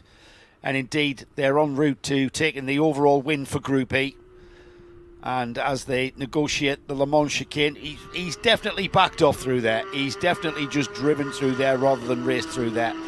He keeps his foot flat. He goes up the gearbox to top speed, and he will come out of the banked corner at NASCAR Turn 4, and will come down that short chute to come underneath us and take what will be a very well-deserved checkered flag in a fight that went all the way to the flag, and a fight he had to fight hard for. The Mike and Andrew Jordan car 77 has been the car of the weekend, as we see Mike just coming under the line now to take second place. We've got the Corvette that will finish in third on the road, and I'm not sure that that car has been able to do enough to get ahead of Corey Friedman and Bedson in the 14 car. So I think that will be our overall podium right there. The 898 Porsche of Michael Merritt and Steve Dunn, the 77 Mike and Andrew Jordan, and then the Friedman and Bedson car 14, finishing fourth there, but finishing third overall. Well done all. Just delightful battles throughout this entire 42-minute run. Not everybody meant for the podium, but wonderful, wonderful memories abounding coming out of this race, Joe, for so many. So like I said, I bet quite a few of the competitors here just finishing up this class here in Group E, going to be meeting up afterwards, maybe enjoying a beverage together and regaling one another in the fun battles that they had. I know we focused on the lead battle, and who wouldn't in a situation like that, but there's some great cars that have taken part. We mentioned the Corvette of John Emberson, and he had Nigel Greensill sharing the driving with him. John bringing that car out to race here. I'm pretty sure we'll see more of John Emberson. The Audi R8, David Ward in the bright red, maroon coloured Audi R8 LMS, the car from 2021. It's a GTD car. Yes, he came through in 10th place, but we've discussed this and we will continue to discuss this. It's not necessarily where you finish. It's, finishing on the podium is nice, yes, but it's about bringing your car out and being able to race it and drive here at Daytona. That's what it's all about, and that's certainly what Dave and all of those Porsche drivers, I mean, Porsche is, if we're going to pick, what's the favourite mark in HSR? There isn't a question. The entry list tells us. Absolutely, absolutely. And there's a reason, we discussed this on the pre-grid, didn't we, yesterday? There's a reason why those Porsches are a car of choice. They are bulletproof to run, aren't they? Have you ever run a Porsche? I did a little bit in Carrera Cup in the UK and a little bit in GT Cup where we actually won our class. Never ran a Porsche, worked on a Porsche in my time as a racing crew member and whatnot. Also, another fun fact, never been inside of a Porsche. Never driven one. I know. I've gotten 53 years old. I don't know if that's good thing, bad thing, or otherwise. I don't know whether I'm more shocked that you're not driving a Porsche, the fact that you're only 53. You need to make that happen, actually. Our friends at Porsche have offered many times, so I apologize that I haven't been able to take them up on that offer. But it is, hopefully we'll get that done before too long. Absolutely need to get that done. But seeing some of the great competitors here headed towards victory lane, also looking down, Joe, knowing of what's coming up next to close the show, Group F. Let's not. Oh, no. I'm just letting folks know that once we're done with victory lane, we're going to close the show with the fastest overall class. Cars from start to finish, the fastest overall class here. We're going to go out in style. But before we do that, not quite ready yet, but here momentarily, our friend Jeff Wright down in victory lane as we see Porsche after Porsche pull in, getting ready for a bit of celebration. I can imagine the Jordans being very disappointed in that. They came into the fourth race, a 4.5 second cushion. You spoke so glowingly of them to start. I'm wondering if we pin this on you yet again, Oh, you mean Bradley. I'm taking full responsibility of yes. that? Okay, all right, okay. I'm just interested in what Andrew said about he didn't feel it's the same amount of grip. I'm not sure if that was a factor. I'm not taking anything away from the way Michael Merritt and Steve Dunn drove that car. They were up to the challenge. And certainly that whoever that driver was in that second stint, he was the hotshot driver, wasn't he? I don't know who that would have been, Michael Merritt or Steve Dunn. But a significant change in fortune, though, and it wasn't as if it was an extremely hard-fought pass and then a separation of only a half second at the checkered flag. It did expand, which again speaks more to car not being in the perfect setup window to maintain its earlier pace. But nonetheless, we know for sure they're getting out of the cars worn out, having put in a heck of a drive on a very warm day in very, very physical cars. Absolutely. We're about to get going with our Group E podium and trophy presentation. It will be the BRM chronograph wall clock that will be presented to Michael Merritt and Steve Dunn. And incredibly, I have only one sheet in front of me. We are about to get going after this podium presentation with our last race of the weekend. And Can I call an audible and say this is going to be the Classic 25 or 26? I want a couple more hours of racing, Joe. Yeah, I've always said I'm that. not ready for this. I've always to be said over. that. But in fairness, we did go for a break on the Matador Motorsports live stream. But I think we're ready now to head down to the winner's circle, where Jeff Wright has indeed herded all the cats, and he's got our winners with him. Thank you, Joe. Here in victory lane at Daytona with Michael Merritt. He's a co-driver with Steve Dunn here in this beautiful car right here in front of us. Tell us about your race. It was a great race. Honestly, it's my first HSR event. Fabulous people, fabulous week, and we're just thrilled to be here. Special thanks to Steve. We didn't plan on running together until 2 days ago. Worked out great. And I've heard of Steve Dunn before. I'm not sure where, though. Charles Wick Racing, wouldn't be here without them and the team. They're great. And I got to say hello to my wife. She lets me do all this crazy shit. So thank you all. It's been great. Stuff, yeah. Great job, Michael. He was co-driving with Steve Dunn. First time here with HSR. Welcome to the family. We hope you'll be back. Let me get a quick word over here with Steve. You're very welcome, sir, Steve. And get out of the car that last time around. And did you guys kind of split the duties between sessions, or did you guys do driver changes? No, we did driver changes the whole time, yeah. Yeah, Mike kind of tees him up. It keeps us real good, and then we just try to get him, see how the tires do at the end of the race. Super fun racing with Jordan Racing Team and everybody else out here. Super clean. We love HSR. We love IMSA. Charles Wick Racing, the team did a great job. So we appreciate you guys. HSR loves you too, buddy. Thanks a lot. All right, great job, Steve Dunn and Michael Merritt in the 898 car taking the win there. Let's see, where are the Jordan guys, the Jordan fellas? Here's Mike Jordan. Mike, let's get over here. You want to get in the shade? It's a little bit hot out here. Great job out there. It was excellent, wasn't it? Yeah, we've had an up and down weekend, but our little 997's run super well. Ben's been on that car. It fell off the tail lift in the hauler when it was getting unloaded on Tuesday, and I didn't think we'd be racing it. So to actually do this and win our class was fantastic. It would have been great to have won the race overall, but saw Steve coming in the 4-litre 991, and he just got too much for me. Yeah, those guys were tough. Yeah, you told me the other day that your car was vertical.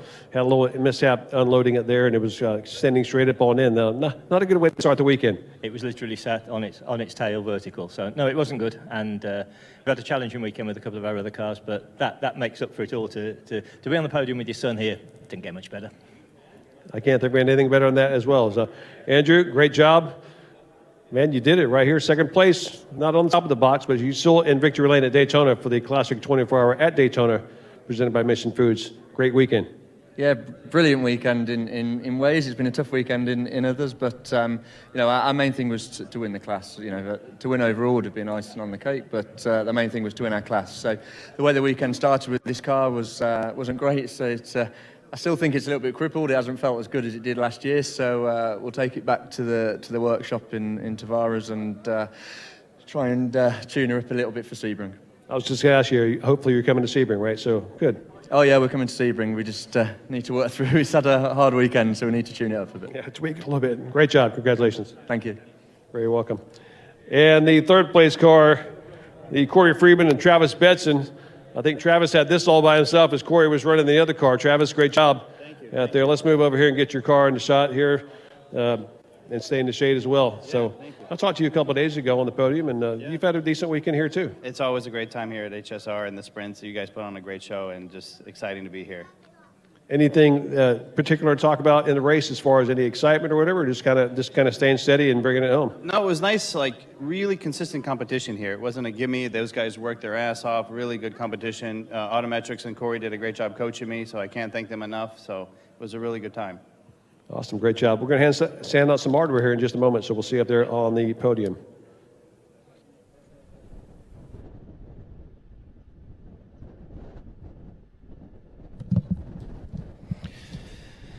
Thank you, Jeff. Very pragmatic approach there from Mike Jordan. Incredible story of that car falling off the tail lift. It used to absolutely scare the living daylights out of me every time we used to bring a car off the truck and onto that tail lift. We used to have a couple of mechanics up there, guy in the car, his foot on the brake. it's just a terrifying process of, on the top deck of your truck, bringing it down onto wheeling it out, and then it used to terrify me. And obviously in the paddock unloading it ended up falling off the truck. It happens. It's happened lots and lots of times. It just used to be a situation that terrified me. More than it should happen. I can tell you that for sure. Yeah. But I just hated that always. It's not as if I'm excessively tall, but at about 6'1", you get up to the top of the transporters where the cars live. There's not a lot of room left. No, there is not. If I was about 4'5", I could walk without bumping my head. But yeah, wasn't surprised to see a lot of the taller crew members on the various teams over the years wanting to defer the retrieval and putting away of cars in the transporters to some of those who didn't have as much vertical. I used to use lads who had little or no imagination. Actually, there we go. They were fine with it, up a height. Hello to Slick56. He wants to thank Mission Foods and Matador Motorsports for sponsoring the event and the live stream. Yeah, we concur. Massive, massive deal getting Mission Foods, and a big thank you to Juan Gonzalez and his family for presenting this year's Daytona Classic 24 Hours. And a massive, massive thank you to Matador Motorsports, which has enabled us to bring you this live stream on both the IMSA and HSR YouTube channels. You can chat to us on the HSR YouTube channel if you want to join in. We've got one more race to go, Marshall. The cars are lined up. The pace car I can see just coming out underneath the Rolex gantry. It's been a class of attrition, this. We had 7 DPIs from that beautiful era of the IMSA WeatherTech series. It's come down to pretty much 2 of those Cadillac DPIs going for the win, but we've got a 2-lap gap for the lead car of Pierce Marshall and Eric Foss. They are in the lead of this class by 2 laps. The Matador Motorsports people have put an absolutely cracking car together, and I think I've been more impressed with Pierce Marshall. The Pierce Marshall that I saw last year is not the Pierce Marshall I'm seeing this year. As a driver, he has come on so massively. He's got to grips with that car. He was kind of, by his own admission, he was like, whoa, this is like driving a spaceship last year when he first brought this car out. He's certainly got his head around the systems, and he's been absolutely on his game pretty much from the outset on Wednesday. What I love here as well, Joe, as we have our grid getting to roll out. We got 42 minutes left, brother, and what has been a phenomenal event. Thank you to everybody from HSR, everybody from Daytona International Speedway, and those aforementioned and beloved SCCA volunteer corner workers. We have 42 minutes of racing left, Joe. Fittingly, you've mentioned Matador Motorsports making this live stream possible. Biggest live stream we've ever had, most amount of viewers ever. So thank you to so many of you who've made that happen. But we have Piers Marshall rolling off P1 here. Piers Marshall, of course, Matador Motorsports. So thank you, Pierce. And who do we have? What entry do we have directly next or besides them right now? We have Juan Gonzalez and Mission Foods making this possible. So the two great benefactors. This is not contrived. No. I've got to say, this is not contrived. We haven't done this because there are supporters here, Mission Foods, in the form of Juan Gonzalez. And you'll see that Cadillac being adorned with the Mission Foods livery. It never ran that Mission Foods livery in period. He's kind of brought it into the year 2024 by putting on his own livery from his company. And a big thank you to Juan Gonzalez for presenting this year's Daytona Classic 24. So we've got our two main big supporters there at the front of the grid, and that's just because they've been doing the job right. It's got nothing to do with us putting them there. They've worked hard for that over the course of this race weekend. And I mentioned the 3 parties to thank for making this event possible between HSR, Daytona, and the benefactors as well, but the SCCA volunteer corner workers. We also genuinely, Joe, have to say thank you to the many, many fans come and bought tickets to watch this event. Really strong turnout. Those who are camping, those who brought motorhomes, thank you as well for coming to support historic sports car racing. So we know without a doubt, between the great Daytona Prototype Internationals, which are, oh boy, those things go so quickly. And then so many great, very, very recent GT cars as well, recently retired GT cars. This is indeed, Joe, the fastest combined class here at this event. So we might have had true fireworks last night in the dark, but we're going to close here with fireworks in this race. I am going to talk about the DPI era in the IMSA WeatherTech. We got a glimpse there of a car that's had a bit of a tale of woe, completely out of contention now. It's the Stuart Wilshire Richard Bradley Acura. They are 21 laps down off the lead. That's a full race distance. They had damage in that first segment that they raced in. That damage has been repaired. They're back out. I believe Richard Bradley is at the wheel of this. This was the schedule that he would do the fourth segment. He would do the second and the fourth. I think if they're still on that driver rota, we're going to see some fireworks there. Richard starting 10th on the grid here, and ahead of him, he's got quite an array of cars to get through, one of which is the Bob Neapol Guy Cosmo car of similar ilk. Pace it's another car Acura peeling ARX. off, Joe. Here we go. Green flag, Pierce Marshall rocketing off. For the last time this weekend, we've got a green flag starting the final race segment, Group F. Are our runners, and we've got two Cadillac DPIs. Pierce Marshall getting into the lead. I believe that's Juan Gonzalez who is finishing the car. So we've got a move down the inside, and is that Richard Bradley already up from 10th? An Acura for sure. And into That's third. Wayne Taylor Racing. That is Richard Bradley. Richard Bradley is going to be very much in contention for taking this race win. As we know the type of driver Richard is, and he's only got one real setting, hasn't he? His default setting is he has to win. Yes. And that's what he's going to be trying to do here. 100% at all times. Through the West Horseshoe. That is the Mayor Shank car, the purpley pink. What is the actual colour of Mayor Shank's livery there on the Acuras? I call that pink. It's always been pink. It is pink. I think of Pepto-Bismol. If you've ever had a mildly upset stomach, it's a beautiful color match. Absolutely love the car. So much money raised through their partners, AutoNation, for breast cancer research as well. So that pink is very intentional on the car. A lot of funds raised while it was in competition for charitable reasons, but nonetheless, we believe we can say with confidence, Joe, Pierce Marshall has found the throttle pedal. Oh, yeah. Good Lord, he is enjoying dipping into that. Firing out of turn 4 here, flying down the front straight. As they come across the line for the first time to complete the first lap, Pierce Marshall leading the field along, Juan Gonzalez second. I'm going to take a punt at it being Richard Bradley, but if Jeff Wright is listening down there, Jeff, if you could find out from the ERA team who it is at the wheel of that car, is it Stuart or is it Richard? Just text me, just WhatsApp me the answer to that. You don't have to come on air to do that, but I don't want to talk about Richard Bradley if it's Stuart at the wheel, because he's doing a great job. Onto the infield section then. That is the battle for second. That's the Mission Foods Cadillac of Juan Gonzalez as they go into the West Horseshoe.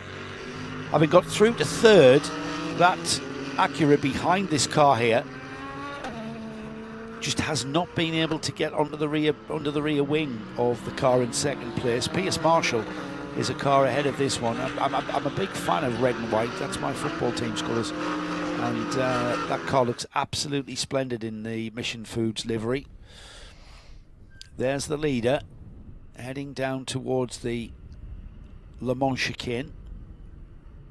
Oh, and getting very, very squirrely. He's not hanging about. You know what? That's not about driving that car in a straight line. The speed that Pierce carried through the chicane there, as he went to turn in, that back end was, he knew that back end was coming round on a rotation, and then you have to plant the throttle when it's doing that and get some drive back into those rear wheels. Most important corners here on this road course, this Roval layout, the Le Mans chicane. You spend so much time firing out of that chicane, in and around NASCAR 3 and 4, down the front straight into turn 1. Any bobble just loses you compounding amounts of time before you get to turn 1. We've got a nice little bit of stat here. Pierce Marshall 10 seconds a lap quicker than the 962 with Marino in it. That's That is the technology of the 1980s against the 21st century technology of that Cadillac there, with 10 seconds of that, Marshall. And that is the power of suspension technology and aerodynamic development, looking at that speed, that 10 seconds, by and large, made up in the corners compared to purely straight line. That Porsche 962 horsepower sledgehammer. Get that thing pointed somewhat straight and it just disappears instantly, owing to the fact that the car is 30 plus years old. Getting into some of the corners here doesn't have the same height of technology that a 2018, 20 something along those lines DP would have. All the advancements, everything we've learned about damping and ride control, etc., drag, right? Lots of downforce in that 962, but a lot of drag. These DPIs made plenty of downforce, but also fairly aerodynamically pure, not a ton of drag. So nonetheless, there are a lot of areas just in time, Joe, over the decades. You would expect these cars to perform much faster on the stopwatch, but still, some of the old horsepower monsters would flex a little bit. Yeah, but the science, the development in the science of race car design is, as you say, it's not just about the improved electronics, the improved damping, but it's also the improved science of how you use the aerodynamics. So yes, you can produce downforce in the corners, but you are going to be slippery through the air. And a little snippet of information that I've repeated over the course of the week. In 2022, the DPIs were the fastest sports cars in the world. I was involved in the World Endurance Championship, European Le Mans Series. I was also involved in the IMSA WeatherTech Series, and I was at Watkins Glen, and the sight of those DPIs, it was a 5.5-hour sprint qualifying race for a 30-minute sprint at the end because of a full course caution. And to see those cars duking it out into turn one was phenomenal. The reason why I can confidently say they were the fastest sports cars in the world is because when they came together with the World Endurance Series LMP cars at Super Sebring, we had an 8-hour World Endurance Championship on the Friday. The Saturday was the 12 Hours of Sebring, part of the WeatherTech series. We were able to directly compare, same weather conditions, same everything. Those DPIs were 5 seconds a lap quicker. Monsters. I mean, we've got GTP and LMDH and LMH that are across the globe now. But at the time, in 2022, those the DPI regulations allowed for those cars to be the fastest sports cars in the world at the time. I loved that era. We share that same passion. We see here, Joe, some GT versus LMP3 battle going on, and we see what I find just to be fun bit of lineage. LMP3 being today's most current modern original starting point for training category among prototypes, and behind it we have an LMPC car, the Eureka FLM 09 model, which lasted for so long in IMSA in that same role. More of an entry-level, training-level Pro-Am formula here, open-top car directly behind the Ligier. But that's what we used here in IMSA, previously in the American Le Mans Series for so many years. Yeah. Before you'd think about getting up into a DPI, this is where you would go and train. Those cars retired from competition, replaced by LMP3, which we see here in this Ligier, this P320 coming up upon the Porsche. But just fun to see here how we have the two eras handing off that baton of training and development prototypes. And then we have here where one's trying to take the baton from the other, an Acura chasing up upon the Cadillac. I've had that confirmed. Richard Bradley at the wheel of the Wayne Taylor Racing, the Konica Minolta liveried Acura. It's Stuart Wilshire's car. He will take over that car and take over the driving of that car at the pit stop. But right now, we've got, I believe, Juan Gonzalez in the Mission Foods Cadillac being caught by Richard Bradley in the Acura.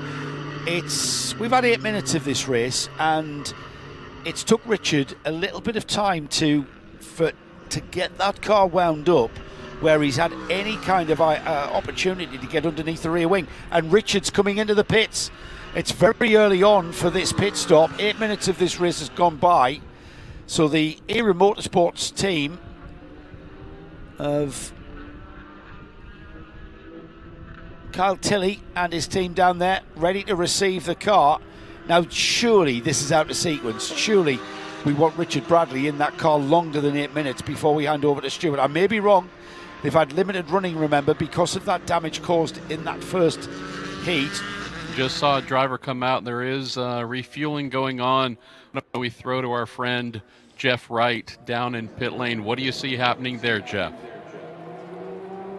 You are correct, Marshall. There's some fueling going on. Driver has to be out of the car when they do the fueling, just for safety purposes in case there's a flare-up. Now the driver back in the car. We talked about a driver change happening on this number 110 car. Bradley out. Stuart Wilshire is in the car now, and they will continue on for the rest of the way. Doing a quick tire pressure check and some window service. And of course the crew going back to putting more fuel in the quick fill can for the next time in case they do have to come in. But now the buckle going in. There's a lot involved. There's a lot involved with getting the driver in there, making sure the steering wheel is tight, making sure the harness, the seat harness is buckled in safely. And of course, you see the tire pressure check going on right there on the left rear. They've checked all of them now and checking that one. Tire pressure is an important thing here at Daytona. You want to make sure it's right so we don't have any blowouts. And we've seen that a couple times here this week as we look at this beautiful Konica Minolta number 110 car. And Stuart Wilshire will take it back on the track here in just a moment. The Acura ARX.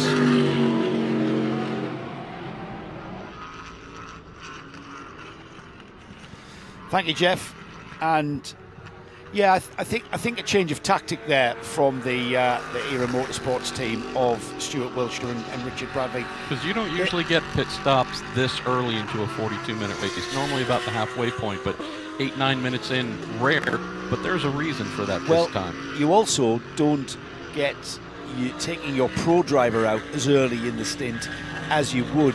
However, because of that accident that this car was involved in, some damage had to be repaired. They completely missed, I think, the second segment. It's all about driver time now. Stuart Wilshire is not a pro driver. No disrespect to Stuart. He's not as quick as Richard Bradley, and he knows that. So they're not exactly optimising the run. However, Stuart Wilshire is no slouch. Owner of the car. He's the gentleman driver, the owner of the car. He gets that car moving now, and that's him just coming out of the pits now. And it's all about enjoyment, like we've been talking about. It's the enjoyment of driving his car around the Daytona Motor Speedway here. And he will finish the car and take the final checkered flag of the weekend. 30 minutes left in the event. Who wouldn't want to say, let's get my car in here on pit lane. Yes. I want to go enjoy and think soak up those last 30 minutes of fun here as Pierce Marshall doing what he has done the entire time from the moment that green flag was unfurled and waved, just streaking away. We believe it's Pierce, but great lineup between himself, Eric Foss, but nonetheless, just putting in a gorgeous drive. Am I right in thinking, Marshall, that, Matador Motorsports, however, there are Ganassi personnel attached to running this car this weekend? There certainly was last year. Before you answer that, let's head down to the pits where Jeff has, I take it, is that Richard Bradley you're talking to? It is Richard Bradley. I don't think any relation to you, but certainly a cool last name. I would agree. Big smile on his face. Richard, tell us what you have. I mean, how can I not have a smile on my face after driving one of these things? Me and Stuart have had such a good weekend. HSR have put on a great race, great event. And the really cool thing is we've got the DPIs out there, and we've got gentleman drivers, we've got pro drivers. Everybody's, we've had a bit of a gentleman's agreement when we all go out and we're all together. So it's been really good. We had a good race one, good race two. Unfortunately, we had to change splitter halfway through the week, and it's a splitter which hasn't been used since the car was in period, and there was a small issue on it which you don't normally even consider, and that failed in the third race this morning. So we made a bodge repair, and I just went out there then to confirm it was all good, but and then let Stuart bring it home and enjoy his amazing piece of kit. But it's obviously we all like to win, but we've had so much fun, and also Stuart, from where he started to where he's progressed, it's the closest he's ever been to my lap times as well. So we've just had a great time. All you fast guys are bringing the slower drivers up to speed, so they're gonna be faster than you before it's over. Yeah, exactly. I'm gonna have to watch my job, but that's what it's all about, though. It's about people taking these amazing generational sports cars out, and then we're helping them get up to speed, and then they get more enjoyment from it. And then, as I said, because we've got all the owners of the cars have bought them out, and they've all bought Pro as well. We've all been kind of doing the same thing, so we've all been out together, and it's been really a lot of fun. And me and Stuart have got plans to come and do as many of the HSR races that we can do next year, because it's been a blast. And then also in the sprint races, I mean, you saw that sprint race the other day where we had the three gents.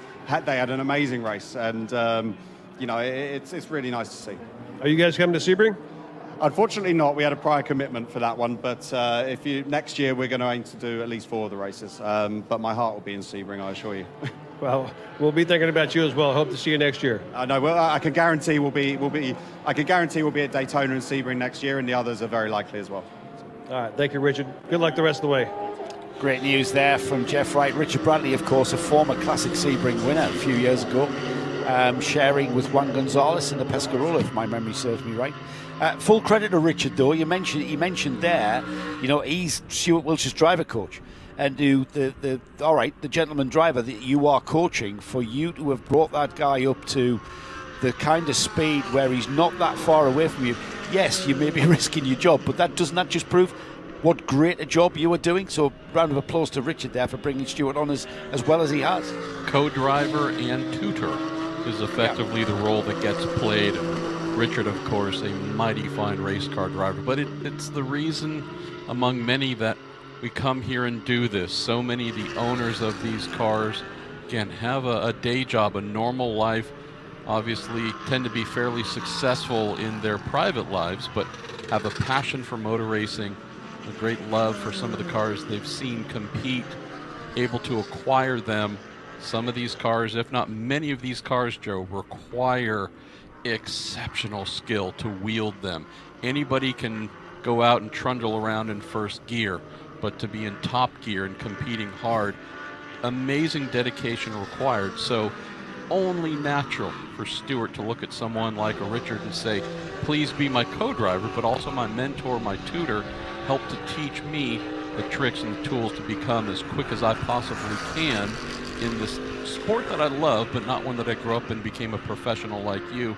It's the tradition of what we do here in endurance racing. Yeah, absolutely. And talking about a good relationship tie-in, Bob Neopol there in the Mershank car, the purple and white Acura, the second of the Acuras in the field there. He's got that very same sort of relationship tied with Guy Cosmo. He's the pro driver in that car. Bob Neopol has been going so well, and Richard mentioned what a great race these guys had in one of the WeatherTech sprint races, where it really was, wheel-to-wheel dicing that was going on there. As just a time check, 25 minutes of this race remaining. We've still got Pierce Marshall leading by just under 10 seconds from the Juan Gonzalez Mission Motorsports Cadillac. 2 Cadillacs at the front of this field. Then we've got the Bob Neopol Guy Cosmo car. The John Manship Porsche there that you see there, that's the car in 4th place overall here at the moment, and John, 4th place overall in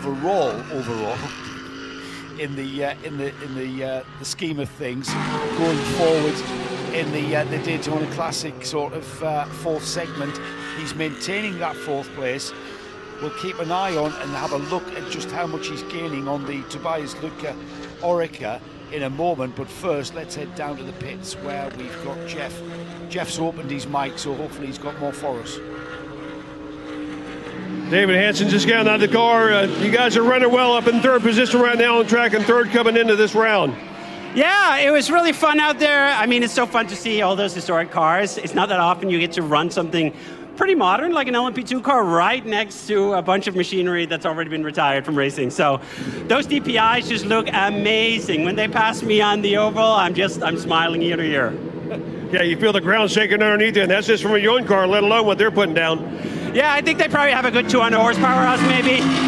We're right there at the 500 mark, but it's just a lot of fun. I mean, the track is wonderful. We got beautiful weather. Absolutely zero to complain about. Great job there. Good luck the rest of the way as the car gets back on track. David Hansen. Yes, in disguise. I know him as David Hannemeyer Hansen, of course. His full name, David Hansen, in that car. talking to Jeff. I was going to bring you up to date with the progress of John Manship for the overall standings. He was needing to finish, he is 2 laps behind that car of David Hansen. David Hansen now putting that car into the pits and dropping to the back of the field by, where am I? Well, I've lost sight of it. Yeah, he's dropped a gap of, he's 3.6 seconds off. 9 laps completed. John Manship just gone a lap ahead, but that will come back into play as we get towards the final 22 minutes and we see John Manship in the Porsche taking his mandatory stop. So we'll get a better feel for that, Marshall, when the cars have gone through their pit stop phase. That's the car there that we're looking at there. He's currently 4th on the road, 4th overall, but he needs to gain 2 laps on that Orica of David Hansen, and whether that's a big ask, isn't it? 2 laps right there. Extremely, and also getting into the halfway point of this final race of the event. We're having a lot of pit lane callers coming in, so getting those mandatory 3-minute stops done, driver changes as well. So getting into the one and only, but the final true pause and change over here, and then we will sprint to the checkered flag, Joe. You could not ask for more. All you need to do is just look up at the sky and say thank you. What a gift for beautiful, warm weather. A little bit of sprinkly stuff last night just to remind us of how lucky we are. Yeah, absolutely. But these amazing cars. Caused a bit of consternation with this Group F. This Group F group. Was standing there being rained on, speaking to our friend Phil Binks, crew chief, running the car here, as you mentioned, some really strong ex-Chip Ganassi Racing folks.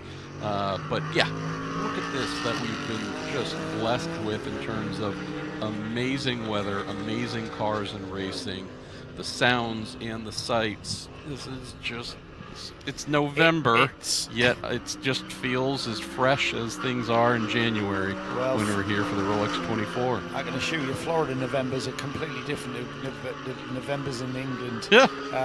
Yeah. We don't even get summers like this. The cloudless sky virtually, certainly not the cloud cover we've had, making for a very, very hot racetrack as Juan Gonzalez continues in the Mission Foods Cadillac. That's the Acura of Stuart Wiltshire there. That's come back out from its pit stop, just making its way back up the order. The cars ahead of him need to pit stop themselves. That's including the overall leader, Pierce Marshall, and Juan Gonzalez in that Mission Foods car. Stuart Wiltshire getting a good run here. We had a problem in their 3rd race. I thought it was the 2nd one. It was their 3rd race where they had a few issues with a bit of damage to the car. That put them right out of contention, unfortunately. So now it's just the pleasure of driving that Acura as he goes through turn 1, heading down through the little left and right, or the right and left, I should say. Meanwhile, that's our leader at the West Horseshoe. He has completed 13 laps. He's on his 14th lap here, is Pierce Marshall, and he is the overall leader of this group going forward into the last 19 or so minutes, just inside of the final 20 minutes, not just of this race, Marshall, but actually of the whole event. We've got our final checkered flag looming large.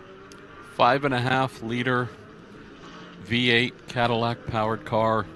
If you remember, Joe, when the DPI formula debuted, Cadillacs were so demonstrably faster than anything else. They were originally 6 liters. And after trying to use tools through balance of performance to pull the Cadillac performance back a little bit to align with the other DPIs, decided we've pulled on those levers as hard as we can. The car is so good. We actually are going to ask you to take that 6 liter and return next season, having given up 500 cc's, come down to 5.5 to pull just a little bit of power away to make it easier to align the Cadillac DPI V.R DPI here with the other DPIs. That is a rarity, and you know this from your long career of calling. Le Mans Racing, WEC, ELMS, etc., American Le Mans Series, IMSA, it is rare when a brand new model comes out and it is so fast and good that it is asked to return in a mildly detuned state. That is how wicked the Cadillac was as a DPI. Yeah, I do love that era. It's a visceral era. It was the cars were just so great to watch, and when you saw them battling wheel to wheel, they still are, and we get to see that. We get to prolong that memory, and watch them here at HSR's classic events. It really is fantastic, and massive thanks to Pierce Marshall and Juan Gonzalez for bringing those Cadillacs out and giving us the pleasure to continue and relive those memories. Think about how fortunate we are to be here right now to see those Cadillac DPIs running and to hear them, right, just shake the earth, and then to know they've been replaced by its younger brother, the Cadillac V-Series .R, the GTP car hybrid with a V8 engine. I feel confident in saying has been the most popular sounding IMSA GTP car there is. So just to maintain that status of really being the favorite sound among prototypes in the DPI era, and then to continue that in the GTP formula, truly amazing. We are living in heady times, my friend. We absolutely It also are. sounds like our friend Jeff Wright on pit lane has indeed. Before we dive down into the pits to get a word with Jeff, let's go down the pits now. Jeff, what have you got? Thank you, Joe. The number 81 car, Juan Gonzalez Butch Leisinger car, coming into the pit stall here with the pit stop going on. Fuel going into that car. The driver has to get out. Obviously, as we talked about earlier, it does not look like a driver change going on. It is Butch that got out of the car. He's going to get back in the car. That was a quick pit stop, as you see there on the camera. He has to kind of slide back down in there. It's really tight in that driver compartment. And then the crew members have to obviously help him buckle up in there. They are going to do a quick tire pressure check on the 81. You see a little bit of damage right there on the left front from the grueling Daytona Speedway here. It's been a long week and a long weekend here, so 4 rounds of 42-minute races. And I didn't get a report on where that may have happened, but you see that damage there. Again, basically they have 3 minutes on pit lane, so it takes a minute for them to get there. Here comes the 02 car now, as we will head back there and get a shot of that.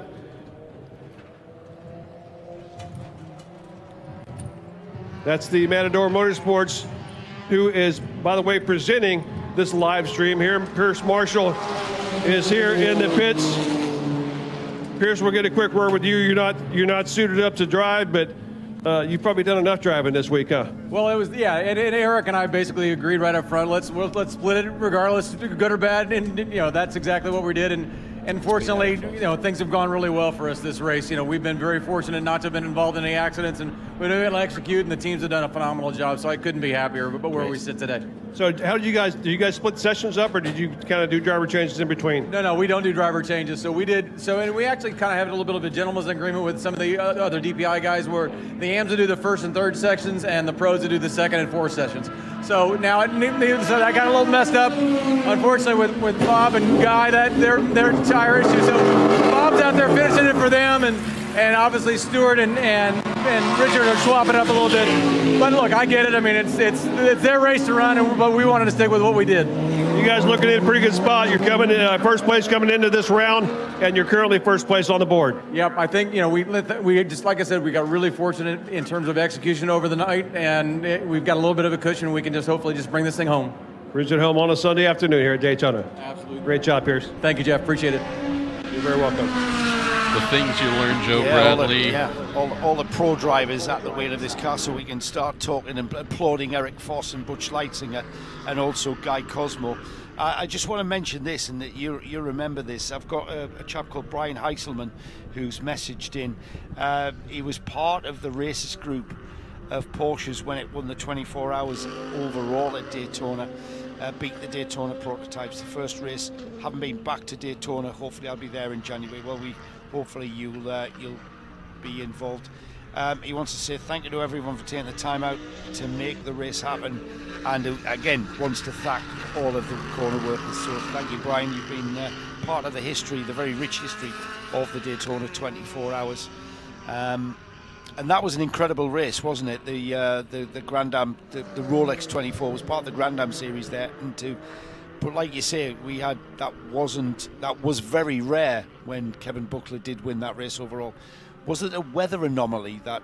No, it was the debut for the Daytona prototype formula. Right. And not a surprise back then. A brand new formula, brand new concept. Reliability was not fully where you'd hoped it would be on their first ever 24-hour race. So that certainly lent itself to TRG coming forward in a Porsche, a GT Porsche, to win overall and beat all the prototypes. And the TRG company, the Kevin Buckler owned and led group, got to know Kevin, met him for the first time back, I think, in 1994. Joe was a Monterey-based Porsche performance part retailer working out of his garage effectively. Had done so well, needed to move into a proper shop, as we have Eric Foss rolling back out here, leader in that beautiful Matador Motorsports Cadillac DPI, but needed to move out of his garage and move into a proper shop. And the team I was working for at Sonoma Raceway was just about to shutter at the end of the Indy Light season, and so was helping to not only move all of our equipment out of the shop, but also to help at the same time the incoming Kevin Buckler TRG group moving into their first ever shop. Wow, so you were look how far they've part of come that. since then. Right, we've got Jeff giving us the ambience of the pit lane. So let's head down there. Jeff, who have you got? Thank you, Joe. Very noisy down here on pit lane. I just turned around and saw Juan Gonzalez relaxing. Of course, Juan Gonzalez, the man behind Mission Foods. Juan, how's your weekend going? It's great to see you. Well, it's great to be here. You know, it's been a challenge this week for us because we had a pretty good first hour race, and then on the second one we got some issues with the map controlling the steering wheel. We got him in the wrong map. I lost a lap and a half there. Then I got a spun, but then after back this morning we got him back to third place, and now Bush is on second place. So doing his job. Yeah, he's definitely doing his job. I hope you're paying him well for that. Yeah, definitely. Good luck the rest of the way. You guys are looking pretty good right now. Well, thank you, guys. You're very welcome. That is, I had a brain fade there. That is Juan Gonzalez there. Andy Wallace is over here as well. Andy's kind of hanging out watching the racing. We'll just stay on for just a moment. Andy, how you doing? Welcome to Daytona. How you doing this weekend? Well, it's always great to be back in Daytona. I feel like I spent a lot of my life here, you know, so it's such a thrill to be here again. And of course, I'm cheering on my good friend and co-driver Butch Leisinger. He's doing a good job out there. And last year I was lucky enough to drive Mr. Gonzalez in the Pescarolo. So big family. Have you done any driving this weekend, or you just kind of hanging out? I've been driving the Group 44 Jaguar, but we had some engine issues, unfortunately. So sorry to hear that, but it's great to see you here at Daytona. Thank you very much. That's Andy Wallace here from pit lane, watching on the number 81 and 02 cars. Yeah, one of the biggest disappointments, I think, of this weekend is for that Group 40. I think we only saw it on track once, and then it had problems. Andy down to drive that car. That would have been great. We would have been able to wax lyrical about the Jaguars in GTP, and then moving on to Andy Wallace's Le Mans win for Jaguar back in the 80s, late 80s. I can admit, Joe Bradley, that Group 44 Jag GTP car, they had the original version, the XJR5, the final variant that ran through 1987 being the XJR7, possibly my favorite GTP car of the 1980s. Had a different sound. So that V12 in the Group 44 Jag GTPs, different sound than the TWR, the Tom Walkinshaw Racing Jaguars that came over in 1988. I thought the Group 44 sound was a little bit sweeter. I can't tell you why. I don't know what was different within the motor or maybe the headers and such, but I can tell you here as we have under 10 minutes left to go in this Classic 24, that Jag with Andy and Rick Knoop and all the good folks there meant to drive it. That was the car I wanted to see and hear more than any other. And so my only disappointment from this event is motor problem there, not allowing them to compete in the 24-hour contest here. That's the only bit of sorrow for me. Yeah, me too. Very disappointed. Always nice to see Andy at any kind of racetrack. Eric Foss has just dropped back behind Butch Leitzinger last time by a gap of 24 seconds now. So the lead has been lost. Now then, it's a 2-lap gap that the Pierce Marshall Eric Foss Cadillac has come into. Lead lost in this heat race, but not in the four combined that's what I was about. The overall standings. What I was about to say, with 7.5 minutes remaining, 25, let's call that a 25-second lead, for Leitzinger and Gonzalez to take the overall win in Group F, we're going to need the Mission Foods Cadillac to come around twice on the other Cadillac to take the overall lead. Are you telling me they might in 7.5 minutes might have infused that car with some extremely spicy wraps and salsa, right? For not just the fuel going to the tank, but also some of the great Mission Foods products. He's adding some extra horsepower to get those laps back. He's going to need a lot more strength and spice than a few jalapenos, I'm afraid, to make up 2 laps. Well, still giving Butch Leitzinger the task to try and draw down a gap. That he's the perfect man for the job. Just to add a bit of woe to our already disappointment, the only disappointment of this weekend, James Redman tells us that the XGR 701 was Brian Redman's Miami Grand Prix winning car. We got a glimpse of that earlier in the week, just before you arrived, mate, so that was a bit of a disappointment for you. Thanks, James. That just adds a little bit of salt into the wound, doesn't it? How would James have any historical knowledge of that guy Brian Redman you mentioned? I'm still trying to figure that part out. How would he pop? Oh, that's his dad. Yes. Oh, that's right. Yes, he kept getting told off of it from him when he was a boy. No, his father, Brian Redman. I love the guy. James, that is. His father as well, one of the sweetest people. Routinely reaches out and asks how my wife Chabrel is doing. So, just again, the kindest of hearts and some of the greatest natural talent in a sports car driver, race car driver in general, we've seen in our lifetimes as well. So, huge contributions from the Redman family to all forms of racing. A little over 5 minutes left to go. Joe Bradley, we see Daytona prototype that Visit Florida from the Spirit of Daytona team originally fielded. The Fliss family here, that firing around second generation Daytona prototype. We know that second generation because of the larger splitter at the front of the car, the larger wing at the back of the car. Beautiful. That very custom bodywork done. I like that period. I really loved that period. There was a crossover period, wasn't it, with the American Le Mans Series and Grand Am amalgamating as the IMSA Series, where we had those cars mixed in with the LMP cars, and I just the sound of that era of Daytona prototype was phenomenal. And here for the Rolex, just seeing a grid of those cars firing into turn 1, under the darkness, under the lights, flames belching out of those rear exhausts. Fantastic. And a real massive thank you to the Owens and Hudson Historics for bringing out that. It's a 2014 car, that.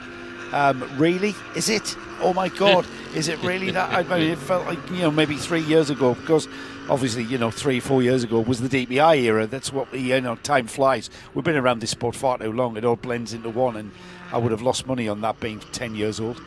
I tell you what, we are getting close to, Marshall. We're getting close to the last white flag of the weekend as we continue watching on the high banks there of the Daytona Motor Speedway. The cars beginning to get towards the final checkered flag of the weekend. Keeping the pace up, Butch Leitzinger, 23.8 seconds the lead as we watch the chasing Eric Foss Cadillac The black and red, the maroon and black livery of the Ganassi car. That car ran in period, being maintained as it comes around. Let's see what the gap is as Eric Voss chases down Butch Leitzinger, crossing the line now. Gap stays at 23 seconds. So they are matching each other's lap time pace here. Stuart Wiltshire is in third place, and he is due to come across the line as we watch Eric Voss continue his race. We're getting very close to white flag, I said, 3 minutes on the clock, so it could well be next time by. In fact, it's being unfurled as we speak, Marshall. The final unfurling, the tears are final starting unfurling. to well up. No. We've got a bit of incident there for the Meyer-Shank Acura, as we've got an LMP3 car, the bright green version of the, what is that? That's I think that's Dave House in the number 86 there. That could have been nasty for the Acura. Yeah, easy done at turn 6. You're accelerating and turning at the same time. The stock and supply at AcuraDPIparts.com, not as big as it once was, Joe. Not an accident you want to have take place. Just not enough spares to be able to replace damage here on a frequent basis. But as you point, here we have the white flag being waved here in front of Eric Voss, co-driver Juan Gonzalez, and that Mission Foods liveried Cadillac overall lead here in this heat race. Behind them coming up here, 20 plus seconds behind, Eric Voss coming out of NASCAR turn 4, looking solid for the overall victory across this event in class here, coming under the white flag with a thumbs up from the flagger, the starter there. So we are indeed, brother, final lap. Wow. Final lap of the event. Final lap of the Mission Foods Daytona Classic 24 for 2024. And it's going to be an overall victory for that car there. It's been a great weekend for Pierce Marshall and Eric Voss. Eric Voss taking the majority of the driving duties, as we heard Pierce tell us. And why not? It's a bit of a firework of a car to drive that Cadillac DPI. And it's been the fastest car here this weekend. 10 seconds a lap quicker than the Porsche 962. Puts it into perspective. We know how much we love that era of Group C and GTP racing with the likes of the Porsche 962s, the 956s, certainly across in Europe. As we look at the final few corners, the actual fourth segment is going to be won by that car there, the Mission Foods car of Juan Gonzalez, being pedalled by Butch Leitzinger, the legend that is Butch, a driver that has done a lot of laps here at Daytona at the very highest level of the US sports car scene. Joe, coming to the checkered flag here, Eric Voss, Juan Gonzalez, fantastic performance by them in this heat. And also someone you've been tracking the entire time for the overall win here to close Well, in Group F. Here he is now for that checkered flag. It's the Butch Leitzinger Mission Foods car that takes the fourth race win. But here is our F Group champion crossing the line now, and that's Eric Voss, with Pierce Marshall, his teammate, in the pits cheering him on. He will take the win. It'll be Leitzinger and Gonzalez that join him on the second step of the podium, and it will be the David Hannemeyer Hansen and Tobias Lutke Orica that will share the podium with these two. A car that's had a great run, actually. It's just gone round and round, hasn't it? We see that car into third place overall, and we've got one more podium presentation to get through.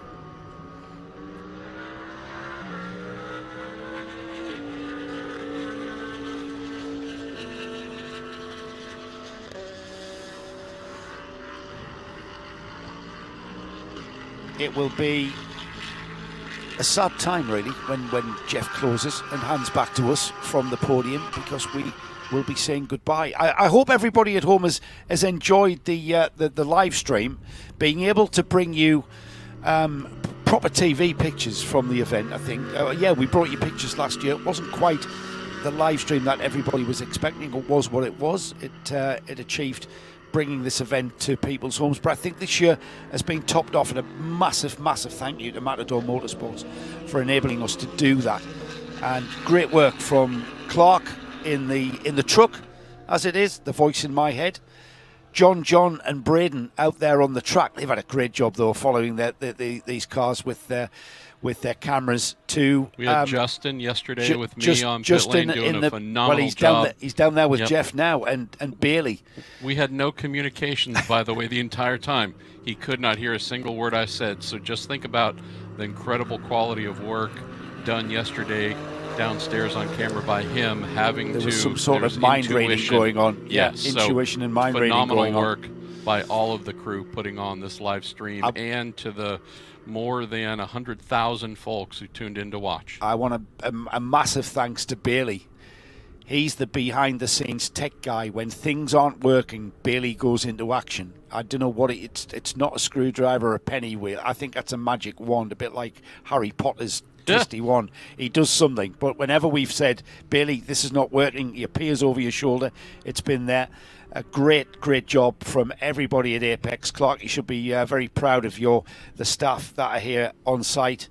As we watch Eric Foss bring that Cadillac to the winner's circle, we'll head down there to Jeff Wright, who will get a bit of insight and the pleasure that will be seen. Those drivers achieving the accolade of being the F Group champions for 2024. They'll be given the BRM chronograph wall clock. It's something that we all pined for. You had to drive a Cadillac very fast to win it this year. Oh, yes. Absolutely. Also hope to hear some final words and farewell to the event from HSR President Chris Ward. So looking forward to one final time down in Victory Lane as soon as they are ready to get the thoughts from those who put beautiful finishing touches on this event. Some truly star drives. It's an event going forward. We've got the HSR family convening for the Sebring Classic coming up in a few weeks. That'll be taking place at Sebring, of course, and staying in Florida because of the weather. Don't forget to make the journey out there. I'm just listening for Jeff in my ear. HSR got big plans going forward into 2025. We heard Chris tell us about that. And going forward into 2025, 4 big classic events. We've got this one, of course, the Classic 24 that kicked off HSR's Classic eventage. We've got Sebring, we've got Watkins Glen 6 Hours, and a brand new event that we've got kicking off at Road Atlanta. You know what else we have? What do we have? We have Chris Ward, president of HSR, downstairs with our friend Jeff Wright. Mr. Ward, what a fantastic week of racing here. What do you think, brother? Marshall, what can I say? To you and to Joe, to Jeff, the countless hours in the booth, thank you so much.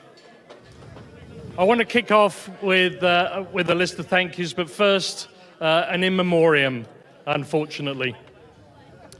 A long-time serving member of Daytona International Speedway staff, Mr. Stanley Olmsted. He was a well-known face at Gate 132 at Pit-In here at Daytona International Speedway. On behalf of all of the HSR staff and the competitors here this weekend, I'd like to just pause for a moment of reflection to remember Stanley, once again a much-loved member of staff here at Daytona International Speedway. Let's bow our heads just for one moment.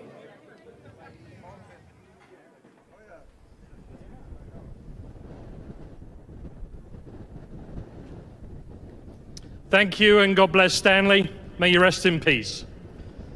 I have a list of thank yous, and please forgive me. We've all been up for many hours now.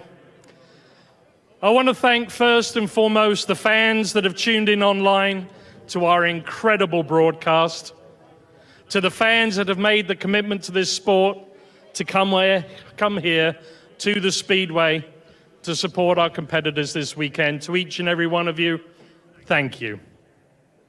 To our dedicated team of SCCA corner workers, track services, this sport simply couldn't function without your timeless dedication. We in Sportscar Racing are forever grateful for the time and energy and your commitment to this sport. Thank you. To Frank Kelleher and the entire staff, Jennifer Young, the entire staff here at Daytona International Speedway, the World Center of Racing, we owe you a debt of gratitude for putting on another incredible event. Thank you from each of us. To our competitors that have traveled from near and far, I hope you would all agree in joining me in saying that this was by far the most exhilarating HSR Classic 24-hour here at Daytona, an incredible event. Thank you to each and every one of you. To our partners, all of the HSR partners, but in particular this weekend, for the live stream partner of Matador Motorsports, Mr. Pierce Marshall, to Mr. Juan Gonzalez of Mission Foods. Thank you to each and every one of the HSR partners for making this event possible. The HSR staff.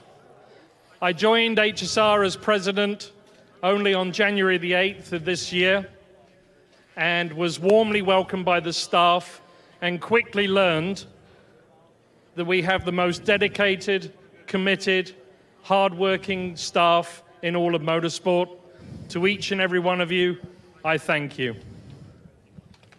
Last but by no means least, I would like to thank Mr. Jim France, the entire France family, my colleagues at IMSA, and in particular my dear friend Mr. John Doonan, not only for the opportunity of serving this role, but also for their commitment of preserving the rich legacy of vintage and historic sports car racing here in North America. Mr. France, the family, John, thank you. Now it's time to celebrate our last podium of the weekend for the deserving winners. I'm going to hand it back to you, Jeff.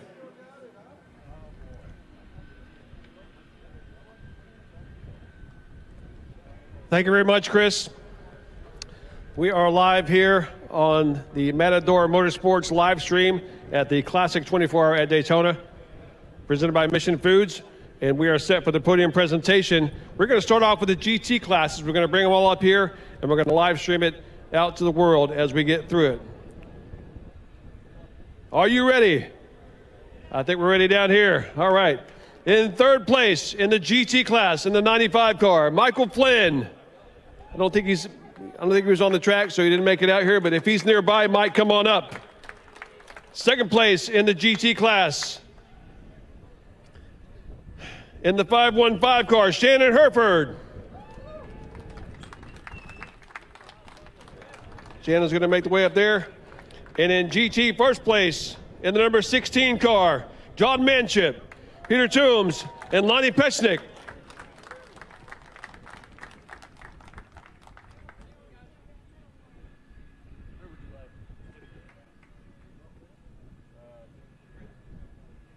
Second, please.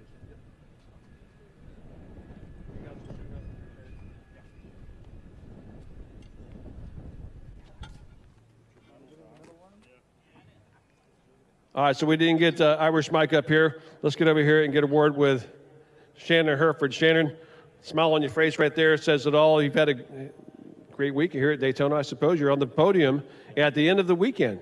Yeah, we kind of hung in there, and it came back to us. I didn't know that we would have enough pace to be up here with you, but it turned out that way. Session this morning when the sunlight was coming up and being out there with all these cars, it's pretty amazing. We really enjoyed it. So we appreciate HSR and Autometrics for giving me a great car. It was good times.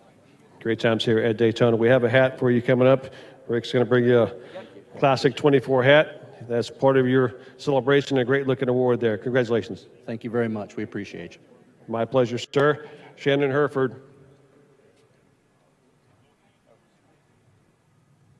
And we're here with the winners here in the number 16 car. John Manchett, Peter Toombs, and Lonnie Peshnik. Congratulations, guys. Thank you very much. Been a fun event. Really enjoyed it. So tell us about your experience here. You've you probably got here Monday, Tuesday, and it's been a long week, huh? Yeah, it's been a long week, that's for sure, especially for an old guy. Young at heart, right? I love my car. Yeah, car's great. Yeah. Great job. Congratulations. Yeah, I'd like to thank my teammates here, Peter Toombs and Lonnie Peshnik, and my family's here too to watch me for the first time, so that's pretty cool. Always good to have family here. Lonnie, congratulations to you, buddy. Thank you very much. Yeah, Wright Racing did an amazing job. The car was great all day and night, and we had some competition early on, fell to the wayside. We're happy where we are, and it's amazing here at Daytona. We're glad you made it out here. You guys swap positions if you would, please, and we'll get a word with Peter. Come on over. You guys just straight there. That way I'm not having to jump around. There you go. Do the little podium dance. Tell us about your week here. Yeah, the little side there. I can tell everybody's tired at this point. Yeah, we are a little tired, but it's a lot easier on this side of this fence than the other side, that's for sure. Now, look, we did this back in 2017, and we've been here most years since. I think we only missed maybe 1 year, so great event. Really appreciate being here, and John making this all happen, so great to be on the podium. Great job, guys. Congratulations to you. You guys get together, we'll hold those awards up.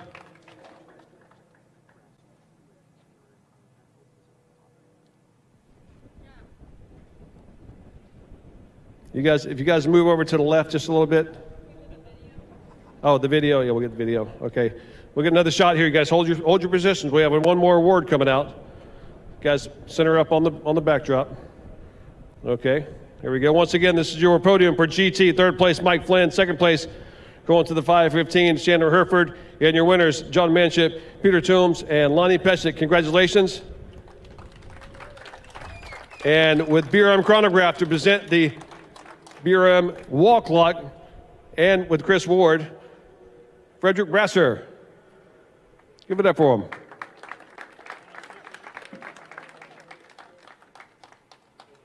He is the designer of all the BRM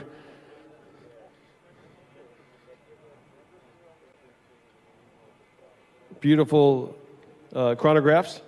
So we'll get a photo there. You guys, congratulations. Hold up those awards and look out to the cameras. Congratulations once again. Beautiful wall clock there for the team. You guys will have to fight it out between who gets the wall clock. Congratulations, guys. Thank you.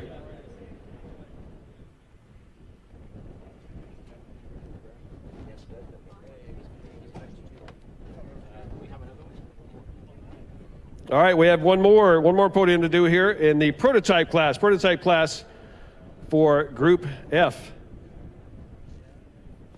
Let's bring out third place finishers. In the number 18 car, Tobias Lucky, David Hansen, and Ryan Dial.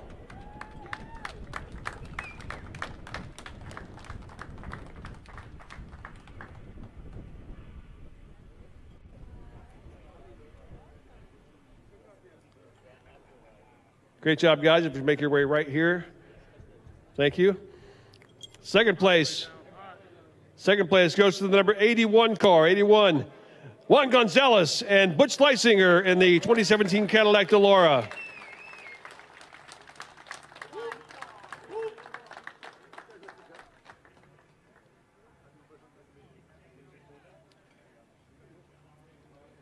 Juan, of course, the man behind Mission Foods. Juan, thank you for that. Of course, Mission Foods sponsoring the HSR Classic, Daytona Classic 24-hour presented by Mission Foods. So thank you for all your participation in that. And now we'll bring up the winners in the prototype class in the 02 car, another 2017 Cadillac Delora, Pierce Marshall and Eric Foss.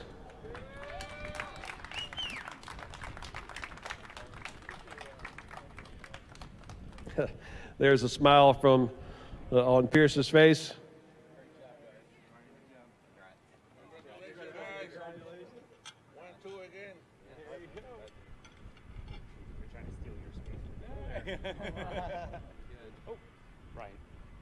All right, here's Ryan DL here. He's just been kind of chilling this afternoon, huh? Well, I had shorts on, but the guy wouldn't let me in pit lane, so I had to go put my jeans on. But yeah, this was Toby's race today, and I got to drive the 1 a.m. and the 6 a.m. stint. So always a fun event for me. Daytona's home race. This car's seen victory lane here a few times for the 24, so pretty cool to have it here for the Classic. Certainly under your control with that too. Where is David? Why did you make it up here? David just ran for a flight. He came over just to congratulate Toby and then left. Great job. Yeah, I think a lot of people are running for flights at this point. Toby, great job. Congratulations. Yeah, thank you so much, Jeff. I wanted to quickly thank ERA team for all the preparation and the entire HSR team for the wonderful event. I love coming here, and it's been a blast this weekend. It had it all. We had rain in the beginning, perfect prep, absolutely fantastic experience. Thank you. Great show, guys. Congratulations. Ryan DL, Tobias Lucky, and David Hansen. He didn't make it to the podium, but that's the team there taking third place in prototype. Mr. Mission, Juan Gonzalez, congratulations to you, sir. Great run out here at Daytona. Well, it was a great weekend, and thank you to Binks Motorsports. They put the two cars together, very good cars, very good team, and thank you to all the HSR staff for putting together a great event. We're looking forward for next year, all the classics. All the classics. Are you coming to Sebring in a month? I'm coming to Sebring in next month. Oh, good. Bring some Mission chips, right? Bringing lots of Mission chips, of course, yeah. Thank you, Juan. Congratulations. And there's more in the supermarket if you want. Yeah, we'll find them out there. You can always find them there. So keep supporting Mission as they support us. Thank you very much for that. Butch, great job. Thank you. But, yeah, just echoing what Juan said, everyone at Binks Motorsport does a wonderful job. And congratulations to Pierce and Eric. They drove flawlessly all weekend, and they really deserve the win here. Yep, you guys did a great job, and it was a great battle. I'm sure the fans loved it with the prototype cars battling out there in Group F. Congratulations. Butch Leitzinger and Juan Gonzalez, second place in the prototype class. I'll squeeze in here between Butch and Eric if you don't mind. Eric, great job. Congratulations. Got a good partner here in the car. Pierce made my job easy all weekend. Just killed it in all of his stints. And thanks to Matador Motorsports for the great prep on the car, along with Binks Motorsports. It's fun also having Butch and Juan as our teammates, so just bouncing stuff back and forth, so it's been really helpful with that. And what a great event. Pierce and I have been trying to win the prototype division here for several years, and so it feels really good to finally get it done. And now I was told earlier that you have now matched the Greg Gregory team. You've actually won a race at Daytona, Sebring, and now Watkins Glen, and now Daytona for the season. So you've matched the Greg Gregory team, which is a tough deal. They've been around for a while, and now you've matched their record with that. It's awesome. Didn't know that. We appreciate it. I mean, again, it's just about coming here, having fun. So many friends in the paddock, and it's just great to get the experience this weekend with everyone. And thanks for all the fans. I can't believe how many people are here this weekend. It was great. Yeah, it was a great turnout. Glad to see all the fans out here for sure. Pierce, and here you are, top of the box, end of the weekend at Daytona. Can't be any better than that. No, I'll take it. And again, thank you for HSR for putting on a phenomenal event. It just gets better every year. I'm really, really proud of the changes that they're making relative to trying to increase the exposure for vintage racing. And obviously it gives us a great venue to bring these cars to and get an opportunity to show them off to the fans. So thanks for putting on such a great event. Obviously, thanks to Binks Motorsports and Matador Motorsports for prepping the car, and obviously for Eric for great coaching and incredible co-driving. I just couldn't be more proud. Yeah, you guys were back and forth. You told me earlier you made a gentleman's agreement to let the pros run together and let the amateurs run together. Seemed to work out very well. All you guys did a great job out on track. It worked out great. I mean, I'm really sorry for Bob and Guy. I'm obviously still sorry for Gerard and Marcel not to be able to be there right there with us. I appreciate them agreeing to try to do that, to just really see what the AMs can do against each other and the pros can do each other. And I want to thank them for agreeing to do that and doing their best at it. I really do appreciate it. Great job, Pierce and Eric. Congratulations, guys. Thank you. Appreciate it. You're very welcome. I'll step aside. You guys hold those awards up. We'll get a photo. Look out at the bleachers and center up there. There you go. Kind of tight. 6 guys up there. Congratulations. Hold your positions right there. We're going to bring up Frederick Brasser with BRM Chronograph and Chris Ward, president of HSR, once again for the presentation of the beautiful BRM wall clock.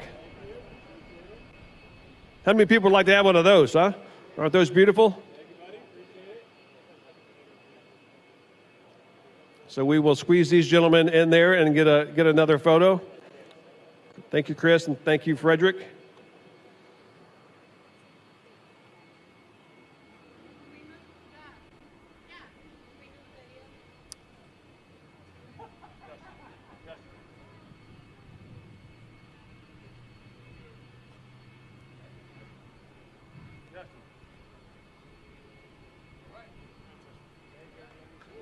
All right, we good? All right, congratulations. Congratulations once again. That is your prototype podium. Tobias Lucky, David Hansen, Ray and DL, Butch Leisinger, Juan Gonzalez, Pierce Marshall, and Eric Voss taking the win, and the BRM chronograph wall clock. Thank you very much, everyone.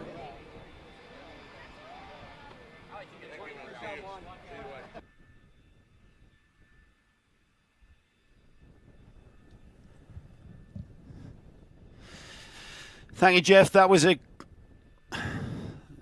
thank you, Jeff. Great podium there. Big, massive thanks to everybody involved in putting this Mission Foods Daytona Classic 24 together. My name is Joe Bradley. I've got to say a massive thank you to everybody for making and allowing me to be involved. My colleague Marshall Pruitt. Marshall, thank you so much, mate. It's certainly added your experience and insight and information that you've been able to give the fans. I hope everybody at home has enjoyed themselves as much as you have.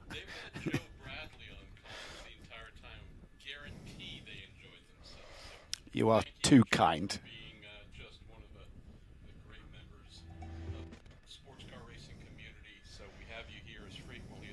And thank you as always. You bring so much great quality to everything you do. I hope everybody's enjoyed our coverage on the Matador Motorsports live stream. We hope to bring you some more going into 2025. Stay tuned on the HSR Facebook pages and also the IMSA Facebook pages for more information of more HSR Classic events coming to you in 2025. For now, I bid you farewell and hope you enjoy the highlights.